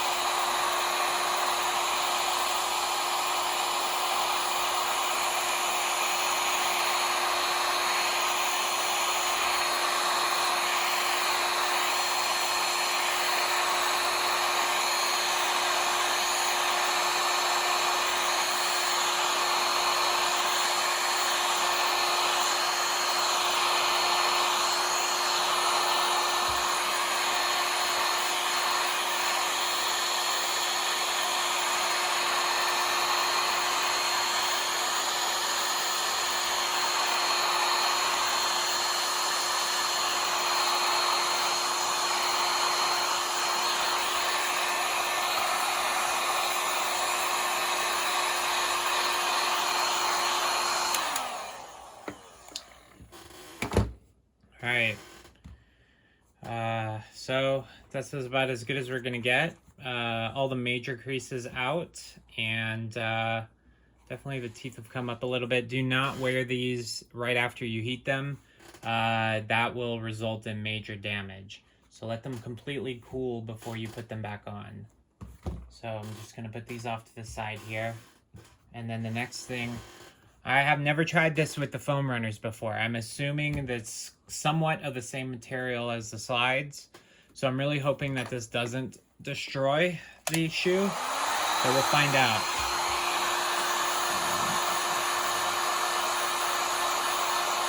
Yeah, it works. Yep, I can see the creases disappearing. So the same method works on the foam runners.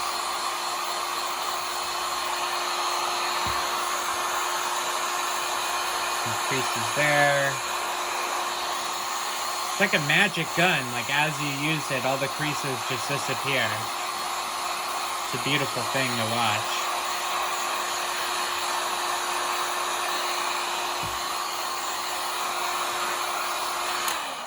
Okay, that one's good to go. See the other one here.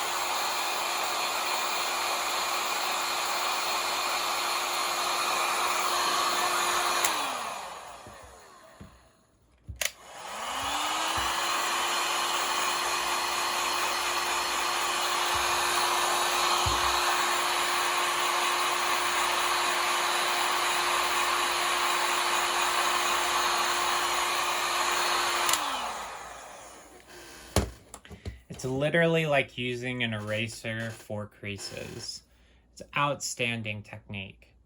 Can't remember where I found out about this, but if you do this before creases become too big, this is a really good method to prevent major creasing over time. So I can't recommend a heat gun enough for these cases. So the last pair are my son's Yeezys here, his slides. I'm just gonna, I don't see any major creasing really, other than a little bit on the heel, and then I'm just gonna try to lift the teeth up a bit. And that's it for the heat gun.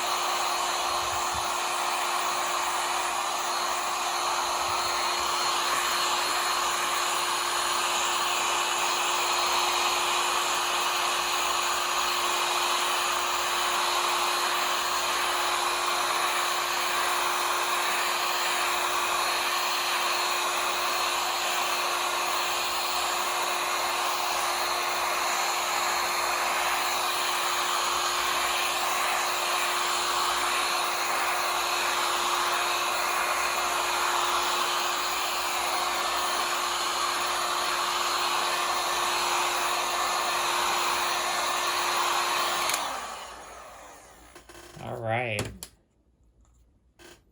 Not bad. Yeah, it definitely helped raise those teeth up a little bit more. And we're just gonna let those cool off. And that's it for the heat gun. So shout out heat guns. They're legit, the real deal. Hey yo, so this turned into a unboxing video. Because while I was doing my thing with the shoes, I had this little delivery come up here. So I will show you a couple of things I just picked up. We got ourselves Yeezy Balenciaga collab, the hat. Let's see how the hat fits here.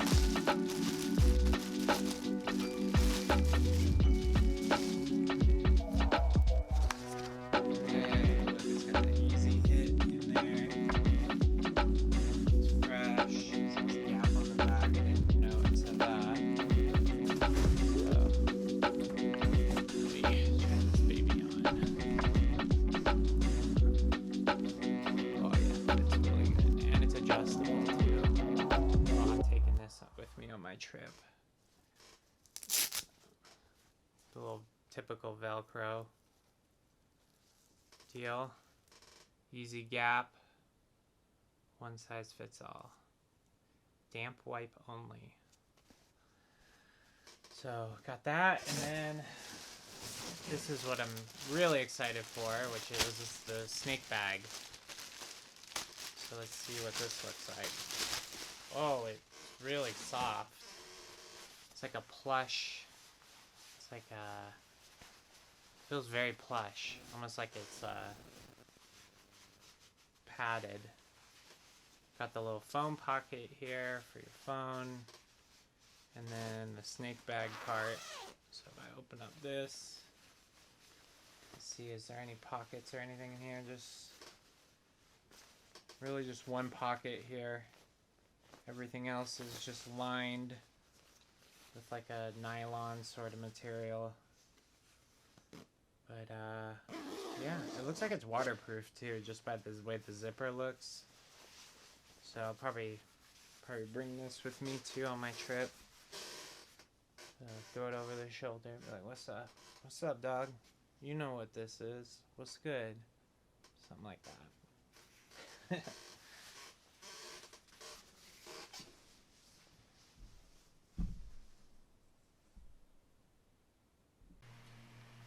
So another thing I got, I haven't opened it yet, is the Donda album. So I just got this bad boy. I want to actually listen to it. It's vinyl, obviously. So I'm gonna open this this puppy up, and we'll check out if there's any cool inserts or anything like that. But what is cool, it says it's made in France. The Jesus is King album. I didn't get a good print or something. It sounds a little weird. Or just my player sucks. I've got a pretty cheap player. I've heard there's ways you can get the player to balance the vinyl correctly. So anyway, just black on black, the whole damn thing. Nowhere does it have a track list or anything. Okay, let's see what's inside here. So there's just an album inside each one of these.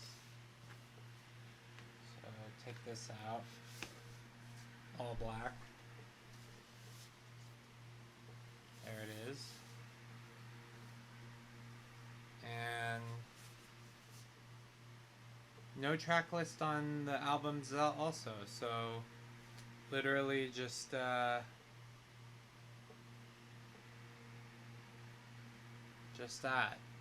Wonderful.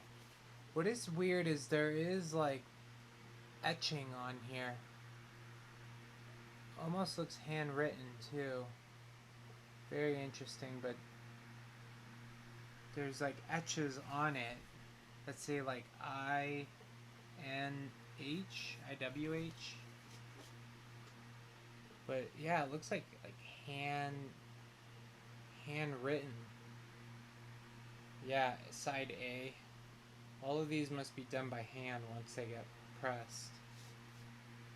Very, very cool. Alright, I'm gonna go pop this on, listen to this, and I'll be back once my camera charges a bit, because I'm having to pause all the time because my dang camera, or my phone, keeps dying, which is what I'm using for a camera.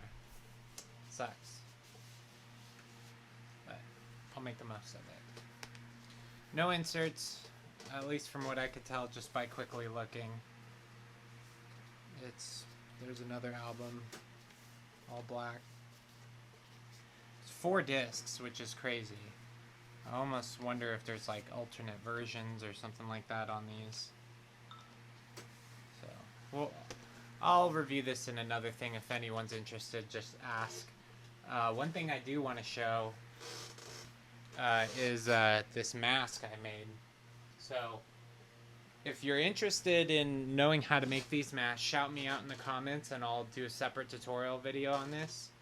But Kanye was spotted wearing a mask that had this material. So I bought a bunch of these shirts before everyone else did. And yeah, I could see pretty well through this. You know, you just pop some of those holes in there. I have a little thing that does that. But yeah, I made the front kind of long so it droops over like that. And then the back's got a little bit of length on it too. But yeah, tell me if I look fucking scary.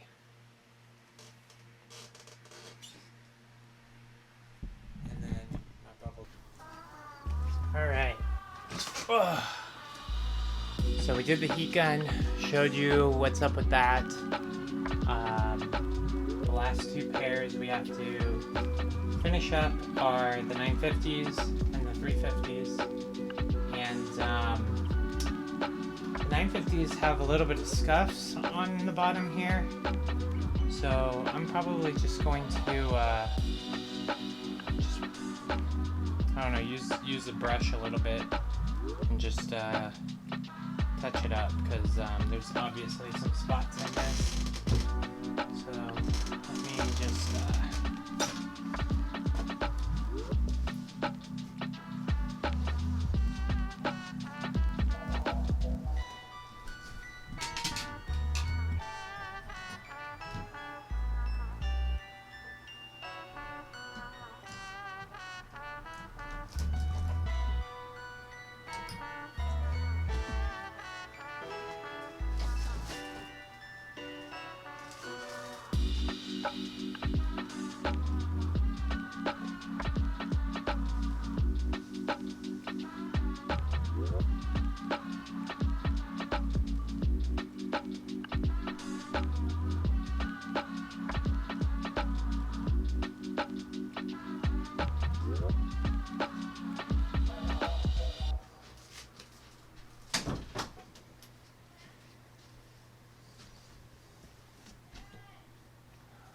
what?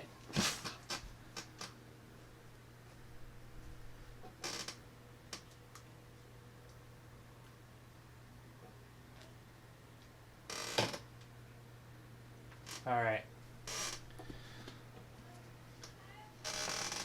So you can see in between these little spots, there's still dirt. And on the front, there's dirt. So I'm just going to use a little bit of water and a toothbrush here to just get the spots I miss. And then use this microfiber to just wipe it off. And that should finish it up. Kind of rushed cleaning these soles, I think, and obviously missed this stuff.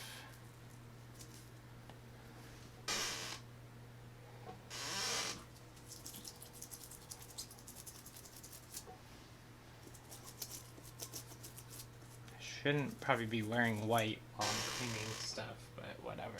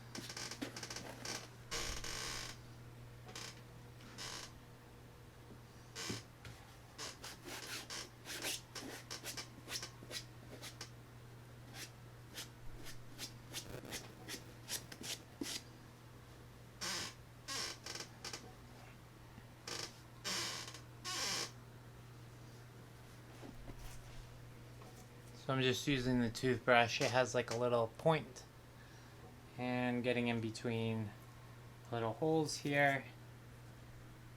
Probably don't need to do this, but when I clean my shoes, I like to clean them.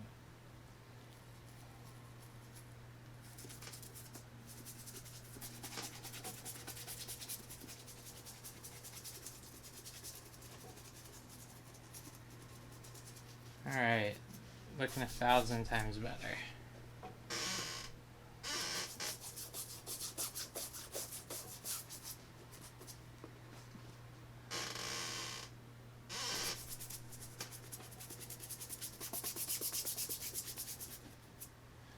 Alright, put these down.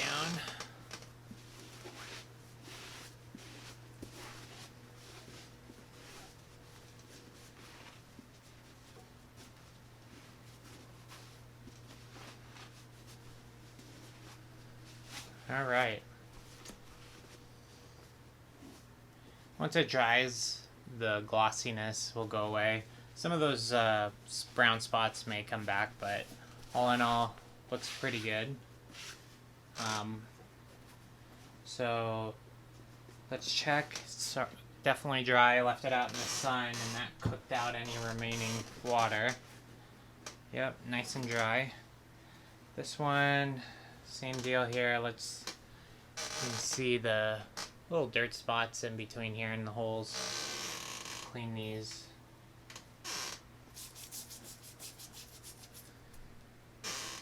The brushes don't seem to get in between here very well, so this toothbrush really works for these cases.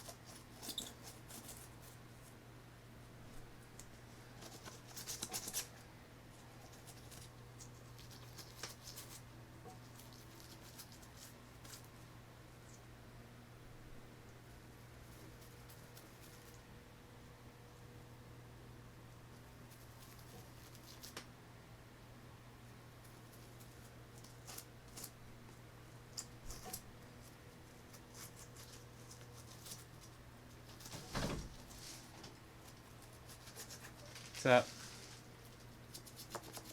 You wanna play? Robux. Let's get some. So that automatically means you get some? If I didn't, it would be unfair. Don't touch that, I'm recording right now. You are? Yeah. Say hi. Say hi to YouTube fam.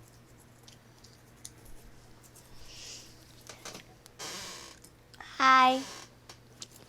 Are you just gonna cut me out? This is my adopted daughter. Hi. Say hi. Did you know you're adopted? You always say I'm not adopted.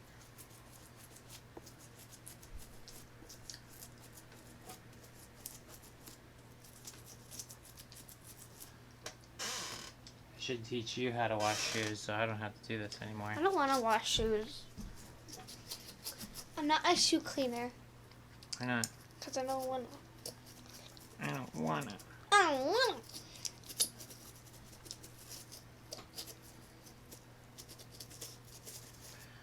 No Robux. But Nicholas got some. He's not even getting any yet. You said. Maybe once he takes a shower, which he hasn't done yet. I took a doubt. shower. But how come I don't get any? I want some. That's what you guys look like.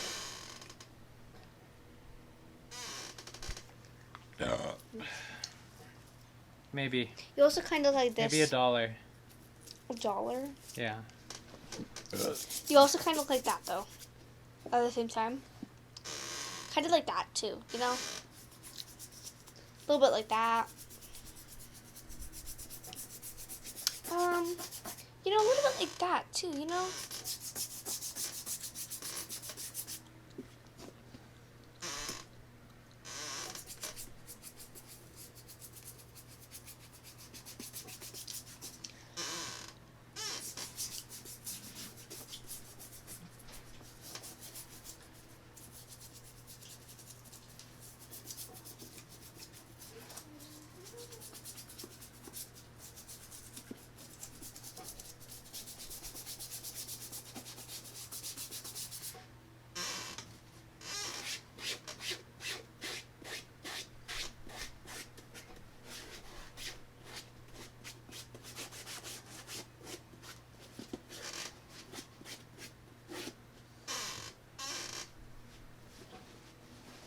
Alright.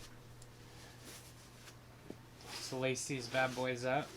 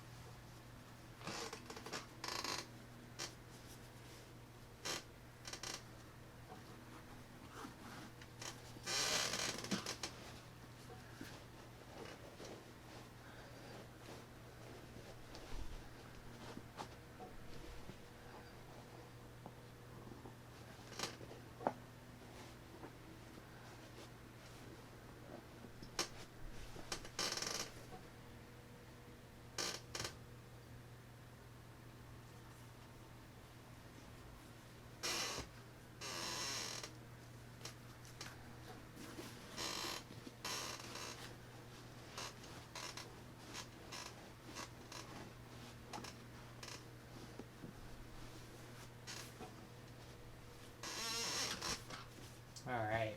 Let's figure out which of these is which. The 950s have a thicker and longer shoelace than the 350s. So that one and that one.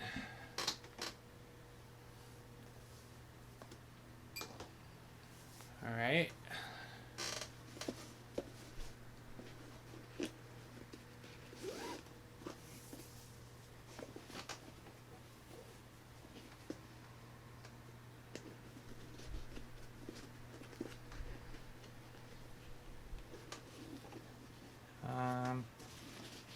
You know what, let's take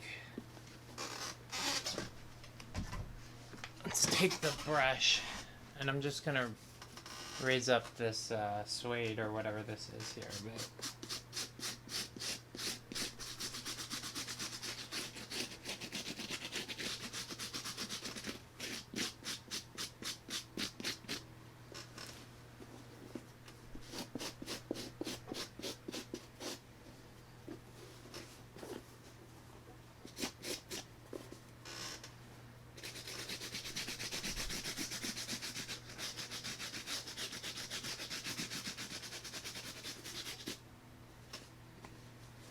There. Not as crusty. Definitely made it white or something. Eventually I can dye these again, but for now, I think some soap got on there or something. It's really crusty feeling. Maybe that's just water damage for suede.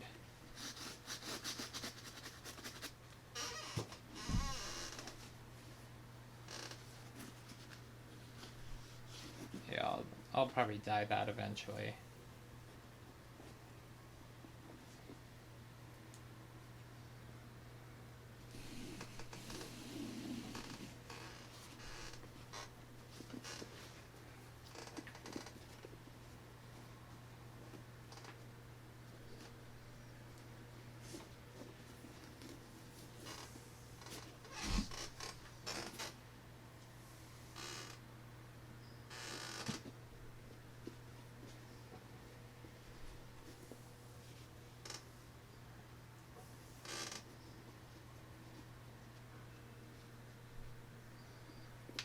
Okay.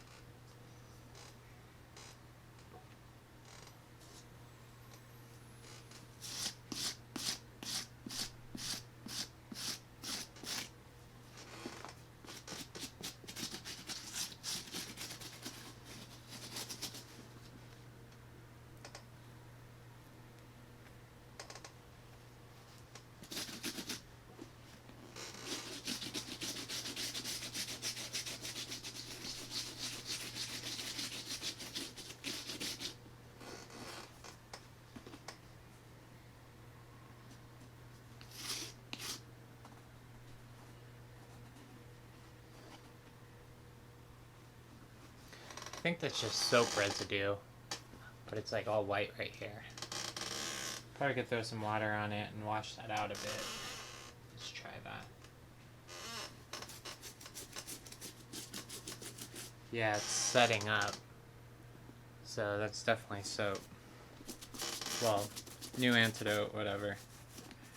But let's try and fix that.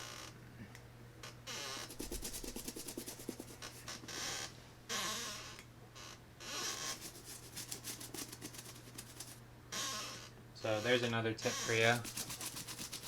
Make sure you get all the soap out of suede, because it will leave marks.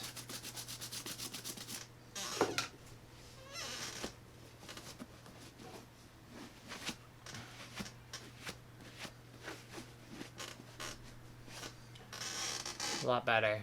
I'm sure once it dries it'll come back a bit, but let's do that with this one too.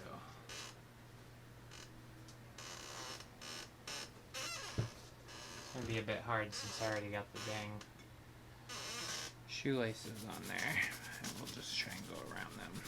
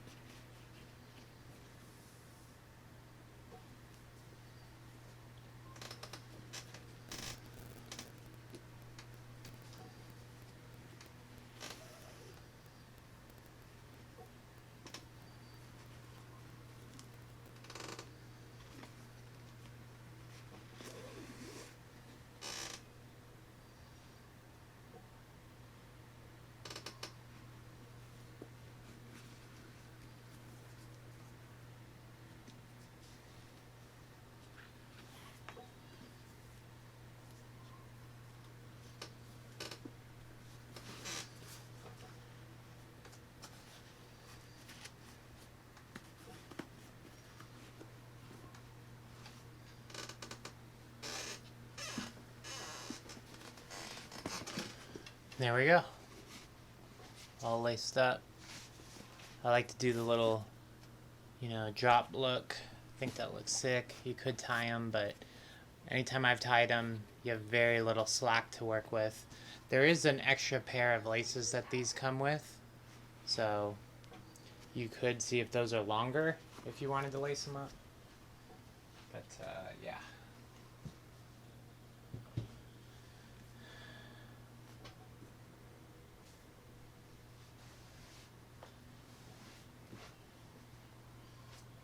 All right.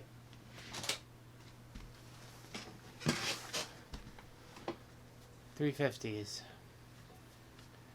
So I'm gonna lace them up, and then I'm gonna hit it with the white paint right here to get that looking a little less dingy. They do sell sole shields for these. If you have a really nice pair, maybe use that. But in my case, I wore them before those were even a thing. In fact, these say 2016, made in November 2016. So this is not the restock pair. I got these from Adidas back when bots used to work. Although I didn't use bots, but I had some tricks when Nike Destroyer was a thing, if anybody remembers him.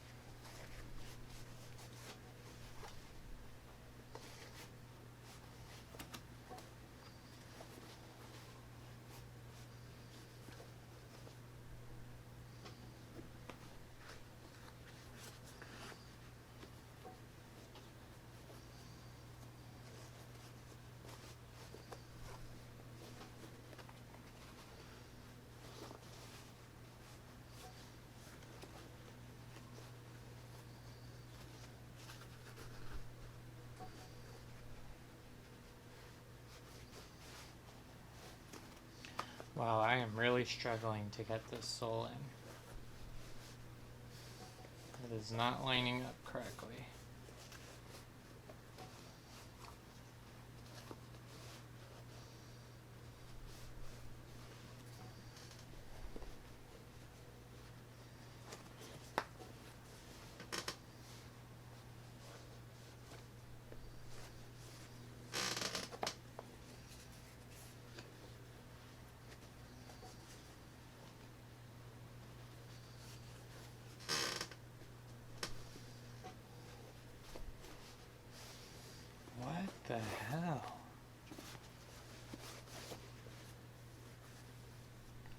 Oh. I'm using the wrong one. Oh boy.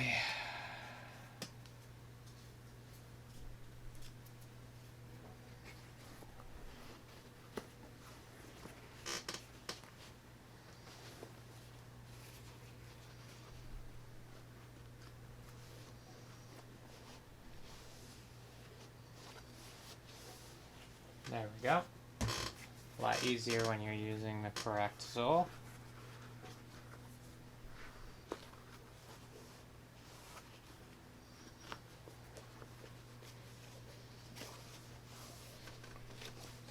Perfect. Alright, let's lace these and then we're done.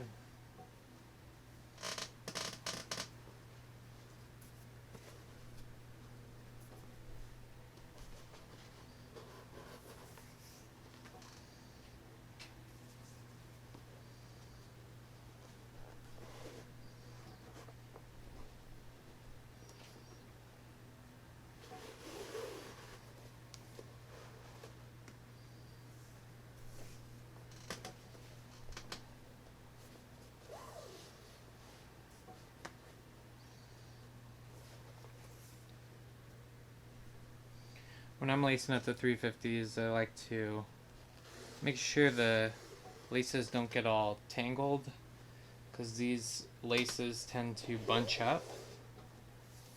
So I just try to help straighten it out as it goes in.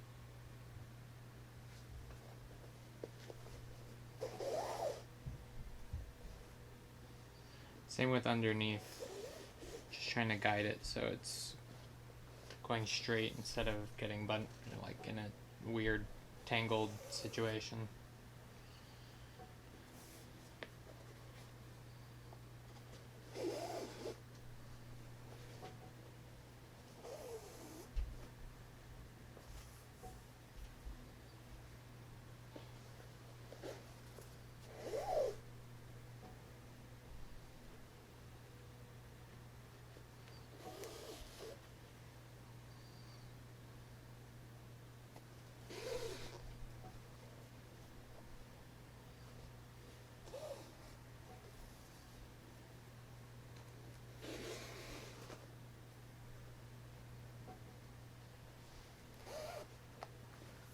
Alright.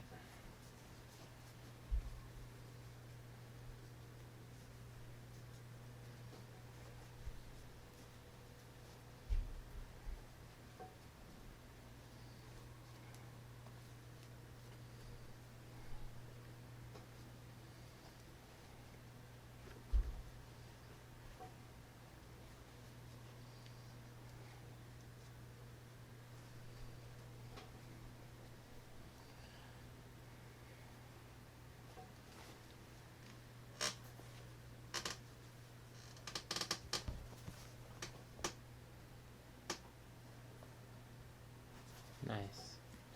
Looking good. I think we just gotta hit this and then we're done.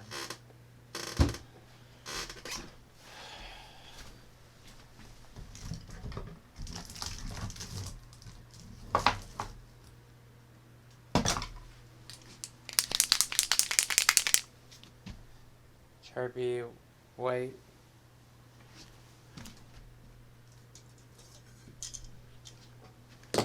I try to tape off as best as I can. Should probably use painter's tape, but too lazy to grab it.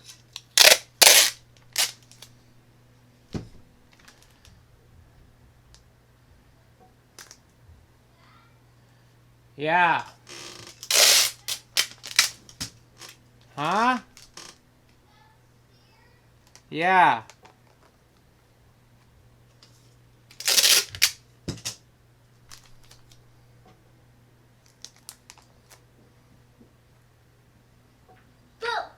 What's up? So, can I get it? $5 Robux. The Robos?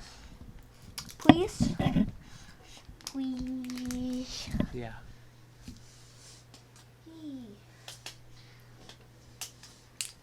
Wanna be in me and Leonard's thing? Are you guys gonna play that one? Yeah, Brookhaven. I'm recording right now. You may want to move. Are you gonna post it? Not that part. I'm gonna not just stop recording, okay? Can I? Since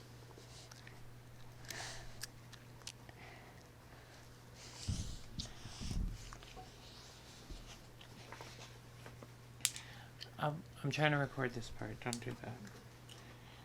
yeah, but they already saw my underwear. I'm gonna edit that part out. 35 minutes, okay? It was at 35 minutes. Okay. 35 minutes and 36 minutes. Stuff's a little wet compared to what I remember, so.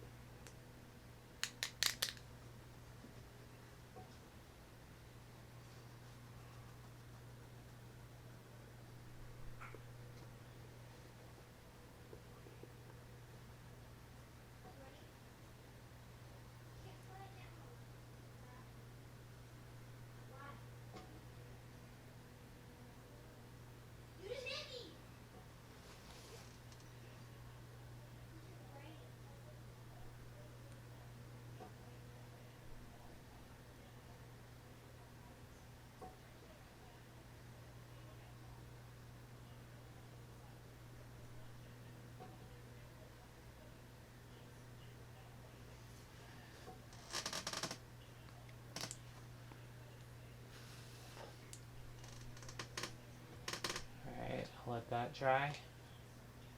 Tape off the other one and do the same. Some people are really against doing this, but whatever. This is by no means something you have to do. But if you just made the mistake of wearing them without having boost shields, this is pretty much your only option.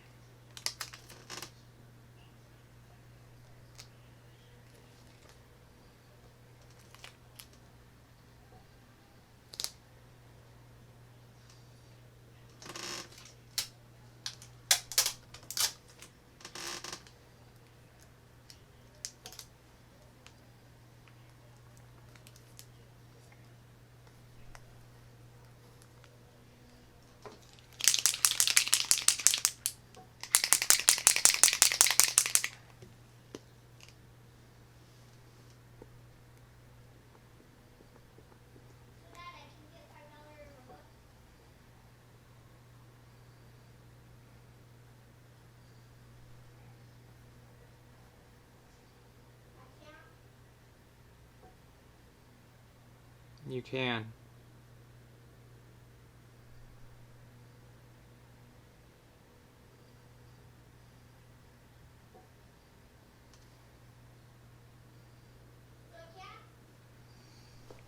Yeah, you can, but the only way is you have to play that one game with me. The one we tried playing yesterday.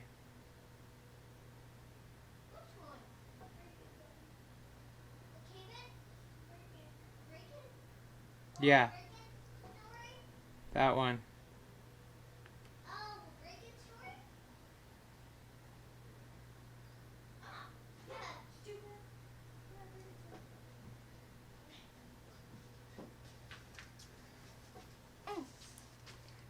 Yeah, we can. I thought you. I actually thought you were talking about Let's Go Pikachu. Oh. I thought you were talking about that. Yeah, that one too. No, I don't really want to do that one.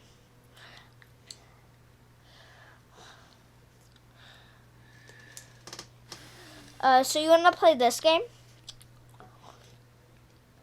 What was it called again? Break-In? This one?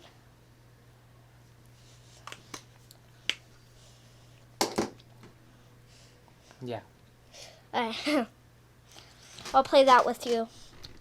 You like that game? Alright. I'm gonna take the tape off and then scratch off any excess.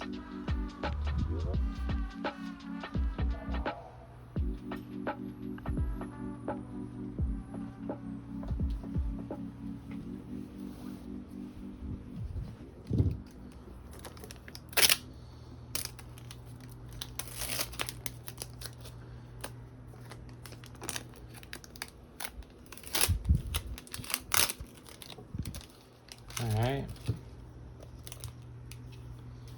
Just take a knife here.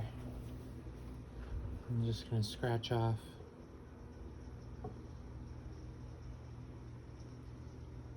Paint got on the rubber here.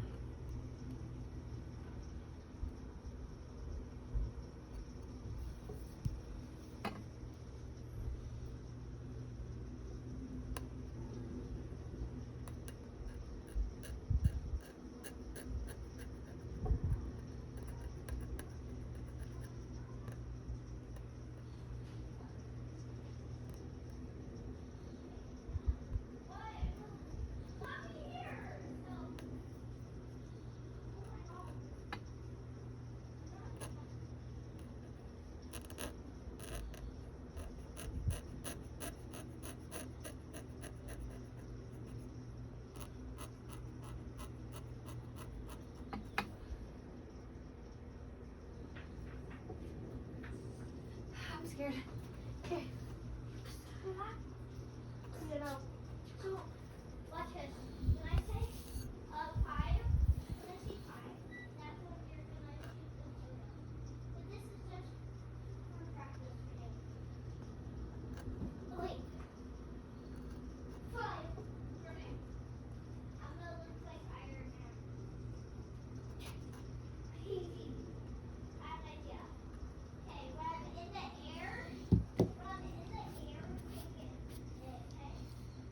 Take the photo, okay? I'm in the air.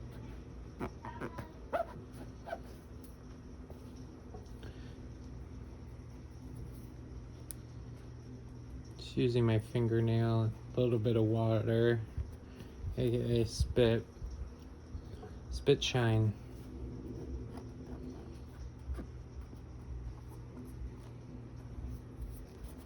There. There you go. Gonna do the same thing with this one. Just get the big chunks with a knife, and then we'll just spit shine the rest like we did.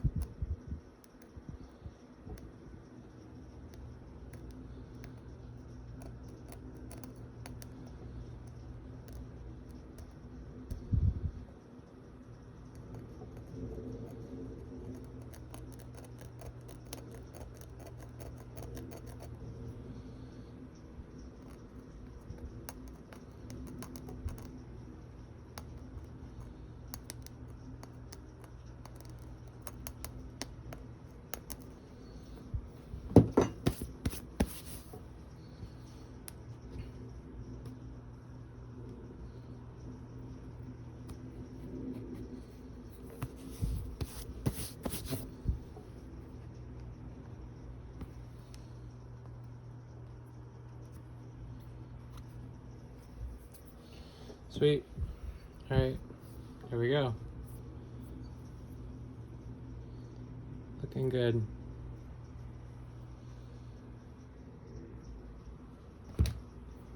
One note I want to say about the laces is sometimes I have used a Sharpie to get the dull spots. That has seemed to work. So I'm gonna do that now.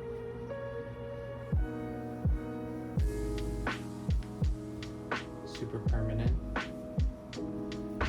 Real deal. We don't mess around here. So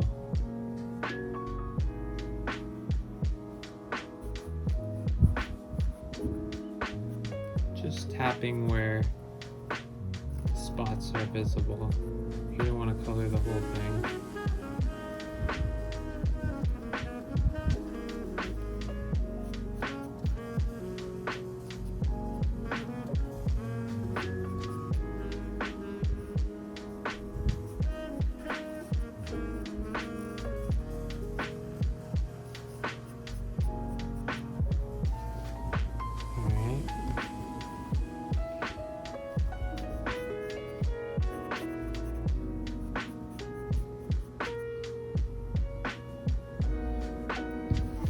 The naked eye looks fine. If you looked up close, you could see that it's a little darker than the actual color. Once it dries, it blends in pretty well. So that's it.